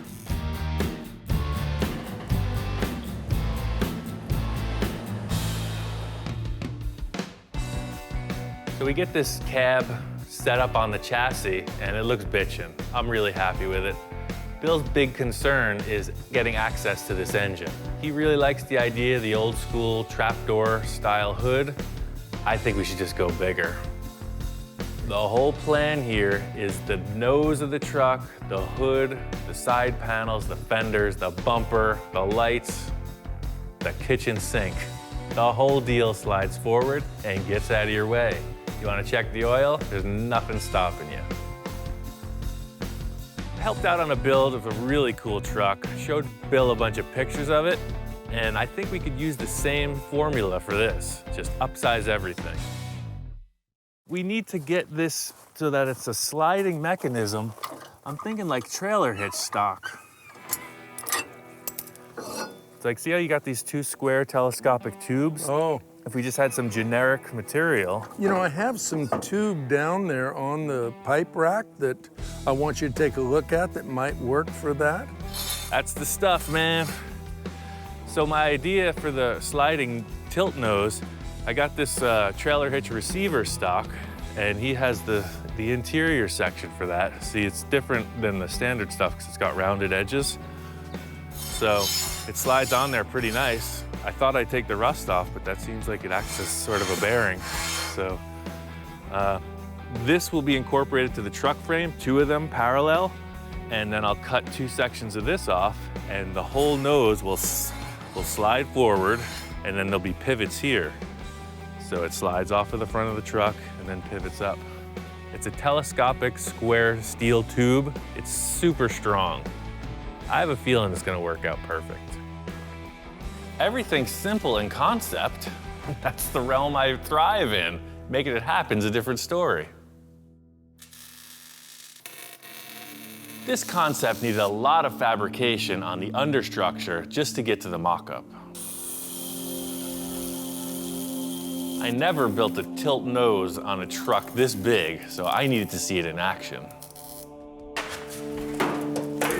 Damn heavy.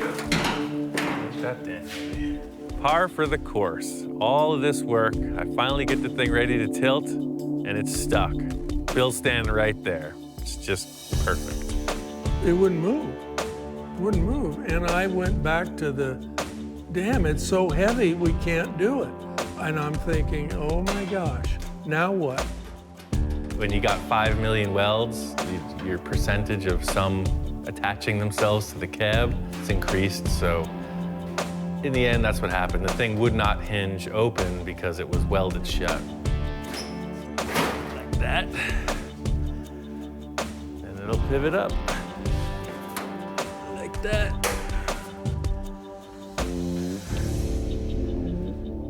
There it is. You got a tilt nose. It is just awesome. Really cool. Everything I hoped it would be. I was going for the KO, but I hung in there. I was bobbing, I was weaving, I was ducking. Pulled it off. A lot of blood, sweat, and tears by that young man right there. In the end, the truck worked out great. The thing I like most about it is the front view. Obviously, we know the fenders are widened, but you don't think that when you look at it. You just think, what a frickin' big truck. There's not one thing I would change on this truck. I love everything about it. A lot of that is due to Ian and his persistence and his fabrication. It's a multi-functioning truck. It'll function as a flatbed truck, a dump truck, a van, does everything.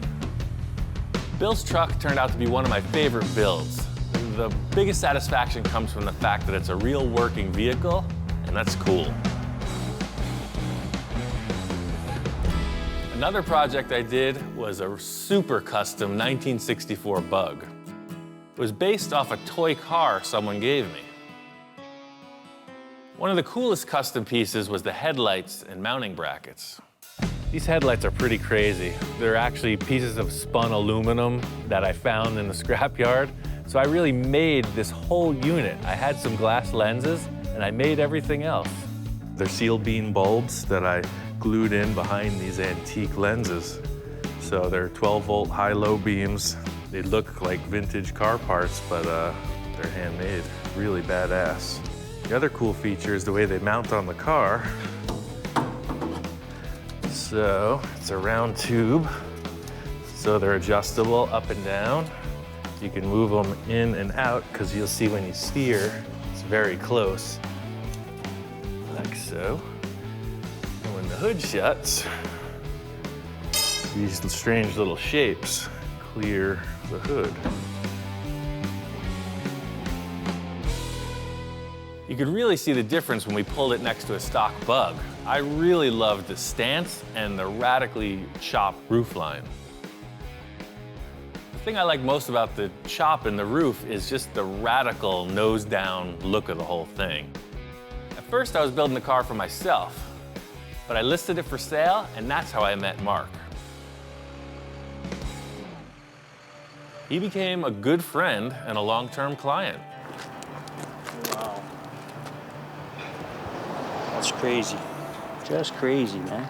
My name is Mark Hayward. I'm from a little town outside of Vancouver, British Columbia, Canada. Thought we'd come all the way down to California and meet Ian and pick up that beautiful little gem we got sitting over there. Oh, man. But I fit. You're about 6'2", right? Yeah. Oh, yeah.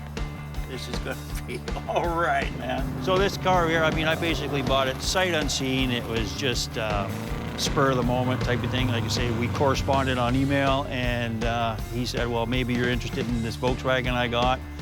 I mean, how could you not? Just taking one look at that thing. It's phenomenal.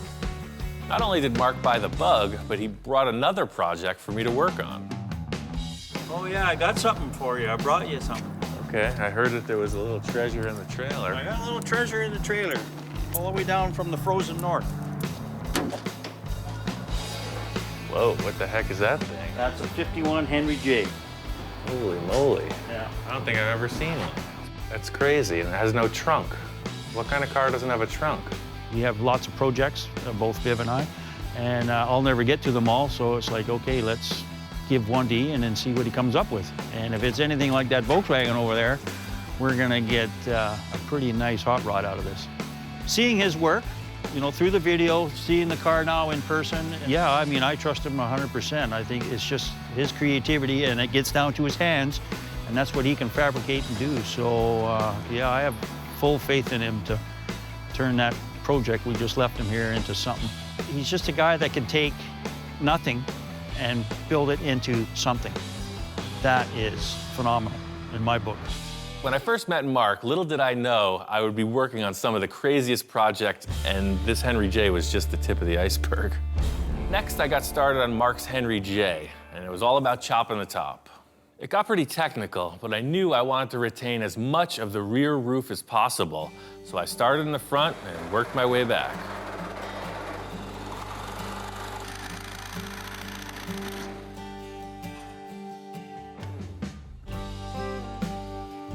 I got the A-pillars all finished off. I'm committing to this chop.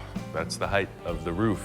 I wasn't looking forward to cutting this roof and making it wider, but I think I'm gonna have to.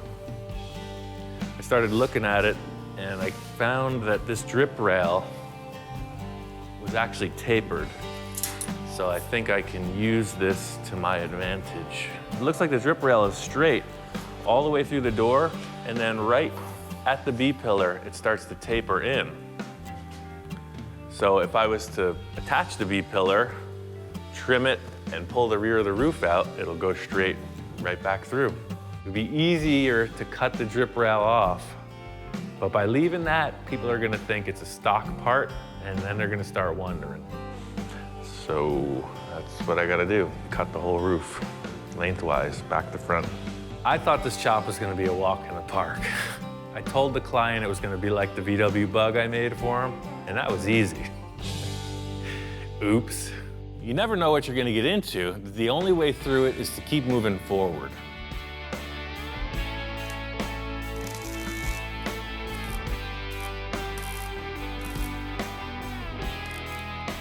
So I'm just gonna cut up to the B-pillar. I'll probably do a little relief cut on the inside and see if I can just twist it a little, but I have a feeling I'm gonna have to go all the way to the front. This is the thing I'm unfamiliar with. I'm just feeling it out. I'm gonna make a relief cut on the inside of the structure and then just zip the sheet metal open and see when it moves.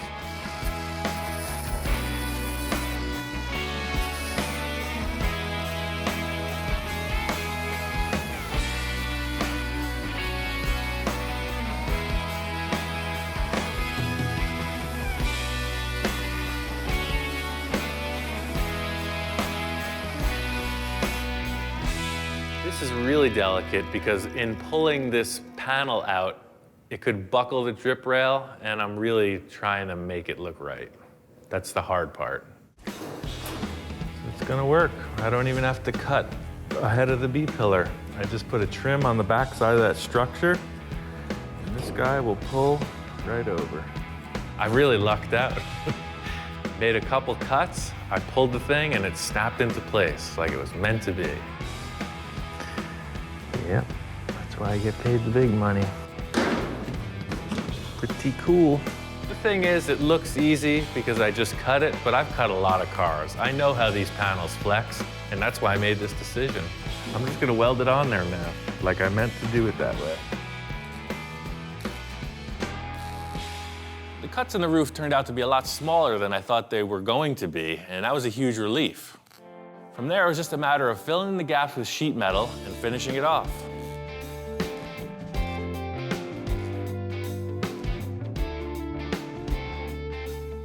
This kind of work is really tedious, but it's the end results that really show what the effort was from the start. I think the end result with this chop was that it's very subtle. Could have gone really radical. It looks good from every angle, and that's what I was really trying to accomplish.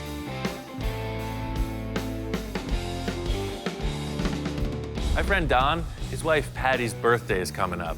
He wants to get her something really cool. Her family has a long history with dune buggies, so he's thinking about putting together one for her. It's going to be a total surprise for her. Growing up, her dad had a Myers Manx when they first came out, And my wife had a lot of good memories with that dune buggy out at Pismo and some of the desert areas with that. Don is a car fanatic. His wife is a little more conservative. She's always wondering what he's doing over here. He's got 6 million cars. I think that this dune buggy might seal the deal. It might win her over to our side. It's just going to be epitome of driving around in something cool, you know, especially done by Ian, because he's so creative. Ever since I started this project, I've been thinking about the engine. Searching around at Don's, as usual, he's got so much stuff. I find an electric motor for a forklift. Just in a pile of parts, you know, there's this electric motor, there's a bunch of switches, speed controllers, just electric stuff. Just got me thinking. I mean, an electric dune buggy, nobody's got that. A lot of my ideas seem pretty crazy at the time, but actually pulling it off is the big challenge, you know? It's almost like there's a Jekyll and Hyde scenario. I had to make this electric motor work with the Volkswagen transaxle. I tried to make the simplest possible coupler. I used an old clutch disc and just welded it to a couple pieces of tubing. That fits the Volkswagen transaxle. What do you think about that? It's gotta work. I'm going off the standard VW gearbox, so it has a neutral, which is perfect. I don't have to worry about the tires spinning. So it's kind of a safety mode. I'm just gonna hook up the motor and run it, see what happens with no stress on it. It's such a bummer. It seems like anything that can go wrong will. This electric motor spins the reverse of what a Volkswagen engine does. That means we have 4 reverse gears and 1 forward gear. It's in reverse now, which will make it go forward. It's something I need to figure out. Yeah, there it is. I'm not gonna get caught up in the fact that reverse is forward. Sometimes things go sideways for me. It's still gonna move. First gear is here, and then second gear. The electric motor was only gonna spin one way, and that was backwards. So I put the car in reverse, and I made 4 different voltages that spun the motor at different speeds. And then with 4 batteries, you'll have 4 gears.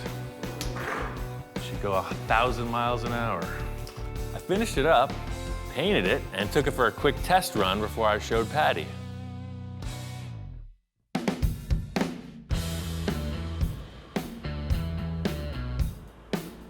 And it cruised great.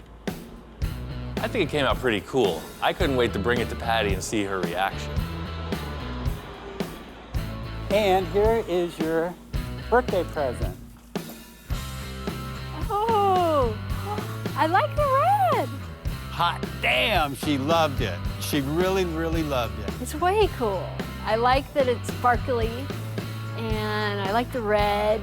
The pinstripes and everything on it is really cool, draws a lot of attention. It's way cool, I like it. I think my favorite thing that Ian did with the car is going electric with it. I think that is just way cool, and it shows how talented he is. It's really cool to drive. It's a lot of fun. I love it! The cool factor about this whole build was that Patty's family was into dune buggies. I mean, for years, like old school when the thing first happened. So to restore this original survivor and give it back to her, it's like it came full circle.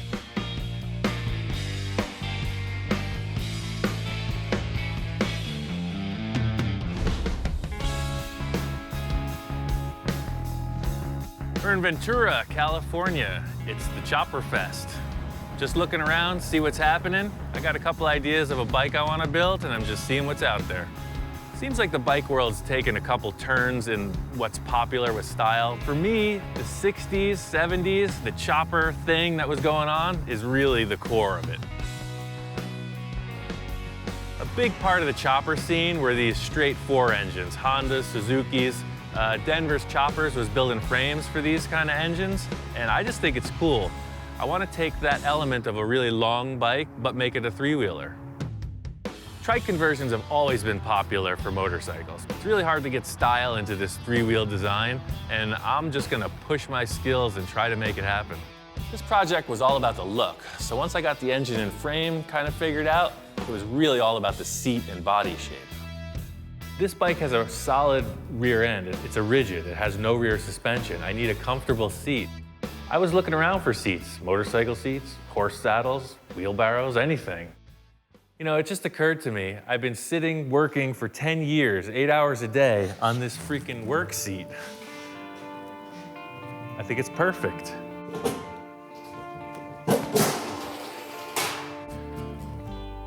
I want the seat to be right on the axle. As soon as I put it in place, I was like, wow, it's low back, really wide. It's perfect. With the seat in place, I wanted to start building the fenders. Here is an improvised arch maker. I need to create a radius around those tires. There's a lot of ways to bend tubing. Sometimes I just do it primitive. It works for me.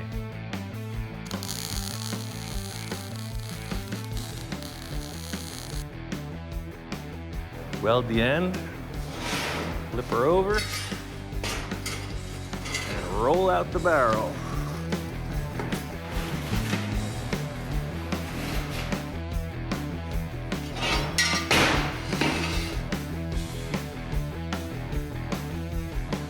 This rim made the ring too small, so I'm just gonna stretch it out on this tire. It's always easier to open the arch up than to try to shrink it down. So the idea here is to get this to be about just a ½ inch or an inch off of the surface all the way around the tire, kind of like here. So all you do is just start to beat on it. It's right about there. This puts an even ½ inch perimeter all the way around.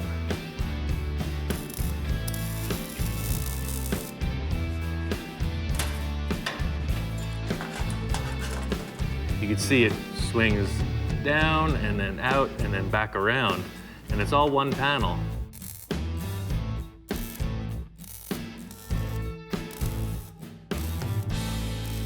In the end, I'm gonna paint these fenders so they look like some kind of a carnival freak show. I want it to look like you're locked in on some kind of a wild ride.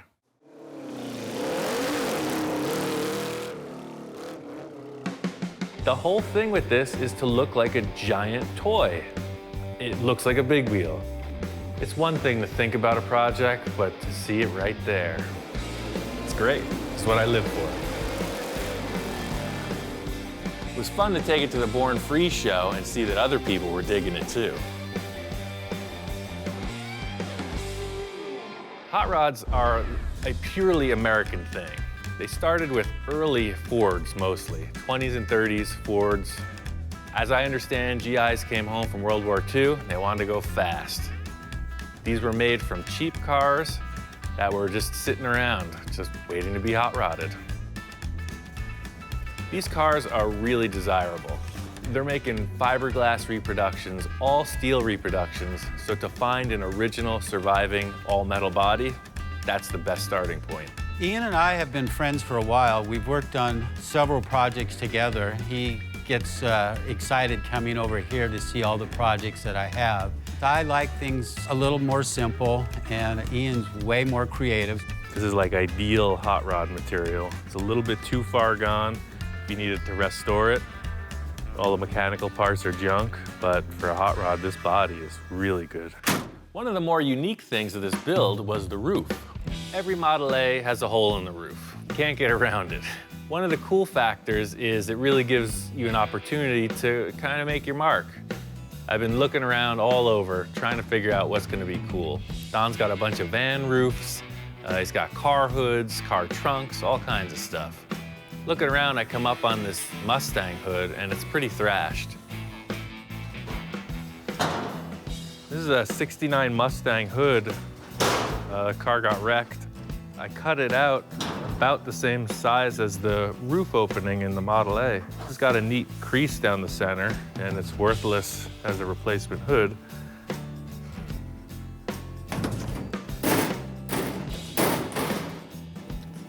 The contour fits. And it's got this cool little detail in the roof. The selling point to me was the ridge in the hood. The ridge in the hood immediately made me think of a 50s trick where they would put these little air vents in the roof of the car. So that's really what I was hoping to do. I mean, I already had this thing built in my head.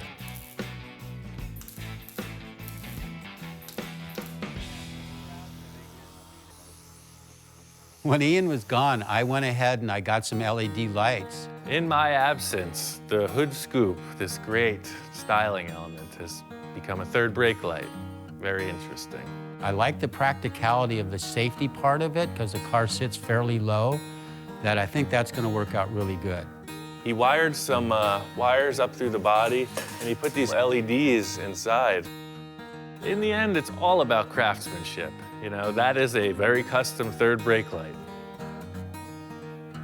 Oh, look at that. Boy, somebody will see me from miles away. Perfect. At the end of the day, Don was really happy. He's got a cool hot rod, and he loves to drive it. I'm really happy with the way this whole build went because the car is easy to get in and out of. It's a nice car to drive. It handles well, it corners well, it stops well, and the wife can get in and out of it well. I'm just so tickled. I mean, I couldn't have asked for anything more, or a person of Ian's caliber to help me with my own personal project.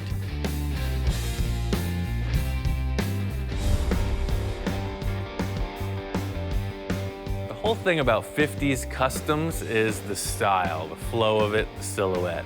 It's really an artistic thing. What most people are trying to do with these cars is make them look better than stock. Everybody has their opinion, and that's why no two cars are alike. My friend Bill had a 55 four-door Oldsmobile. The initial idea was to freshen it up a little bit, but of course, as things went along, it got a lot more involved. First, I chopped the top, and Bill really liked it. Seeing the roof 3 inches lower, I know I nailed it. But standing around looking at it, it just needs something else. I've already gone this far with the chop. It's a great-looking car. I think its value has increased. If I go for two-door conversion with the chop top, this thing is solid gold. Ian now wants to turn this into a two-door. I really don't want this to turn into a big, huge project. I said to him, if you can do it in one day, great.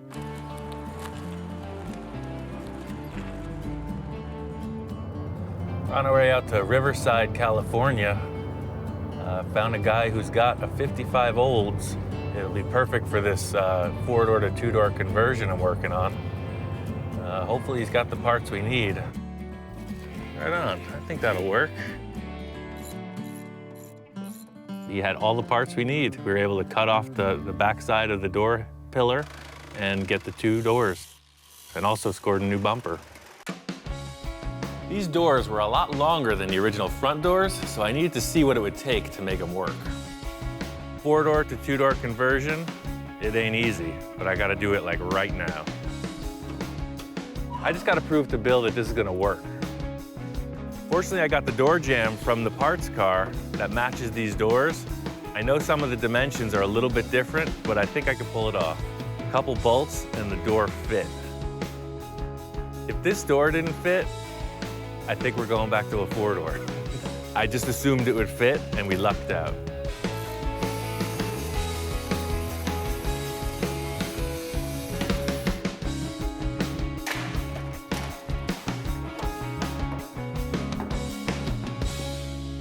I used the stock rear door to complete the quarter panel, and Bill and I decided on a two-tone paint job. This car just needs something to put it over the top. I called my friend Scratch in. He's the best pinstriper I know. I think he's just gonna finish this car to perfection. You know what? When I first saw the Oldsmobile, I'm walking up the hill to the shop, and the Oldsmobile's sitting there in the middle of the shop space, and it just kind of brings me back. It's very nostalgic for me. I like that they hadn't changed the grille or anything just yet, and then they chopped the roof, so it already it has that look of, it's kind of fast, but it's elegant. Don't mess with me. Scratch really likes Oldsmobiles and traditional customs. I knew it'd be perfect to pinstripe this thing, but Bill was a little skeptical. What's your thoughts? I'm thinking kind of conservative, probably by your standards. Well, I'm super conservative. I know that's hard to believe. It is. It's actually really hard to believe, but it's this guy over here. He's the wild man. Scratch just explained what he had in mind, and Bill was totally on board. Oh, a lot of people don't know this, but pinstriping actually was an art form that was made up to cover up bad bodywork. So striping's always in the same places, in the front of the hood, in the middle of the deck lid, and that's where the emblems and stuff had been shaved off. And then over the headlights and over the taillights, because that's where they would French the headlights or French the taillights. But later on, custom bodywork was taking so long, people would have their cars at their shops for so long that they're like, let's just get a stock car, lower it, and do a panel paint job on it. Like, has a stock original paint around it, we'll just tape it all off and spray another color, or we'll tape it all off and just do striping around it. And that's basically what we're doing. I really like the pinstriping. It's subtle, but it came out great. Got the car finished up and on the road, and Bill was super happy. You know, with Ian, every time I get him on board, none of these projects are simple. This was a huge, big undertaking. This thing was really rough, and he did a marvelous job on it. Just take a look at it. He really walked the last mile on it. I love the way this Oldsmobile looked when it was finished. It was pretty classy, nothing too crazy. Always cool to see a nice old car on the road. This next project was one of my own. It's a 1949 International Harvester Metro van. It's a delivery truck that I put on a modern pickup truck chassis. This episode was all about the interior. I've done a whole ton of work on this van, but for any cool custom van, it's all about the interior. And if you want to have a party in here, this stuff ain't gonna fly. I gotta fix it. The thing I like most about this, it's just funky. You don't see them. I've had VW buses since I was 15. I've always loved them, and this is like a big brother to a VW bus. It's like the next bigger size. It's able to tow. It has a good V6 engine with a manual transmission. It's the same idea as the VW bus, but rarer and cooler. My whole concept with this is like a dual-purpose vehicle. During the week, it's a work truck, and on the weekends, it's a play vehicle. I want it to be able to convert from work truck to camper pretty easily.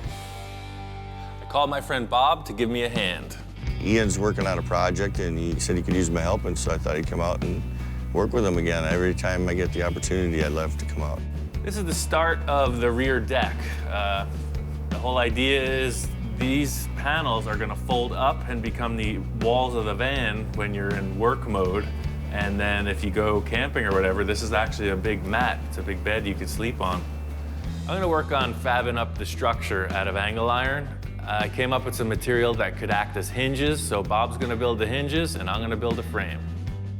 This is a really simple barrel hinge design. It's just a solid shaft that fits inside of a collar. Bob's just cutting a bunch of blank pieces and making sure they pivot right. Since we're fabricators and body men, we don't like to go to the store and buy hinges when we can make them.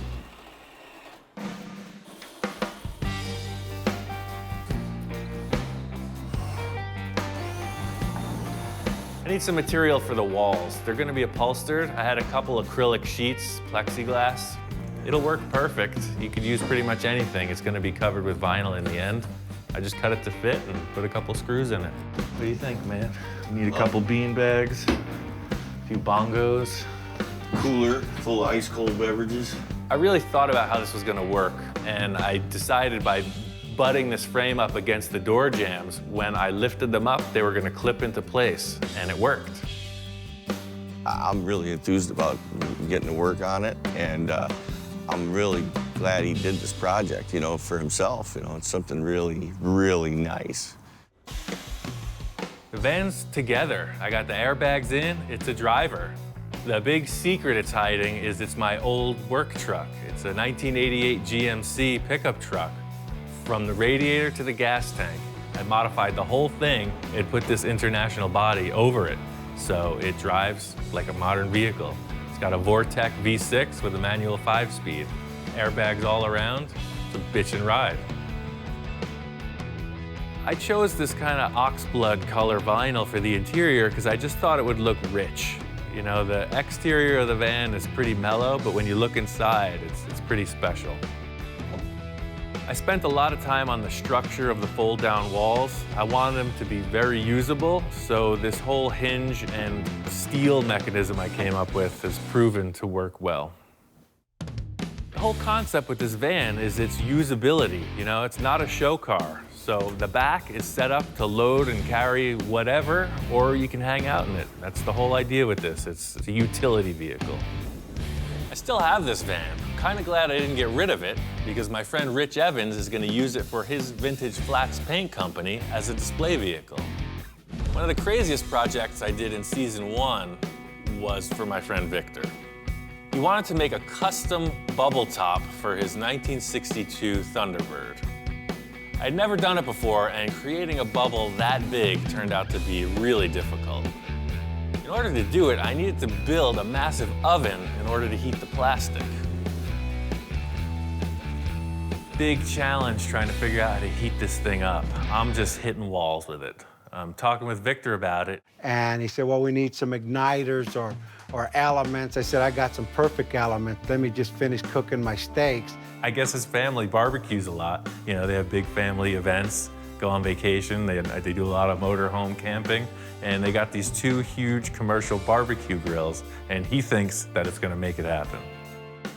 Victor and I share a lot of the same characteristics. I think this barbecue thing might just be too much. He's convinced it's gonna work. All I have to do is prove it.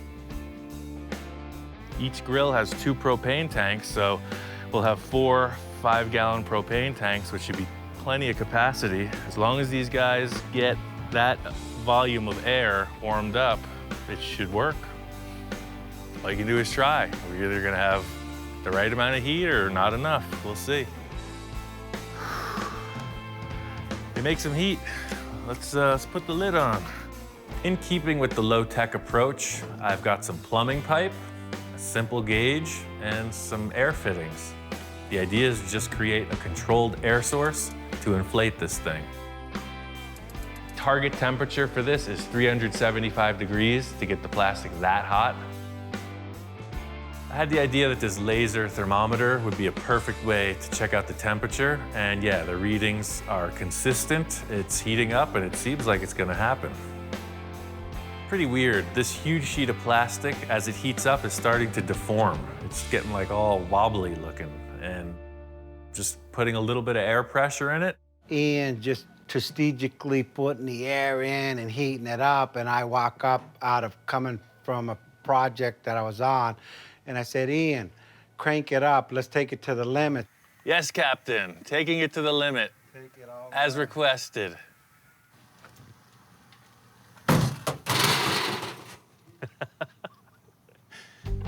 That didn't work. Shut her down. I turned my head for a second, and it was like, what was that?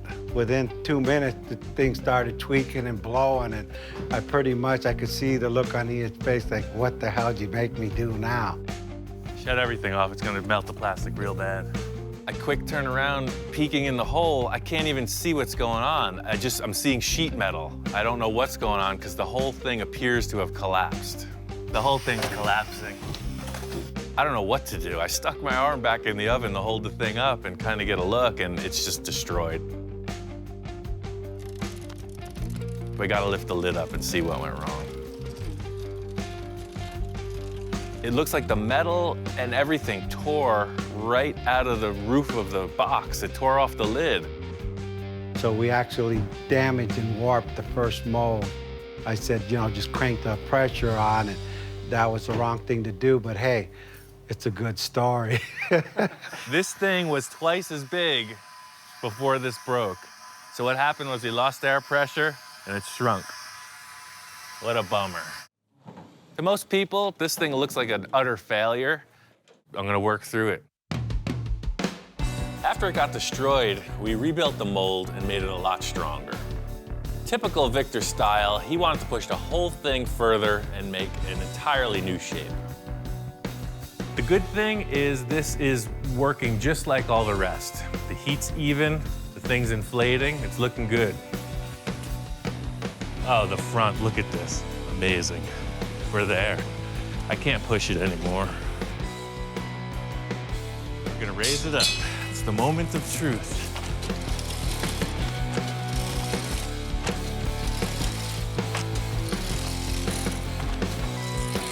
Oh, we got it, man. Look at that. Yeah, see, that's what I was looking for. Everything looks great. It's back into shape. The whole idea is to just cool it off, raise it up out of the box, and unclamp this beast. I took this 1/2-inch MDF board and created a series of templates off of the bubble Victor liked most.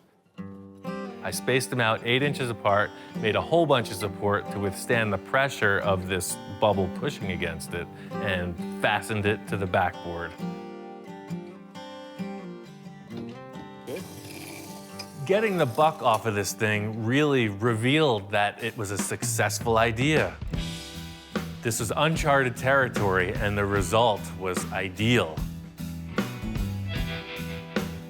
That's pretty crazy. But the real tell is going to be how it fits on the car. That's what this is all about.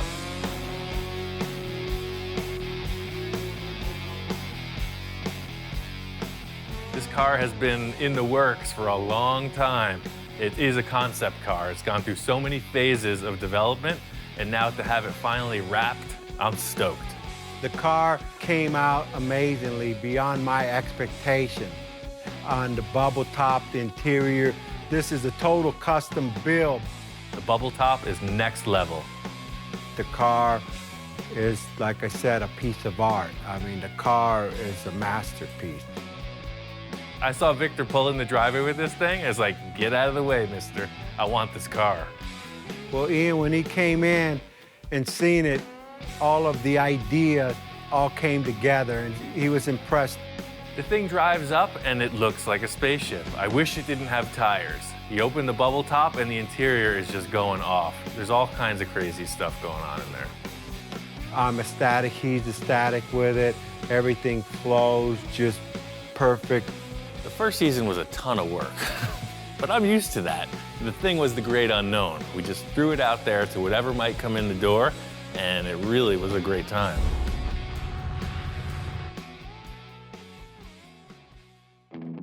Little behind the scenes thing in season 1 was that I got my shop inspector, got my #1 dog. Think you can have a snack and then just mosey on out on your own accord? I was super nervous about having some kind of responsibility, and it's turned out to be a really fun time. The coolest factor about having the dog on the show is that that's reality. It's really just him and I hanging out in the shop. Hey, you're not the center of attention. This is my show. It's like baby pictures, right? You can sit here and boast about your accomplishments forever. But, you know, it is what it is. He's pretty damn charming. Right now on Full Custom Garage, Master Metalman Ian Roussel does the unthinkable. I got a show car, and it's just not up to par. Ian's got a plan and brings together the A-team to make it happen. I think this is gonna really get taken to the next level. What other level are we talking about? You don't get this at your local auto parts store. Yes! Everything inside me just freaks out. A bubble top. Are you kidding me? This is really how I want to work, working with an artist, trying to translate his drawing into 3-dimensional reality. That's what we're building. Awesome. It's way more challenging than just restoring a car. And then another heavy hitter joins the team. There's a new kid on the block. Dude. I called in Eric for a reason. This is the zone. This is the Super Bowl right here. He likes the crazy, so he's come to the right place. But as the guys get into it, things don't go as planned. I'm looking at it and I'm like, that's gonna be hard to make. And now I see this little bit of fear in his eyes, and I'm like, oh man, now what did we get ourselves into? I am here. This is my car. We are going forward. You'll hear all this banging and clanging and bending and like, and then he comes back over. All right, we're good. We got it. We're raising the bar now. I'm seeing this as probably the biggest challenge in my career.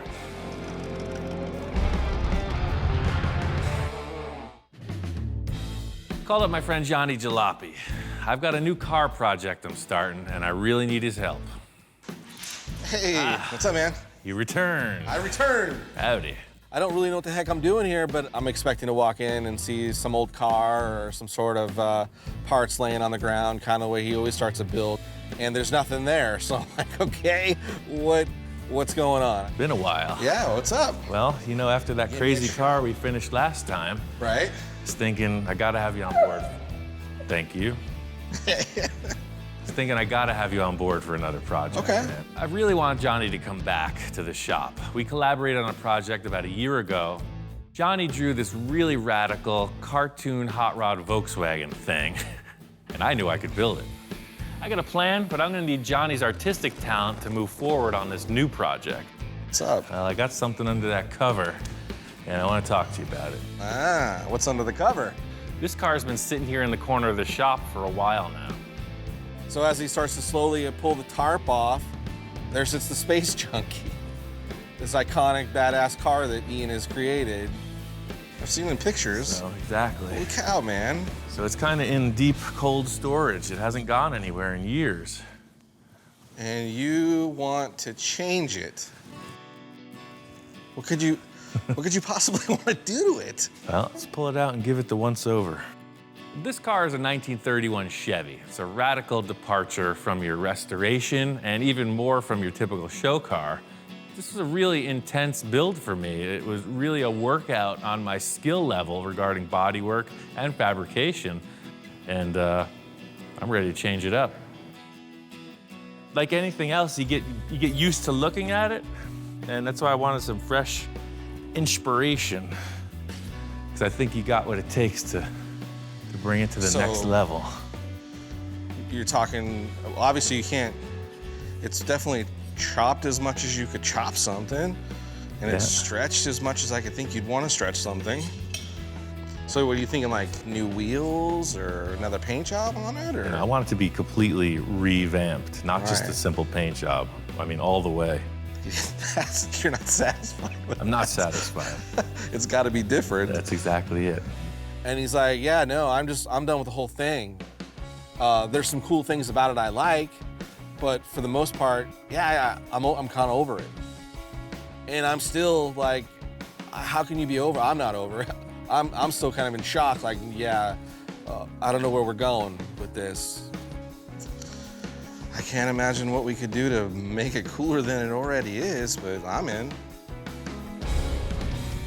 I've got Johnny here, and I'm slowly easing him into the idea of redoing Space Junkie. My background is in VWs, and the way that car is put together is it's like a rolling chassis with a body capped on it. So I built this car in that same vein.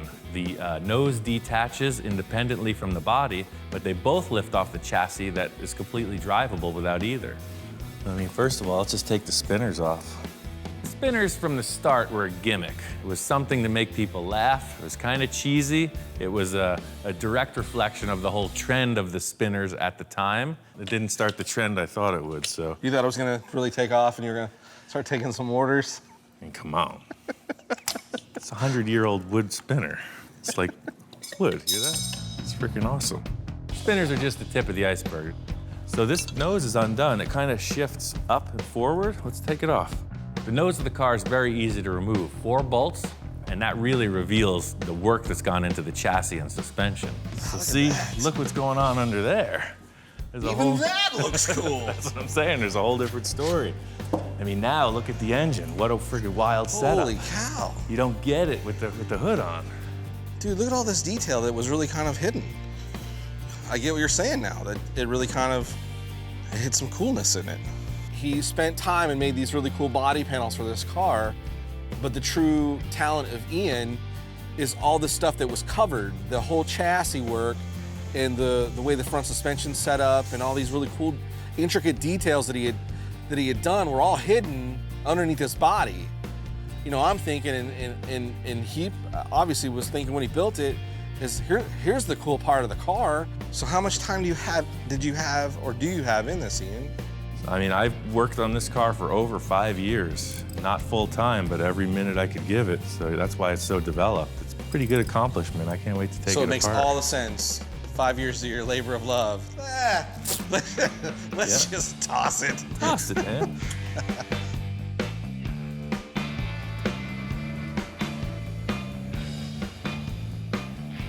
Once I pull this body off, I'll be able to explain my plan to Johnny. The whole deal was, from my thought process, I wasn't really leading you on until you saw it like this. I think we're working with this part, not that part. That's comforting, because I'd hate to see you cut that apart. That's a keeper. This is what we're gonna freak out on. Okay. From the start, I could see the concern in Johnny's eyes. You know, he doesn't want to cut this car up, and I kind of don't want to either. So seeing that it's a blank slate is a great relief, and I could see he's starting to think good stuff. He literally put anything on this. That's what I was thinking, man. Or just start fresh. When he pulled the body off of the car and there's this chassis just sitting there, my wheels started spinning. I'm like, oh wow, there's so many things you could do with that. So I'm like, well, let me sit down inside the thing and kind of get my head moving. And so I sit down in the driver's position, and I'm starting to see, oh, this is really cool. This could be anything. I think I'm starting to get it, man. Right. It's a bare slate. You can do whatever you want. Absolutely. So this is really where I thought you could start your brain work from, but I have one more piece that's going to give you the hint. I think it's going to tip the scales in my favor. That car will be a vague and distant memory. All right, so you don't get this at your local auto parts store. Check that out. Yes. He comes walking in, and it's a bubble. And everything inside me just freaks out. I'm like, oh man, a bubble top. Are you kidding me? Dude, bubble top. I made that other one with my friend, and what nobody knows is I made 8 of these, and this is the biggest one. I saved it for myself. Dude. I went on this bubble top adventure with my friend Victor. He's got a really radical bubble top T-bird. While we had the oven set up, we made a whole bunch of different sizes, and I got to keep the biggest one. This is what we're using. Let me put 2 sticks here. Let's put it on, then you'll know what I'm talking about. Yes. Okay, we're raising the bar now.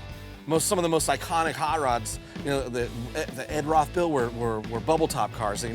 This is amazing. I'm gonna get to be a part of something that could be crazy. I got this bubble stored away for about a year. I've never seen it on the car, and now it's the time to check it out. Look at that. Dude. That's pretty ridiculous, huh? Right off the bat, we set it in place, and I knew these two were meant to be together. So, you have a chassis, you have your bubble, but wait, there's more. What? I got one more piece to this pie, one more slice to the puzzle, and that's these quarter panels from a Ford station wagon. It looks kind of loose now, but you see you got a pretty cool body line, and then the details of where the lights come in the back I thought was pretty neat. Yeah. So, and it's got those cool, iconic little pod things in it. Exactly. And that goes on with the pods and the circles. Right. My concept, as far as this project goes, has ended at this. That's why I wanted you to come by here. Okay. It's like you got your bare essentials, and just roll with it, man, whatever you think. I'm up for the challenge of building whatever you can dream. And bubble tops are my favorite. Yeah, and that's a pretty substantial yes. freaking dome. The challenge is now we take all these 3 elements together and we come up with a cool design. I could probably pretty much put anything on paper, and the dude's capable of doing it. I'm seeing this as probably the biggest challenge in my career. I'm like a prize fighter without the prize, waiting for his match. As soon as he lays down the drawing, it's on. Ever since we mocked this thing up yesterday, I can't stop thinking about the car. I'm hoping Johnny is as enthusiastic as I am. I really hope he did his homework. You've got pictures. Aha. Actually, I didn't get a ton of sleep, and the car had been on my mind all night, so I had to get stuff down on paper. So the first drawing was like a real basic, not really adding a bunch of elements to make it drastically different, but taking all the pieces that Ian had said were the must-haves and putting them in there. But again, I added one crazy element because I couldn't help myself. It just wasn't as much me. So I popped out another rendering that was a little more radical. So I hope Ian likes them. What's up, man? I couldn't sleep. Me neither. We made a mistake by putting this together so quick. I can't stop thinking about this thing, man. It's like I want to get to work right away, but I wanted to see what you got going on. Okay.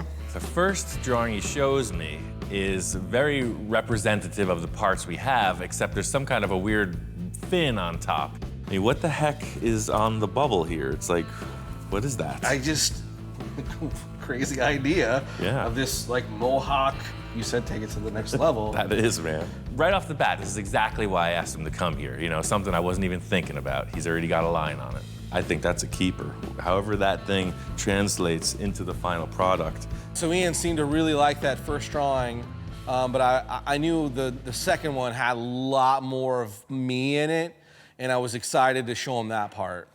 And then that kind of popped in my head. Oh, dude, that's the move right there. Johnny's second drawing really nailed it. 3/4 front view, absolute proportion-wise, what I would consider, yes, that's exactly what I want. I'm freaking building that car. This is the keeper, dude. I think if you can put that mohawk on that car, that's what we're building. From the start, this car was like inspired by a lakes racer, a very long wheelbase and low profile. And that was the difference in his second drawing. The first one was very tall and cartoony, and the second one just nailed it. It looked fast right off the page. So the whole thing with your drawing is, you know, this height here is showing almost equal with the top of the dome. You know, I'd say that the car would be no taller than this by the proportion of the drawing, wouldn't you think? The roof of the Space Junkie was no higher than that, right? Even lower, right? There was just enough room for the sunroof to coil up above this element, so it was probably about this tall. So that is kind of proportion to kind of what I drew. Ideally, yeah. We mocked up this bubble yesterday. It looked great because we had nothing to compare it to. As soon as I'm comparing it to Johnny's drawing, I could tell it's way too high profile. We got to remedy that. So I think we got to cut this bubble, man. That's the most aggressive way to look to it. As awesome as it is, we got to cut this thing. A quick reaction to as soon as I showed him the drawing and the low cut bubble, he was like, we got to cut the bubble and see if that's going to work. It's almost 10 inches. It looks like if you're coming up with a hard measurement of 9, we could trim 8 inches off this safely and just take another look at it. Which freaked me out. Are you cool with cutting your big giant bubble? Well, that's what we're here for, man. That's why I asked you to come here and do these concepts, because I'm open for the adventure. Let's cut this thing and see what we can do with it. I just cut apart my prize show car. A freaking piece of acrylic ain't no threat. To remedy this bubble, we're gonna cut it. Johnny and I settled on taking 8 inches out of this bubble. It's not really something I'm looking forward to doing, but it's gotta be done. You just can't go down to the local auto parts store and grab another bubble. So now here he's talking about, you know, cutting this thing down and making it smaller, which makes sense, but still I was super apprehensive and I don't know how we're gonna do this. So, I got a delivery of all these sanding discs, and they measure 8 inch on the box. No way. Let's set them up. Typical like machinist layout thing would say you have a base plate, you're gonna measure vertical, and then across to whatever it is you're gonna scribe on. And that's really what we're doing with the floor. We got a base plate, we got a couple risers, and a couple cross beams, and we're gonna trace off of that. This is high-tech stuff, baby. So the idea is, see, you have a bar, and it's always gonna be 8 inches all the way around. So it's always at the same height. Exactamento. For me, I've drawn lots of stuff with straight lines, freehand, and I can pull a pretty straight line, but I'm going, man, thinking about trying to draw a straight line completely around that bubble and make it symmetrical was crazy in itself, but he was like, yeah, no problem. This is what we'll do. It's pretty precise. Yeah, that's what I'm saying. It's freaking rocket science, baby. That's awesome. So that's a very big trim. Look how much less of a dome it is. The main reason I like this bubble because of its massive proportions, and just raising the bottom perimeter 8 inches shrunk it down almost in half, it seemed. You see how much plastic we're losing, you know? It's a very small bubble now. Right. I don't want to say a quarter's been taken off, but maybe it's a fifth of it taken off. It definitely doesn't look as dramatic back here, but this is a lot of real estate. Yeah. There's two things we're trying to accomplish, and that is fit it between the rear tires so we can have some body work in there, some steel, and make it as long as the chassis is from the firewall to the rear edge of the frame. By cutting the bubble as small as we did, we had taken out the length of the bubble, To ensure that real extended, long dragster look, we needed to keep the length. So what if we took this and raised it? Did this? Hmm. Then it's a very long, narrow bubble now. I see, so you're almost changing the rake of the Changing the cut. rake of the bubble, yeah. Let me draw a line on there, let's see what we got. Wow. Yeah, it's totally different, Look at totally that. different dome.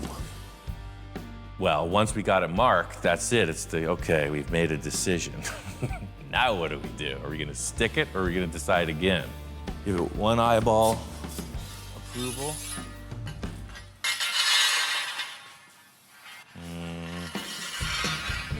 If we mark it wrong and commit to a cut, you can't uncut it. It's very delicate. It's a one-time deal. And now I see this little bit of fear in his eyes, and I'm like, oh man, now what did we get ourselves into? The only way to figure it out is if we do it, right? So Yeah. it's like getting I'm in. married. Let's do it. You can't fake it. At that point, I was like, you know what? I could either sit back and be afraid of it, or I'll follow along. You know, I'll put all my faith in Ian. He knows what the heck he's doing. And I was like, yeah, I'm in. Let's do this. Let's cut it. I got your back. So he starts going right into the bubble, and those first couple noises into the bubble, I'm like cringing. Oh man. I was super focused on my work. A lot could go wrong, but I could feel there was tension in the air. It's nice to let your teammates know that you got this, that it's a sure thing, but that's not the case here. I told them we're gonna cut this thing, and I really have not done it this way, so hopefully it works. He just kind of proceeds to pierce his way every couple inches. I was surprised to see how easily this thing cut. I was all the way around, and it's like, hey, it's showtime. The cruncher. I felt a disturbance in the force. So let's try this. Grab under. Raise up. That's it, we're up. Lift up. Are you still attached there? And we can't put any torsional twist.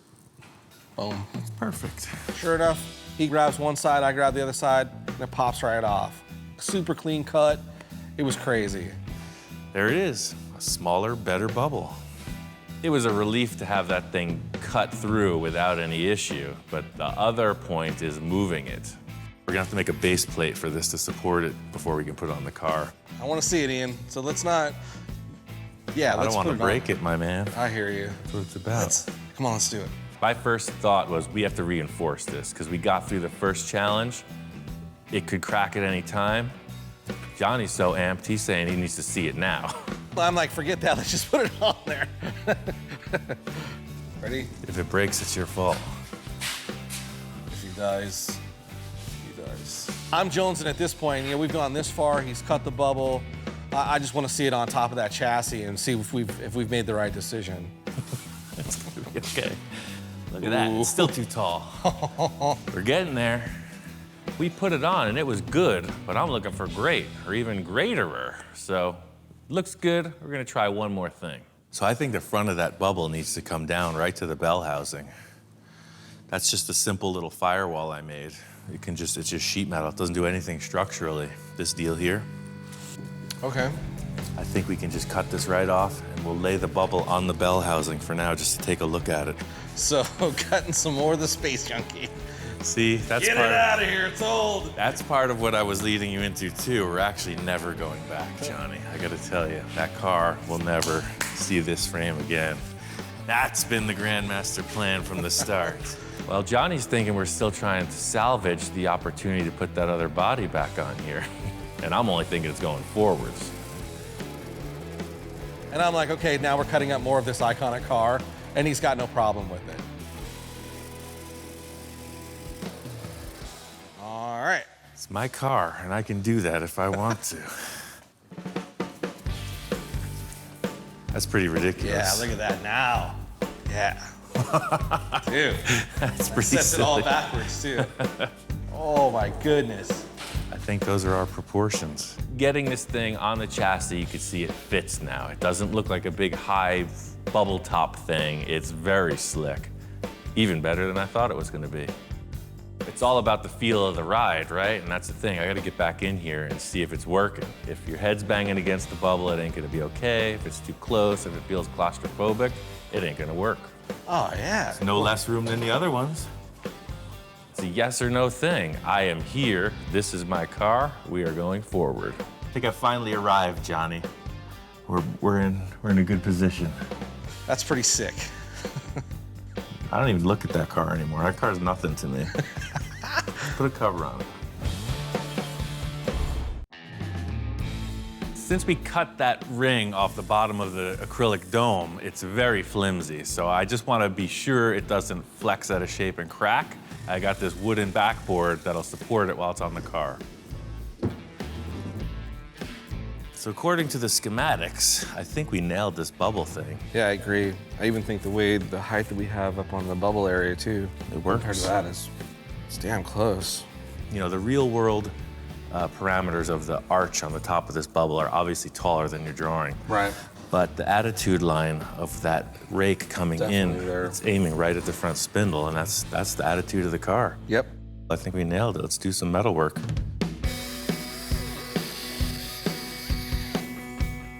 We're trying to make this tire appear as big as possible, you know, up over the edge of the quarter panel, and that's really it. Just cut and trim until it looks right. So we're close. We gotta take this whole wheel arch off now, too.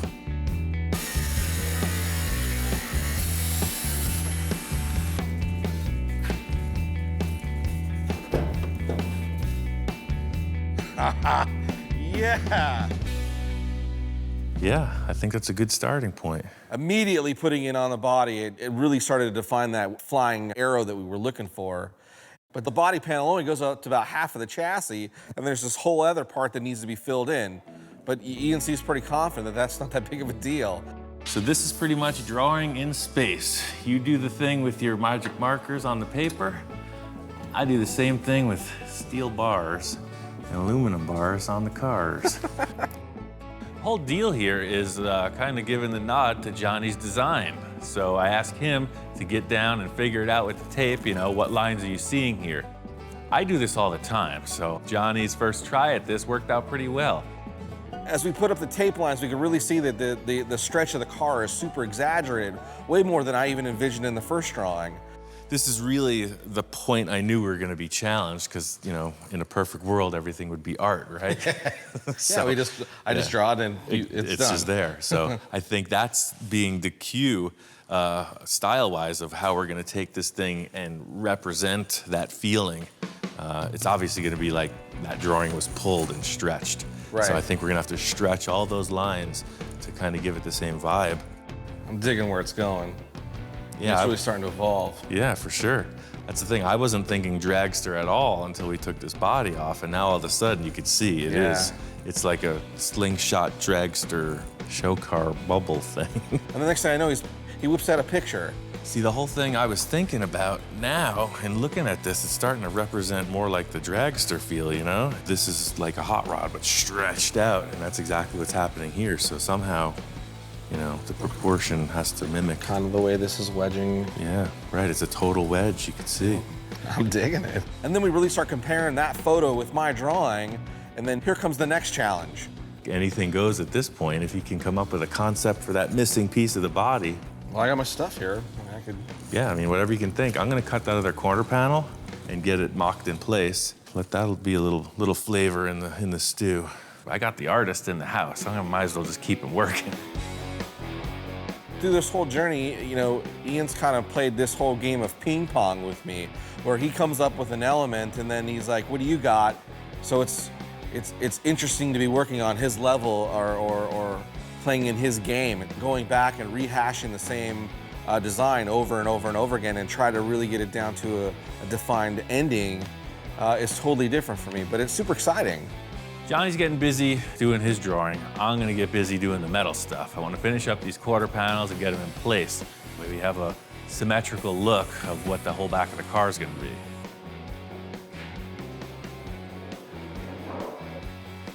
Nice. Hey, here it is, baby. Oh, man. Yeah, so the back has got a pretty freaking cool look, man. Check that out. That is badass. So that's the thing. The rear is open for interpretation, but these quarter panels are a great freaking start. Well, it's pretty groovy. I got a little something for you too. Throw them on the plate. Speaking of that. So we were just having like the car show in the shop moment. And then it occurred to me that I'd asked him to do some drawing. So it's like, let's check out your last rendition. So here's what I got. Oh, wow. That's pretty freaking good. Where did you photocopy that from? Who drew that? That's freaking nuts, man. So, you know, brought the body panel down. I still kind of left the spears in there. Right. With the lower look to it. Yeah, love it. Again, added the, you know, the mohawk that you liked from the first drawing. Mm-hmm. I kind of extended out the outer fins. Love it. Right. Everything's just a little bit more dramatic. Johnny really went off on this last rendering. He really put all the details he was conceiving. I love the fact that he put this giant aluminum fin across the bubble. We knew that, but he's got some wild ideas with the headlights. The front of the body has some vents incorporated in it. I've never seen anything like it. That's why I want to build it, because this thing's far out. Dude, I like that better than all of them so far. So I hate to keep asking you to draw stuff, but you see what it's developing into, man.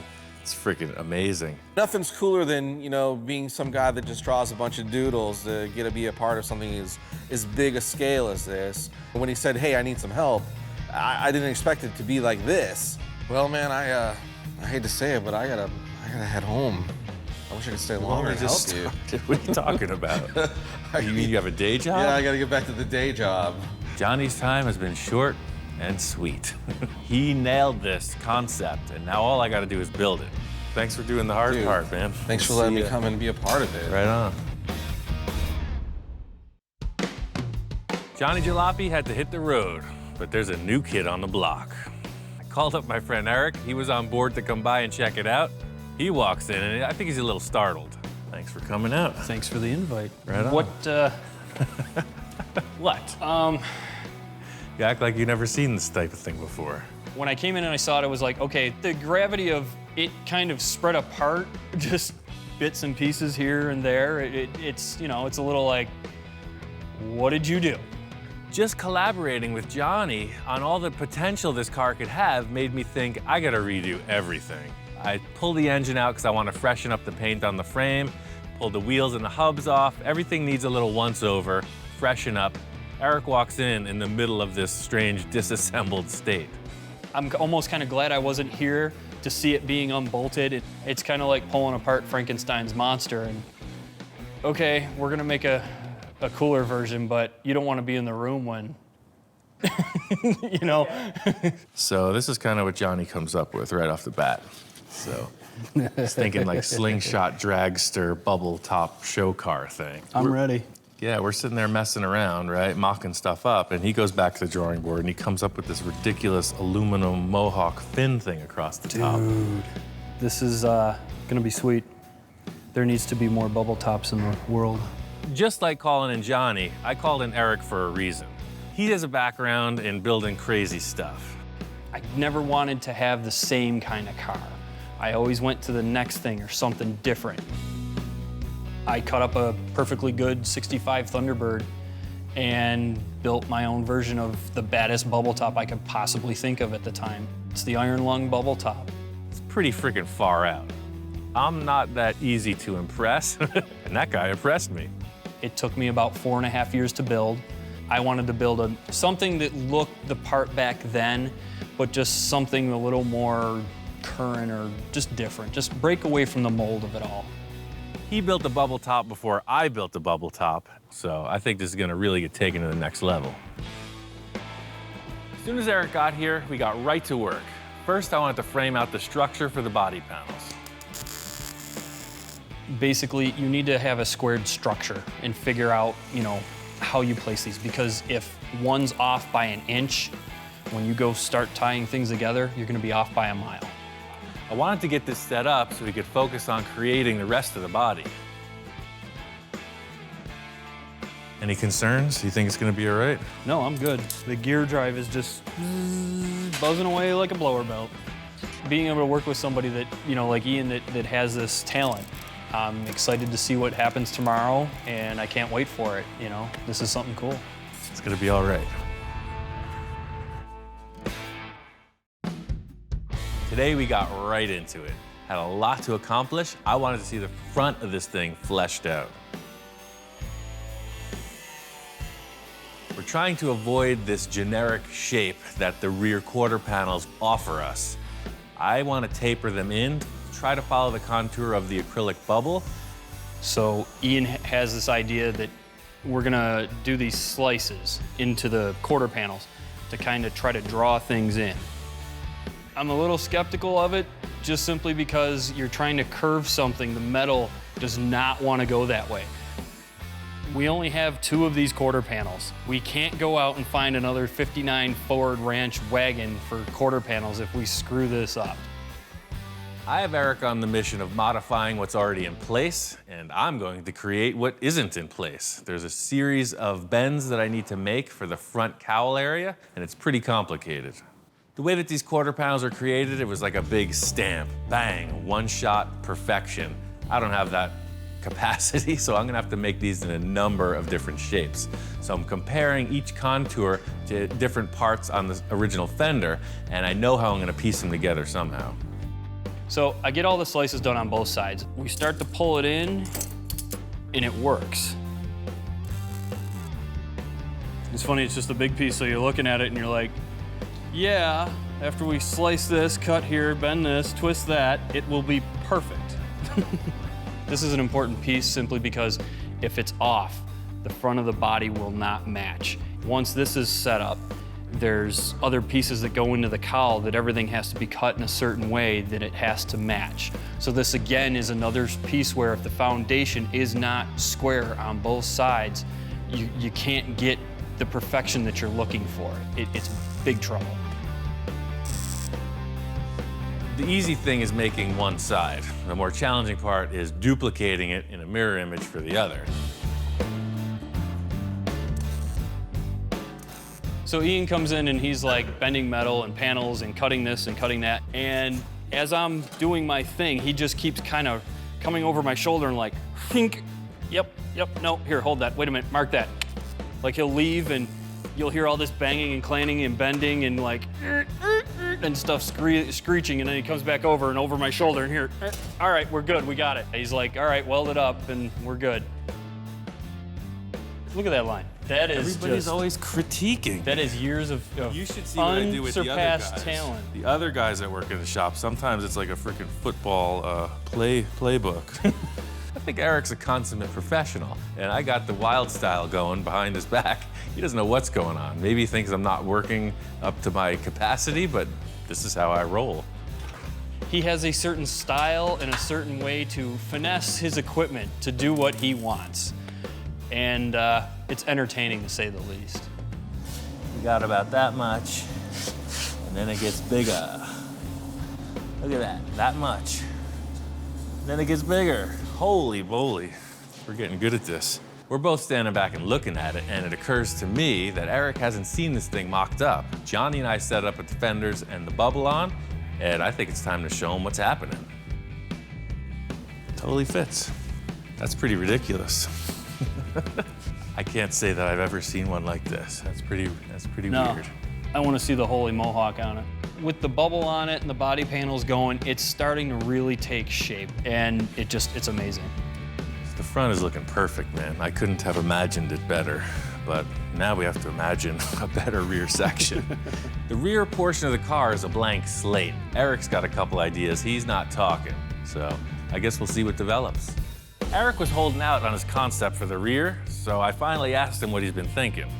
All right, while you're in a good mood, Yes. open to ideas, I have an idea for this.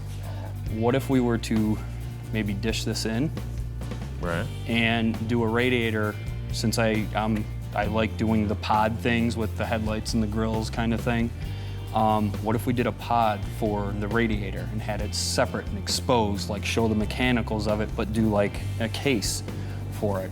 I like that idea. So it's almost like the engine is like a piece of jewelry in the front. Yes. And the radiator is another Is the one piece in the back. hanging out of the back. Yeah. I'm totally down for that. All right. This is a complete blank slate at this point. I am open to suggestion, and the more outrageous it gets, the better. It's not something I would have thought of, but I like the idea a lot. So do I earn my supper for this evening? Yes, I think you're gonna get a gold star on the refrigerator. Cool, man. For today's efforts. My mom will be so happy. Yeah. I told him my idea and he was like, yes. And then almost instantaneously, he's like, I got some stuff that can do, I'll be right back. Just give me a minute. I have a lot of stuff. So he says he wants some kind of a concave surface, and I think I got just the thing. Well, I was looking for this, but then I saw that. This is a good start. It's about the dimensions we're working with. This is what we need. My television provider no longer carried my show, so I took down the utility apparatus from the top of the roof, and I had this dish. And he comes back in here. I got some stuff. Found a radiator. Ooh. I think it's a Ford Mustang, and I found a dish. You were asking for a dish shape. I totally think he took a ladder, climbed up on his roof, and stole a satellite dish. This is perfect. Concave shape, right? This is perfect. And it's steel. Oh, man. It'll be perfect. This is like the perfect shape, and he comes in and we kind of set it in place. I'm like, we're totally putting a satellite dish on the back of this car. Satellite dish on a car, that makes no sense at all, but it works. The thing was mainly that it fit the car. It's gonna be modified, but this shape is a keeper. It's just gotta take the paint off and tack weld it on.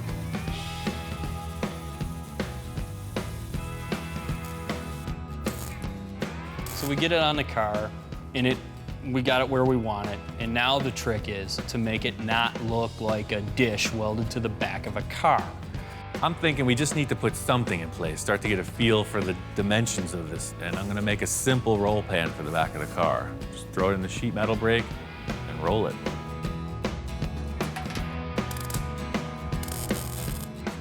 Once we got the pan on, we took the body off just to get a better look at it. So the big question is, how does this transition from our fabricated part into the satellite dish? That's what I'm wondering. You know what, maybe let's make the top first, because you could see the old line right here.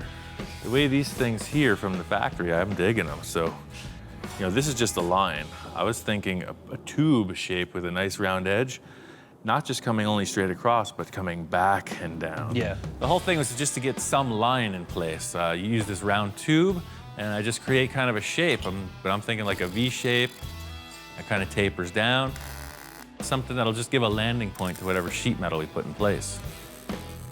I'm building out the back of this car with these strips just because we're trying to move fast. This car's gonna have a lot of fiberglass, a lot of filler on it, so I'm just creating a surface. It's very simple. We're not getting too crazy with it. We're gonna put in a series of strips, trim them to fit, and then weld everything together. The whole thing is just standing back and checking it out. There's still a lot of loose ends, but you could see that the dish was the right call. It's a great centerpiece, and nobody's gonna know what happened.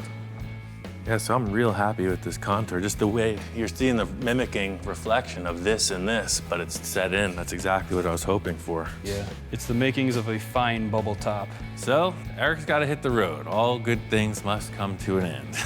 This has been like hot rod summer camp. And it was really neat to meet somebody else in this universe that gets this stuff and gets these things and it doesn't matter the work, the time frame, just that it's gotta be the best that it could be. And the ideas are the possibilities are endless.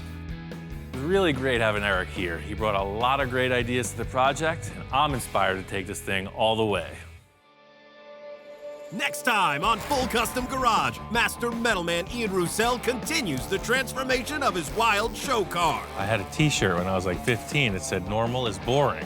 This car, it's gotta follow suit. Sky's the limit. Ian gets some help from an old friend, and the ideas keep flowing. It started with Johnny Jalopy, continued with Eric, and now Mark's here. So it is all about the collaboration. I brought you some stuff. Cool. Is he gonna like it? Is he not gonna like it? Whoa, that thing is nuts. With the car taking shape, Ian heads out on the hunt for parts. I'm building a Roth-style bubble top. Now that you mentioned that bubble top, let me show you something. He's like, you gotta come inside. This thing is like a snapshot of heaven. Back in the shop, things don't go as planned. Stepping back and looking at the car, it's just not good. There's something terribly wrong. He's got his vision, he's got the drawing to consider, but if it's not aesthetically the way he wants, then it's not gonna happen. There's one final element that's gonna seal the deal. People start to wonder, how the heck did that happen?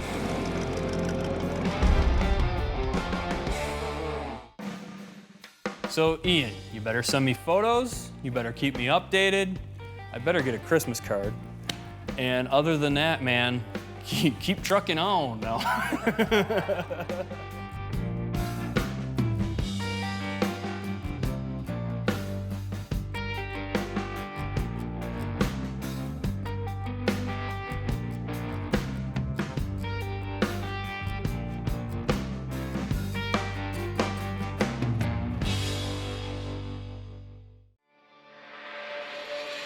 Right now on Full Custom Garage, Master Metalman Ian Roussel continues the wild bubble top adventure. After everything we put into this car, this could either make it or break it. So the thing is, it's not gonna be just a silver car. What's it gonna look like? I'm a little nervous, way excited. As the guys get into it, a surprise visitor arrives. I'm like, oh my God, it's Ed Roth's son. Whoa, dude, man, this is sick. My first reaction was, am I not at Roth Studios in 1960s? Because everything that Ian does has that flavor about it. And as the build progresses, wow, Ian calls on the help of an old friend. Jack's an encyclopedia of classic ideas. What'd you do this time? I told you we're gonna change the look of the car a little bit. Holy We made a few subtle changes. I think so. He's getting crazier. Even Hellhound's responding. This is the stand back and check it out moment. This is what we've all been waiting for.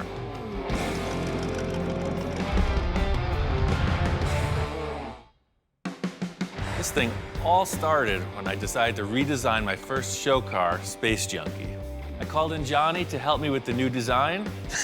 You're not satisfied with I'm not satisfied. It's gotta be different. We based the concept off a few of the parts I had, and Johnny came up with a really killer sketch. That's what we're building. Awesome. With that as a guide, I called in my friend Eric to help with the fabrication. He had some really good ideas and helped me to modify the body to fit the drawing. When my friend Eric was here, he kind of threw this concept out as a challenge. You're sitting here driving with this miniature steering wheel like a dragster, and your hand is up here like a monster cartoon car guy, but your throttle is on this lever, and when you push it, it is the brake. So your master cylinder will be on top front row center, and you're pushing it with your hand to stop and twisting it to go. This idea is pretty far out there. Working with a client, there are parameters. I don't have any of those with this project. The sky's the limit.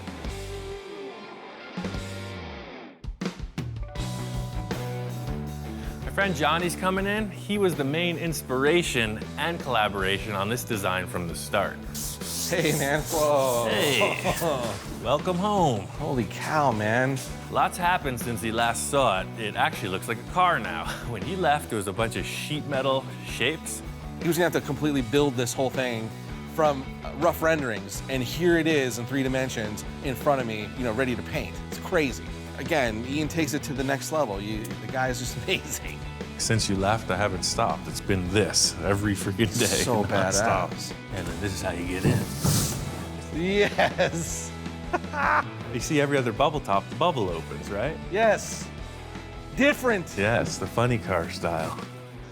So not only do we have the body and the bubble and the lift mechanism in place, but I have this. It is just like your drawing. Yeah. So it looks like a cartoon, right? Dude, those headers came out so sick. It's pretty crazy. It's like a show and tell time. Johnny's all geeking out on all the details, and I'm like, we still got a lot of work to do, man. So the thing is, it's not gonna be just a silver car. The main reason I wanted you here was to figure out some kind of a graphic design on the thing. Okay, sure, no problem. Let me just whip out the crayons and let's see what we can come up with. The whole first Space Junkie started with this model, the layout of the kit. Oh yeah. I figured there's no better way to start than with some modeling. This is an iconic bubble top car. It's the Ed Roth Beatnik Bandit.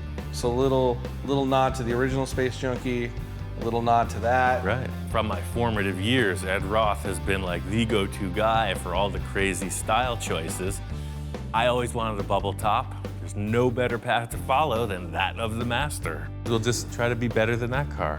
That's not a tall order. Be better than Ed Roth. I want to do something kind of inspired by the Beatnik Bandit, but I got a couple ideas of my own. The car is just moving forward. If it was moving through some kind of a paint vortex and the colors came onto it, it's all going from front to back. So, you know, trying to translate now, yeah, vortex of paint in a thing. I got you. So I got this 3M tape. I got tons of it. Maybe I'll just throw a couple lines what I was thinking, and then you just color in between the lines. I'm thinking the whole process here is keep Johnny in his comfort zone. I'm sure that's where he's most creative. So he's gonna mock it up on paper, and I'm gonna mock it up on the car. A lot of what I was doing was kind of just looking at the panel itself, thinking about how can I mimic some shapes, move around in this limited amount of space, but do a lot of motion. It's gotta look like it's moving when it's sitting. I think that's exactly it. I like it. Why not? When he's made a decision to start creating stuff, it is a whirlwind, dude. You better, like I said, you better grab on or you're gonna get left behind. So it'll turn kind of like just a thing coming off of that. So you'll have 4 spears, like maybe this one. Once we started laying it out, I just kept going. He did his thing, I did my thing, and I kept looking to see what he was doing. He kind of was checking out what I was doing, and then there was this moment where he laid some tape down, and I went, oh my God, there it is. Yeah, you said through a paint vortex, and it's grabbing on him. It's a stylized vortex, but it is nonetheless in motion. I like it, dude. Even hellhounds respond. Sweet. We got a bunch of ideas laid out on the car. We're gonna paint all over it, pull the tape back, and see where we stand. We finished up the side of the car and continued to design across the top of the body. I'm gonna refine the side, and Johnny's gonna start mocking up the back. I'll just lay this out, and then I'll just draw an idea. I'm trying to transfer the feel of that graphic up there back here, but do something a little bit different. May need the envisioning tool soon. Uh-oh. You got one of those laying around anywhere? Yeah, they're all around us, man. You're in a shop full of them. You know, I'm in the zone, I'm laying tape down, Ian's doing his thing. What is that? And I start hearing this really killer exhaust coming from outside the shop. That sounds good. Yeah, let me show you. I got a little treat. I invited somebody over. So we pop around the corner and there's this really tricked out, flaked, crazy car with a dude in a top hat, and I'm like, oh my God. I introduced Johnny to Dennis, Ed Roth's son. I'm Dennis, I'm Little Daddy Roth. What's up, Johnny? Great, nice to meet you. I'm like, oh my God, it's Ed Roth's son. And he's like, I got goodies for you guys. I asked Dennis to come by because he's got a line of paint products designed specifically for this type of car. And as soon as the light hits that Roth flake, it's amazing. I actually built that car to showcase the metal flake because I got a real education when I was 10 years old. Dad was flaking them, and I jumped right on the bandwagon. I've been flaking for 50 years. See, this is what I'm talking about, man. This is the exact effect we need. So it's like multi-layers of different tones of flake with the candy over it. Our car needs this effect. It's unbelievable. And he called me and said he wanted metal flake, dude. I said, dude, I will deliver it. You know what I mean? I'm coming up there right now because I want to see your car. Come on. Whoa, Check dude, out what we're making. Man, this is sick. We pick up the boxes and go inside, and Dennis sees the car that we're working on, and he's just kind of blown away. No, dude, oh, the front ladder bars are insane, dude. This is the guy who's seen it all. He grew up in his dad's shop, seeing all the creations, and he's kind of digging this. The whole lightweight look, these things on the side, these fins right here are just mind-blowing. If Big Daddy was here, and he is looking down on us right now, this is the most bitchin' part right here. You know what the old man used to always tell me? Leave a lot of the mechanical showing. And people never do that, and they cover these cars with all that. But your mechanical is so sick, dude. You have... Well, I read the books. Yeah. That's all I can say. The power, bro. I got the bottles and I read the books. That's kind of what this whole thing is led up to. Well, my first reaction was like I was back at the shop in Maywood. Like, you know, I might not at Roth Studios in 1960s because everything that Ian does has that flavor about it. You know, I know Big Daddy's looking down on Ian right now and going, oh yeah, Ian, you know what's up. Well, the whole thing is I started building cars because of what I saw his father doing, you know? So to have him come in and be like, oh yeah, the old man would approve, you know? That's like, I guess I'm there. It's just great craftsmanship. I love this car. Cool. When can I drive it? We should be done in a month. We were hoping to make it to the Moon Eyes show, but Johnny came out. We're on the final stages with the paint. We got the flake. What I got the happens flake next? for you, baby. Yeah, exactly. Metal flake. He didn't just come in with one little like packet of stuff for us to sample. He's got the whole kit and caboodle. He's got a box full of every tone you could imagine. Different prisms, different effects, different colors. Well, when I was a little kid, Dad always liked the big chunky flake. He wants to be able to tell it's metal flake from a block away. Bam! And that's what I like. I like the big chunky grind. So in froth flake, I can control the color and I can control the grind and I can control the prismatics in it. And I think I got a flair for the banging. So all Roth flake is banging, baby. I think we got to go with the beaver brown. Okay, that's what you got, beaver brown. Do we need a special gun for this? Or You got it right here, baby. Aha. The little Daddy Roth flake bomber. Well, he's got a lot of energy, and I'm just trying to hold on. I'm trying to keep up. He's a salesman, and I got the stuff. He's giving us the song and dance. Giddy up, baby. I think he sold us. We'll take them. All right. That's it. I'm out of here. Perfect. I think that him and Johnny have a pretty wild idea going on right here. Like you can see the car behind me is taped off a little bit right now, so we're just all secret.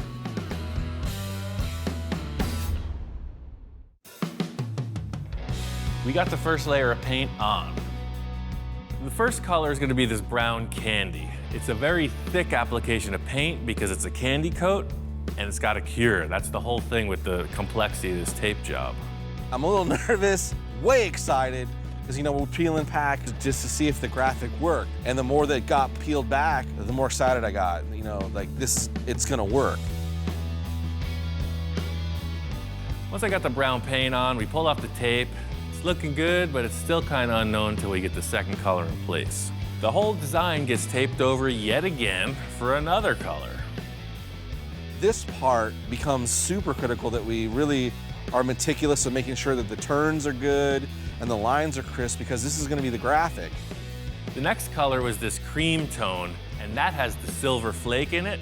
We put that on, and you can really see the effect of the metal flake. As much labor as it is, the reward is at this point when we're untaping it. Pulling off the last set of tape, you really see the contrast, and that's it. It's sparkly. It's like Las Vegas. So we laid graphics down, we've got this cool chassis, and now it's the excitement of knowing that Ian always takes it to the next level. And what is that next level gonna be? It's the worst part is I have to leave and not see it finish. Johnny has to take off, but before he leaves, I want to take him to the Moon Eyes car show for a little more inspiration.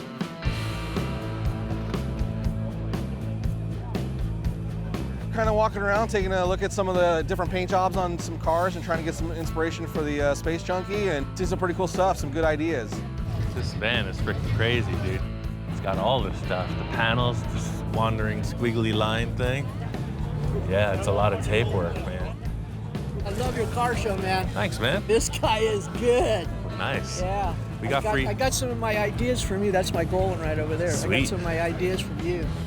This is a 51 Ford. It's a shoebox Ford that this fella said he's a frustrated artist. So he went all the way on the paint job. You tape it, you backmask it, you got different colors. You see the way the body's a different tone than the roof. It's the same process we're gonna have to go through. First thing that's jumping right out at you is all the metal flake. That's the eye-popping candy paint with the huge metal flake on it. That's where it's at.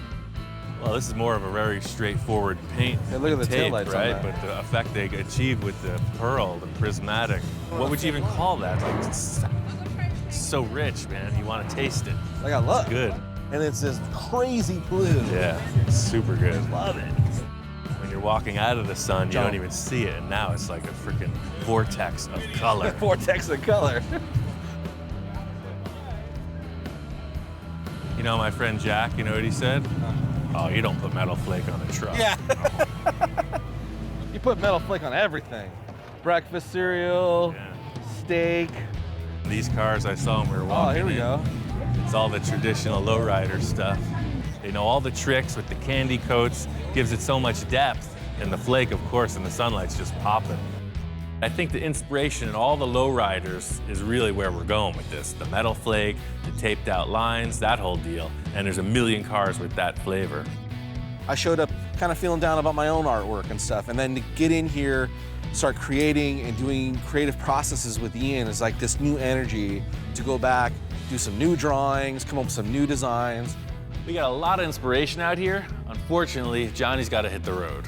I'm gonna do everything in my power to be back when this thing is done, and I'm sure I'm gonna walk through the door and look at it and go, what?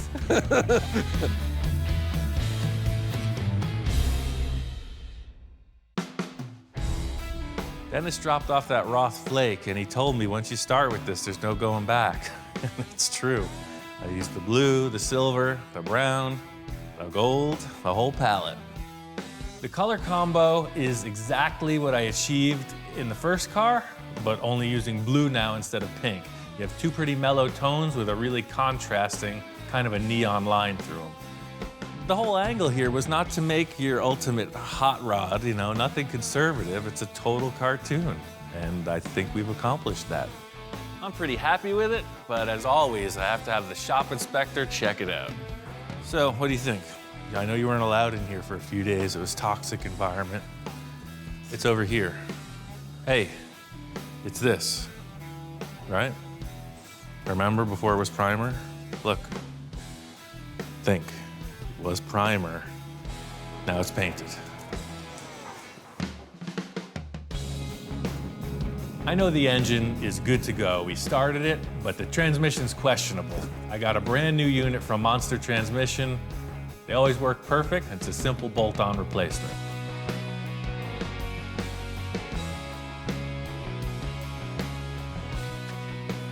Mark was right. V8 engine, it's balanced, fits in there perfect. Everything on this car has been figured out around the finishing stretches. The interior is really the last big question mark. I called up my friend Jack. He's the upholstery guy. He's done all the interiors on my cars. Holy mackerel. Wow. Hey, welcome hey, back. Ian, how are you? I'm doing pretty good. Wow. What'd you do this time? I told you we're going to change the look of the car a little bit. So Holy you made a few subtle changes. I think so. You morphed into a roadster. Yeah. It's a whole new car, man. I couldn't believe it. I'm used to looking at the old car, and then I see this thing, and it's completely different. It's actually a bubble top. You know those acrylic domes I was making? Well, it's not a roadster. Like you did on the T-Bird? Yep, exactly. Wow, this is something. It's like one of those I Roth like this show better. cars.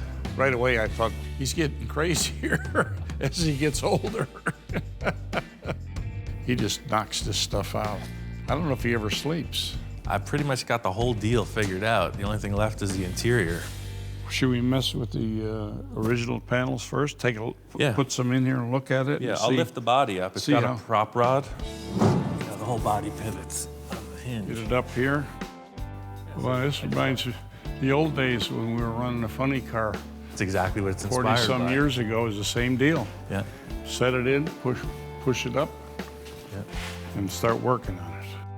Yeah, if this is all finished off in there, you can leave it up, show the whole thing this way. Jack's all about the interior, and he could see that there's nothing in it. So that was his main concern. Loved the look of the car, and all of a sudden his gears are turning.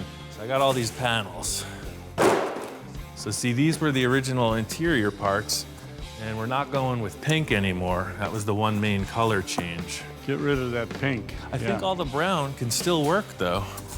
Once the fasteners are on the back side, it just clips in like it did. You don't even need any welt on this.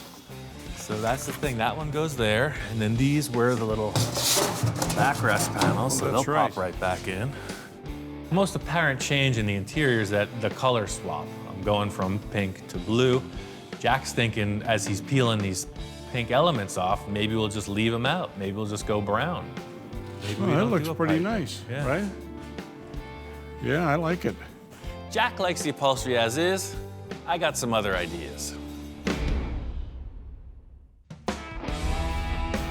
I've I've known Jack for a while, about 15 years. It started from him just upholstering one of my seats one day, and he just keeps getting more and more involved. See, the whole thing is I'm not using the seats that I made originally because I'm way more laid back. Literally, like this becomes a headrest. I'm actually laying back. I'm literally like with my head.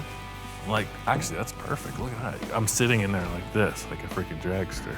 Wow. That's what it looks like, Right. yeah. The interior is always last. So then what you got to do is adjust the seats, the panels, and everything to make them fit into what they built.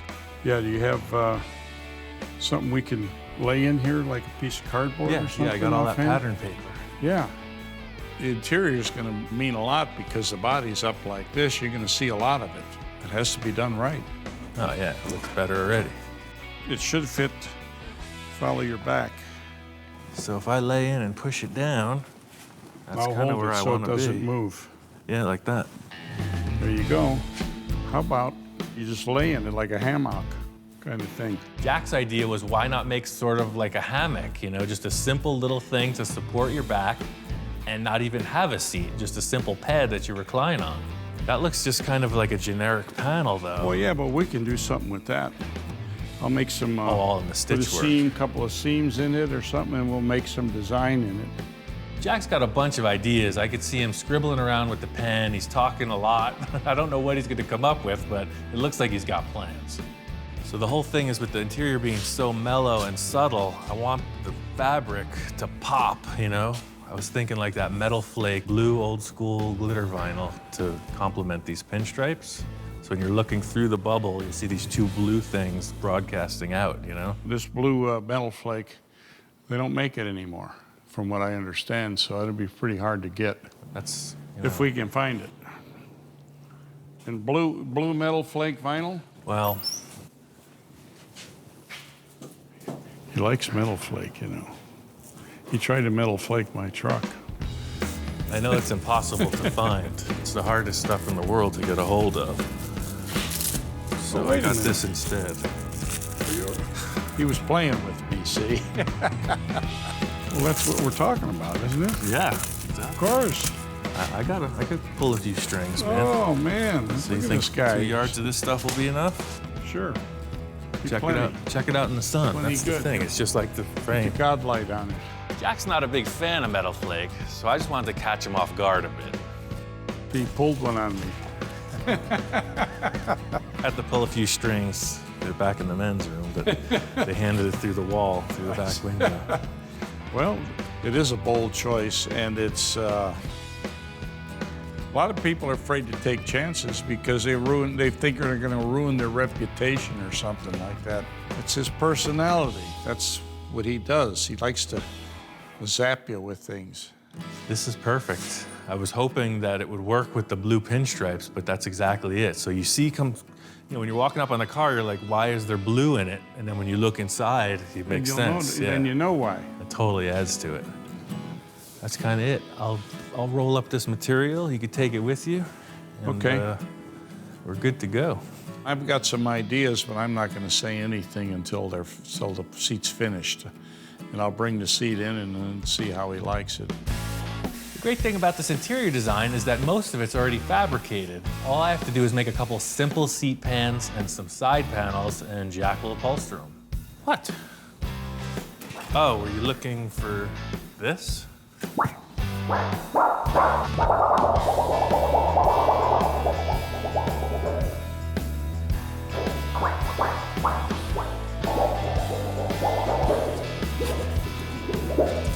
Eat it, kid. Go play in traffic. These seat pans are very straightforward. There's already some hardware on the floor to mount them. I'm just gonna take a piece of aluminum, 050 thickness, and just kind of curve it and cut it. The panels that I'm making are very generic. The whole look is about what happens with the stitch work, and that's all up to Jack. I can't wait to see what he does. Jack says he's bringing by one of the seats today, so I'm really looking forward to seeing what he came up with. Hi, Ian. How you doing? Aha! I brought you a little present. Oh, Got right some on. foam for the side panels, and I did the groovy. seat for you. Oh, it's totally cool. It's a little better than that sheet metal panel you left with. Yeah. It's cool. I stayed up all night. I'm glad you did, because I was resting easy. Jack brought in the seat, and it looks awesome. The material I picked out is perfect, and he added some cool stitching and these really nice grommets, and Jack nailed it. At first, I was skeptical because I don't like metal flake, but it looked pretty good. I was surprised. Next thing I wanted to deal with were these side panels. Looks pretty rough in there. We got to freshen it up. I feel like it just needs some other blue element inside. That's the thing, to just have those two seats might be kind of lost. So I do want to keep it simple. What if we put a little blue in the middle? That's what it's about, is figuring out how to do it. That's the fun part. He liked the seat the way it was, and so I suggested we make a panel like a spearhead and do the same design as the seats, so it all works together. How's that looking from that side? That looks good. I think that's it. Well, I saw you brought the material. If you got your glue gun and whatever, I guess you could do that, and I'll make the aluminum panels, and we'll be sure of what this thing's gonna be, right? Yeah, yeah. Once we figured out the design, it was time to get to work. Just gonna streamline this process. Jack's doing his thing, I'm gonna do my thing, build the panels, and he's gonna cover them. Him and I work together pretty good. I think it's because of experience. You know, I have experience in what I do, and he has experience in what he does, and you bring it together, and it all seems to gel. He understands how to build a car, and that's a gift. Jack's the senior man in the shop. He's seen it all, so relying on his past creative efforts. Well, the whole thing is like an encyclopedia of classic ideas. He's done a million different designs. He looks at the vehicle, thinks of which one is appropriate, and puts it together. That's the whole thing with any collaborative effort, is that hashing out of different ideas. Jack wants to keep it mellow with the brown. I got some crazy blue stuff. It's not a real perfect match, but I think we can make it happen. Well, I'm going to take it back and work on it, make the other seat and the two panels, and we'll see how it works out. I don't know how it's going to look when it's all together, but we'll see. This is going to insert right here. Oh, perfect. Yeah, I get it now. You put the blue in there. That way it's all flush. Right. Totally Drops cool. down. See, it'll be nice and even. Wow. Are you concerned? You're not totally sold on this yet, huh? Okay. Well. I'm just doing busy work, getting the steering put together, this weird brake throttle assembly, you know, mechanical stuff, and Jack walks in. How you doing, Ian? I got some new pieces for you. Oh, nice. Look at that. Cool, you even put the grommets to match the seat. Yeah. Those are awesome. I could see the glow coming through the doorway. Those blue panels are awesome. They complement the seats perfectly. Stitch work and the grommets look like a perfect match. What surprises do you have for me over here? I can see some extra standard mechanical little work. arms sticking up here. What is Yeah, this is a motorcycle throttle, so there's no room for a gas pedal in there, so we're gonna have a hand throttle. Ah, so what do? Push that? That's the master I cylinder. see. You push just like your brake pedal. Oh, I see. That's your brakes. Ah. That's your gas. What's this little deal? You don't move that except in emergency. I didn't put the sign on yet. Oh, It's for what the is that? ejection seat. If all Oh, hell you mean breaks to loose. put you through the right bubble? through. Well, you've seen all the fighter planes, right? The canopy goes. Oh yeah, and then you go. Exactly. Jack was just checking out everything I was putting together. You know, the shifter throttle thing was one thing, but then the steering components were totally different from the original car also. Yeah, what's the deal here now? You got a little wheel in here? Oh yeah, typical dragster stuff, right? Stock steering box that I had. Yeah, right. I just hooked it right up. I like the steering wheel because it looks like an old dragster wheel. In fact, on a dragster, the brake was always a handbrake. And he's doing the same thing, except you push it. That's the thing, all this mechanical stuff is boring me. It's all about the interior. Okay. So these guys just index right in there like we set up. Perfect, right in the hollow. That's the thing, it's not too crazy, but it gives the seats a reason to be blue. Sure, You know, right. The pinstripe on the paint's one thing, but now at least there's two blue elements inside. Jack wasn't sure how I wanted to attach these pieces. He was thinking we would just glue them and clamp them, but I had a different idea. It would be a lot faster.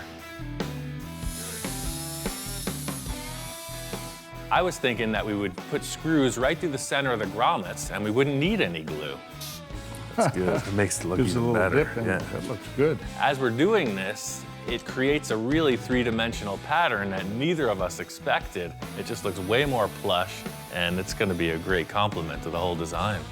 And it looked good before, but now with all those push downs, it just looks way more. Now we have to do it with the seat. I might even do that because it looks so good, right? Working like Ian works is like you're doing it on the fly. You know what I mean? You plan it as you go. It's enjoyable. Welcome to upholstery, full custom style. That's right. The proof is in the pudding. We got to put it in the car. So this one comes in. You set the panel in, ran a couple screws in on both sides, and we looked at it. It even looked better. I was really surprised because I didn't think it would look that good. One thing I wasn't expecting is after putting in the second panel, as we dropped the body down, there was no more looseness. It fit like a perfect thing. Hear that? It's like you're putting cushions on your sofa, man. Great. I love it. But that's kind of the layout, man. The seats and the blue door panels sell it. Now what's happening back here? I walked around the back of the car, and all these holes are in the back. One thing I didn't explain to Jack was that the car doesn't have a radiator in the front like you typically see. Instead, it's got this weird contraption that hangs off the back. So that's the thing, this crazy swizzle stick is actually the radiator. This actually works then, right? It's functioning? Oh, heck no. Come on, what do you think this is? Well, you put a fan on it, you'll be. So there's a fan, that's what that hole is. See, yeah, the electric I see. fan? Yeah. This electric fan boy, goes right up you behind got it all I think figured everything, out. man. Jack was really curious about this thing, so I wanted to show him how I actually made it work. So that's the thing, these big flex hoses, it's just like any other radiator. You gotta feed and you gotta return. We're gonna go in to the here. line. So I'm gonna make like a big S like this, just to take all that, so when it shuts, it just whoosh. So then the fan goes here. And yeah, your typical electric fan goes right here, bolts to the satellite dish, and then the water flows around that. That's a satellite dish? Yeah, see? My TV provider wasn't really in agreement with me, so I took it down off the roof. I thought that was a hell of an idea. Different, it's really different. That looks good though, I like it. Almost everything he builds like that is functional. It works. I can't wait to see how it's finished off. When it's done, it's really gonna look good. Yeah, it makes no sense at all, but somehow it works. Doesn't have to. Story of my life. Jack's gonna take the last panels and finish them off. Johnny's on his way back, so I wanna get this car finished up and ready to drive. Johnny's been involved with the design of this car from the start, so he's pretty well invested in having this come out well. He hasn't seen it completed yet, and today's the day. Ian! Aha! Oh, hey, man. Back again. Welcome back. Check it out, man. We painted it. Looks awesome. Sweet. To see all the pieces and parts that we had discussed and talked about, in theory, now, you know, there on the vehicle was tremendous. So when you left, you didn't see the blue striping on the car. No. That was our plan. But to complement that, I had Jack stitch out a bunch of metal flake components for the interior. Now the blue totally goes. The way the blue is pulls the color from the outside to the inside is just perfect. Cool. Like from the outside, when you look at it from here, I mean, you see blue on the striping. I think the collaboration, once again, has been a success, man. I'm really happy with this. Oh, man. It was just neat. Like, it's a whole car now, but it's a bubble top car. Where's the bubble? So, Ian, where the hell's the bubble? I polished the heck out of it, man. It's in the corner. It's in the safe zone. Ah. So that's what I was waiting for you to get here so we could put them on, and that's it. This baby's a wrap. And let's bubble this thing up. It was like the final piece, the icing on the cake. He should be a part of it. So you put the front in its little thing. Okay. And slowly zipper in place. Drop it, and... yeah, it's totally different. Totally different car, right? Totally different car with the bubble on it. It changes the whole look altogether. Yeah. Setting the bubble on the car is like the first step towards the end. The silhouette of the car is represented by this dome shape, and really, you don't get the feel of it until it's in place. Ultimately, this will have like a rubber weather strip around it, just like you see in any car window, but I wanted to get right to installing the Mohawk. So Mark brought this whole thing, and I just used it as inspiration. You know, he brought that motorcycle gas tank shell, and I made an aluminum version of his Mohawk, a little double-sided. Nice, you know, I like kinda that. thick. So that's the thing, I just reshaped the shell that he made. I still retained his cool vents for the air to come in. Little spears on it. Yeah, so that just pops right on. The whole idea with the two sides is that it just snaps into place. It's like pressure fit, and it's on. Yes. So there's that one Mohawk. So this one is to complement the smaller one. Same deal, fabricated aluminum thing. Dude, that's so cool.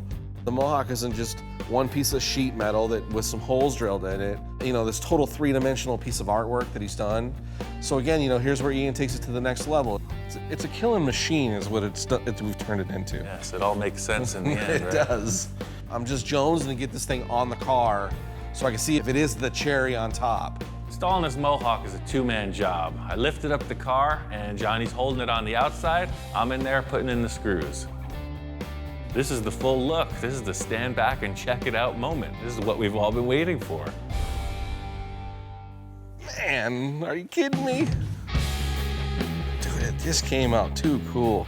To me, the side profile, the way it's like, there's a lot of slashes. There's a lot of stuff going on. It's good, really good.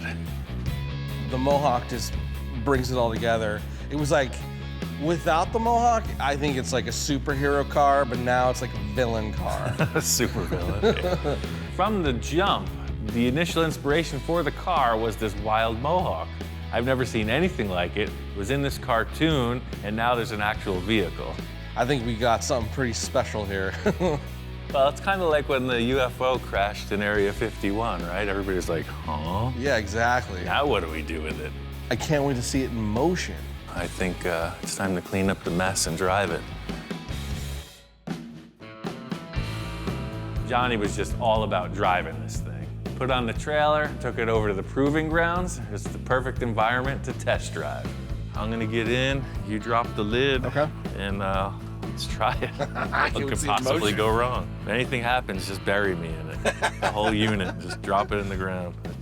It's the right shape. Should be perfect. Getting in this thing, you're in there like a space pilot, and you're committing to the ride. Drop her down. All right.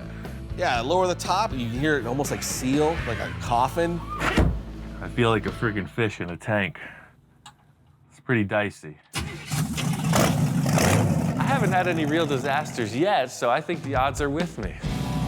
Here we go. You see somebody in a top fuel dragster, they're not getting out in a rush, so this is the same thing. You're locked and loaded. That's awesome.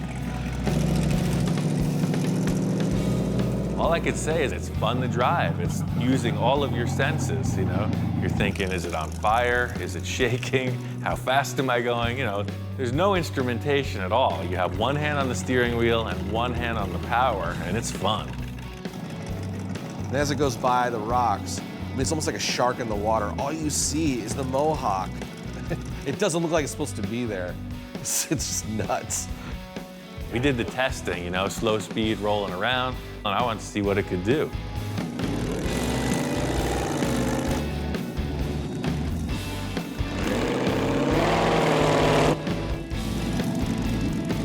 And then, you know, he makes the turn and starts heading back towards me, and then that's when you really see, you know, all the eye candy. It was just so much to look at as it's moving toward you, and it just looks so sinister. That wasn't so bad. That was awesome. In motion looks freaking even better. Feels like you're in outer space, man. This is the first time it's been in motion. I've never seen it driving. I'm just pulling up, seeing Johnny's reaction. I got to get him behind the wheel. Totally drivable, dude. It feels confident. You want to try it? Yeah, let's do this.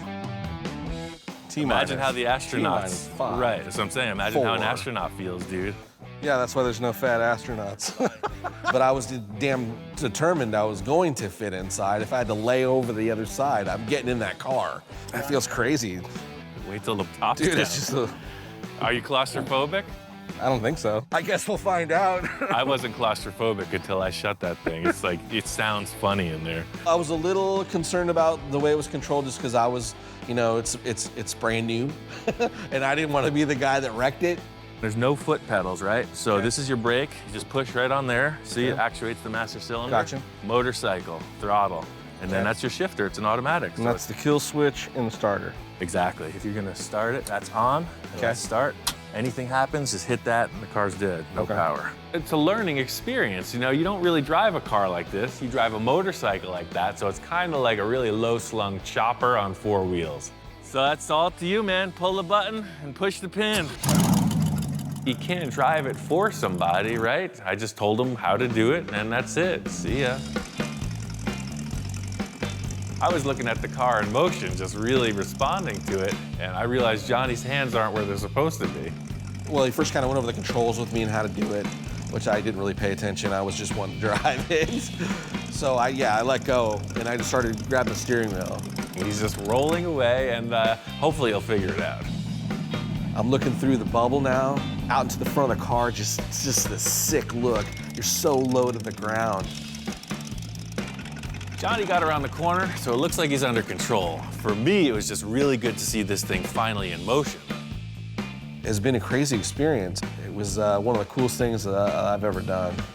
Yeah. It's kind of hairy. Crazy. It's predictable, but it's really weird. That's nuts. This whole project kind of blew the lid off it for me.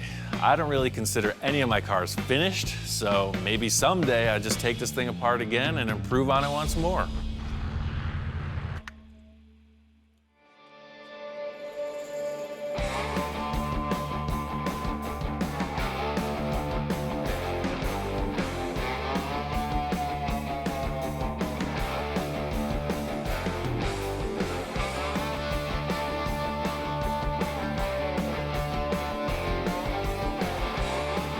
One of the biggest takeaways I take from this experience is that, you know, one, Ian's a super cool guy.